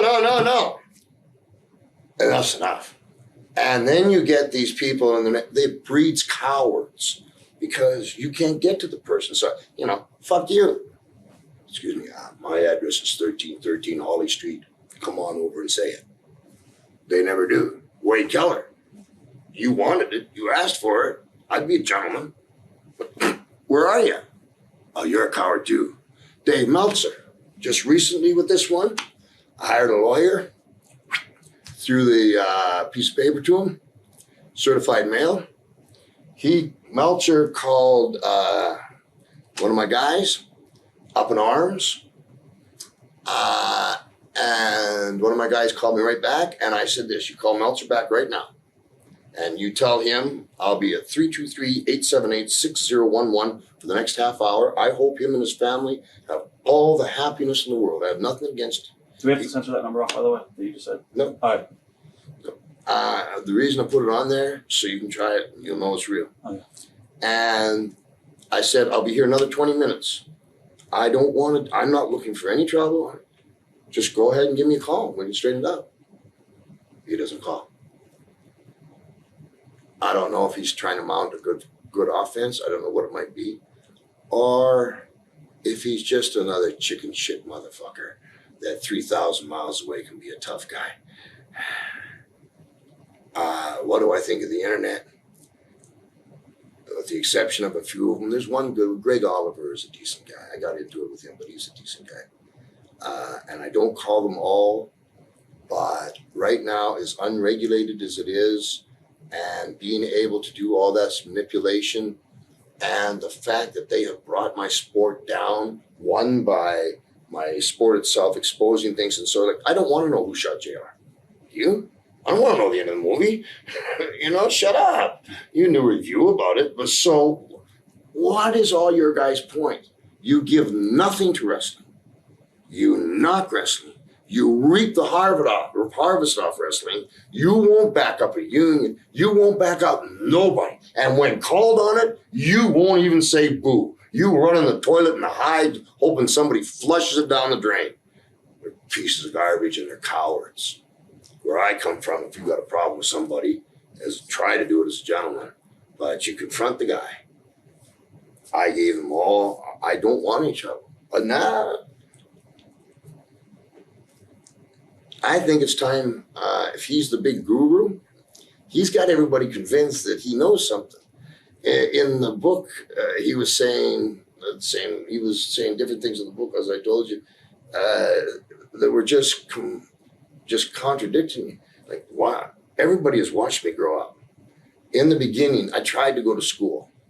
There was somebody that has a yearbook. I don't doubt there's a yearbook. I moved every year in my life, sometimes twice a year. Bottom line is, he wants to jump on when I started. Was it 69? Was it 70? What's your fucking point? You know, because once I started wrestling and the autobiography is about Roddy Piper, I mean, nobody gives a shit about Roddy Piper before Roddy Piper, and it's about Roddy Piper. So why do you want to know where I went to school? Or why do you, what's your fucking problem? Because I don't want you to know. Why? Because I said so. And that should be good enough for anybody. But you still want to dabble because you don't have consequences. But you do now. And I'll go all the way with it. And I would do it to a point where bring him into a court and make him expose his sources. And I think that'd be a ball. Or the guy can phone me and I can say, "Hey, why don't you just have a nice life? But, get rid of all the pens and pencils in your house." Kurt Hennig's death. Something happened, I believe, with that as well. Yeah, it's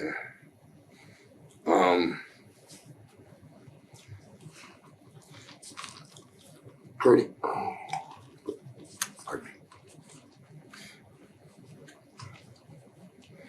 Kurt Hennig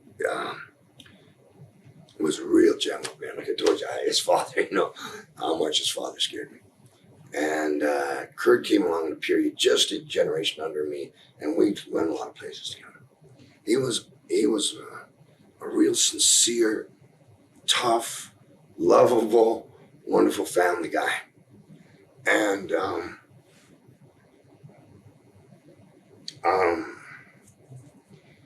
these people that are calling themselves journalists, before the family of Kurt Hennig, his immediate family, knew that he had passed on, they found out via the internet. Now, just as a human being, if you go down in a fire, nobody knows nothing until the relatives are contacted. You pieces of fucking bottom fish, man. So, you will prostitute the wrestler. You will prostitute his death. And then the little dick honky tonk fucking man wrestler will put in 2 weeks later that, yeah, there was cocaine and there was this guy. First of all, I don't believe it. No, he's my friend. Excuse me. He's my friend. And what's your fucking point? He's dead. What are you going to tell a 16-year-old boy? Your dad died of cocaine? Which I don't believe. Why? You piece of fucking shit. The internet. You let Mrs. Hennig know through the internet. It shows me that there is absolutely. It shows me it needs to be stepped on because that was too strong. What are some of your favorite matches you've had in your career? I had one match in Fort Worth. That was Fort Worth. I was young with Mad Dog Vachon. And I'd heard how tough Mad Dog Vachon was. And it was a 15-minute time limit. And about the 12-minute mark, I was kind of messing around. And, seeing about the 12-minute mark, he shot me out. And he picked up the steel stairs in this count. And he just threw them down on my head. And boom, went up. And I could, I don't know, there's like a minute left, a minute and a half. I just knew enough not to stop. I was going to get beat up worse. The match ended, thank God. As the Elephant Man, I kind of went down, went into the babyface dressing room. I was like this, and Mad Dog Vachon comes in and says, "You cocksucker, you come with me." I'm not sure. Is this good? And what was the job description again? And it turned out that he just took me under his wing because I got back in. And he would run down in Maritimes in construction boots with me. Be running down the ocean. Was one time he stops, he sits down, he takes a poop, the log comes up, he looks at me, "Mad Dog, good name for me, huh?" Another time we're up in Quebec. Oh, we're on the ferry first. He wants to get his car right up so we can get off first. Well, that means he sends me down, being that there's 4 lanes. I got to take the air out of all the other cars' front tires so his car can be first off. So we go to this place up in Quebec, Chicoutimi or someplace up in Quebec, where the wrestlers before had got beaten up by the fans. There's no law, there's no nothing. So the Cuban Assassins, Gypsy Joe, myself, Mad Dog Joe LeDuc, that's all I can remember. So Mad Dog, I go in the first match, and I'm doing everything to get attention and get over, right? I come back, and the second guy that came back, the people started kicking him in the ass. Mad Dog came up to me, and he says, you get your street clothes on, huh? You just go out there. Nobody will know you. And thanks a lot. So I put my street clothes on. I went out there. When his match started, sure as hell, nobody reckoned, nobody knew.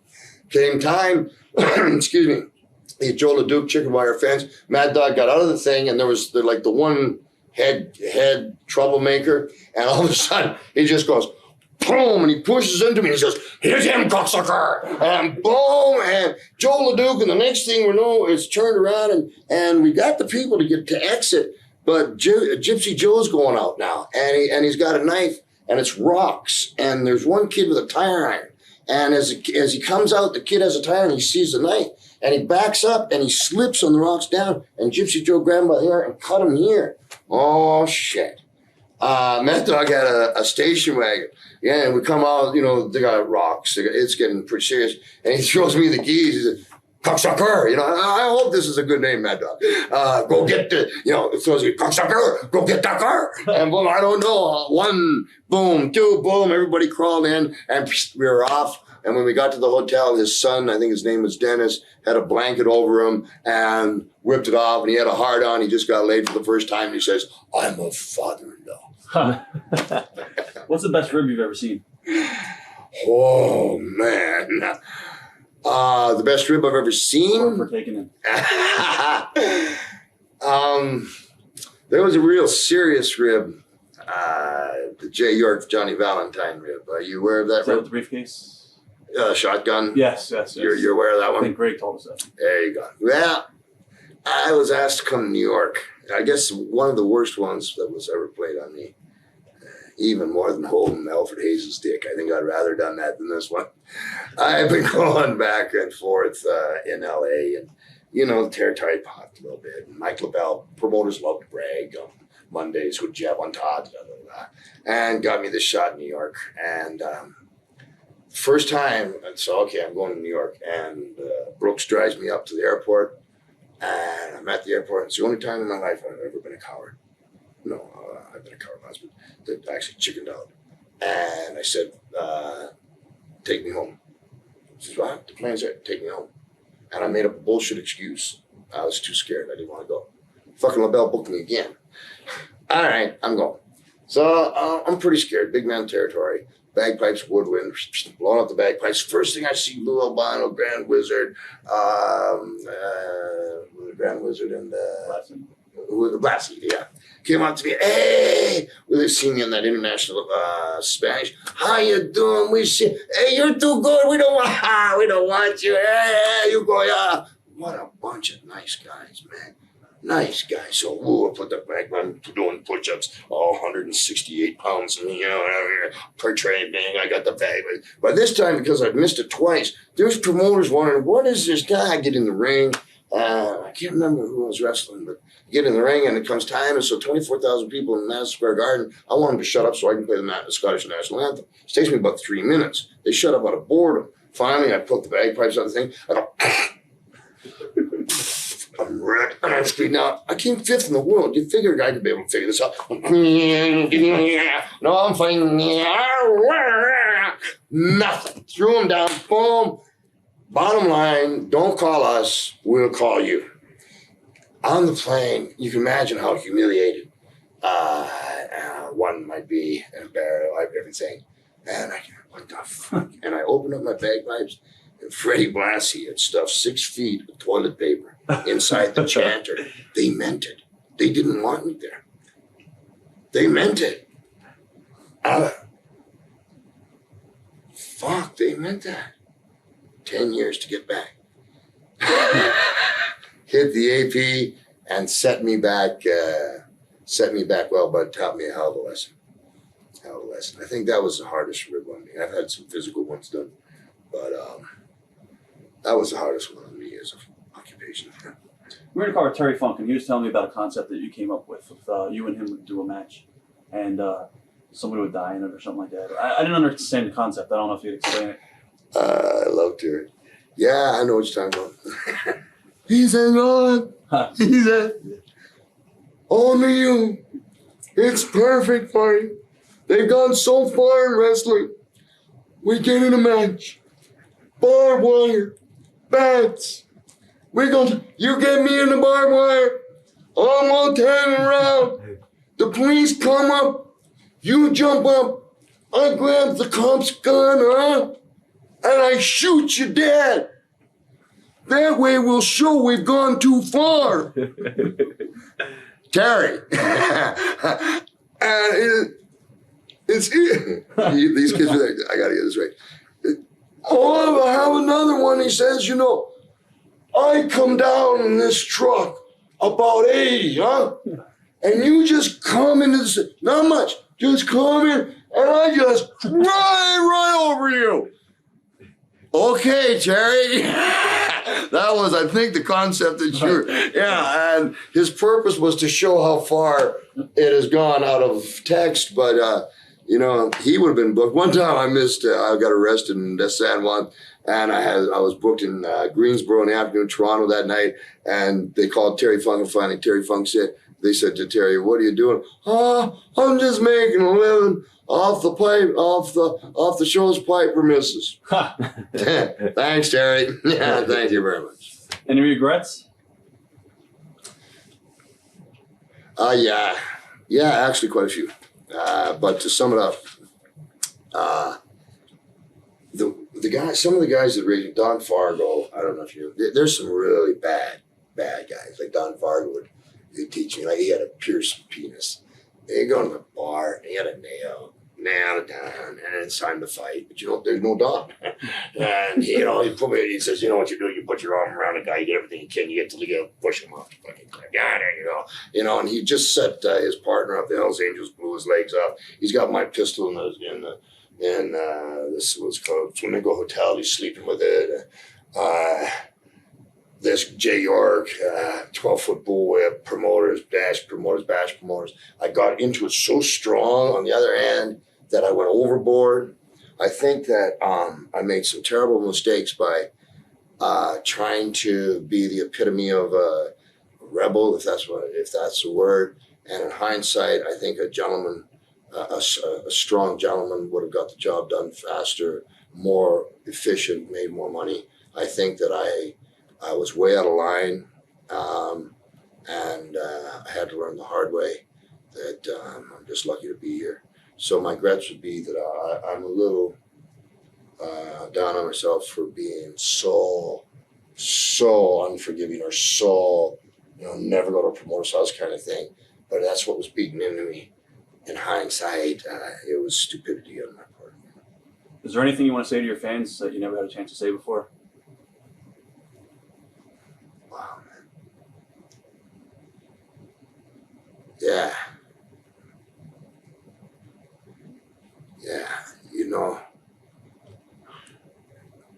The fans that I've had have been the most loyal fans. They're the kind of fans that they take you under their wing, they knit you things, they bring you presents. And some of the wrestlers in my generation would, this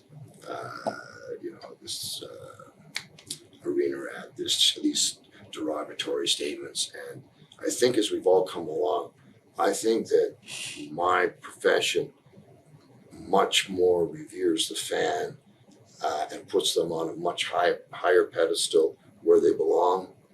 Because whatever you want to think of wrestling, if it wasn't for the fan, it would be nothing. They've accepted a lot of stuff.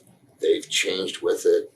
And if it wasn't for you folks, I'd be dead. You gave me a family, wife of 23 years, 4 beautiful children. I don't know how I would be able to thank you, but I do. Thank you. It's been an honor. Thank you.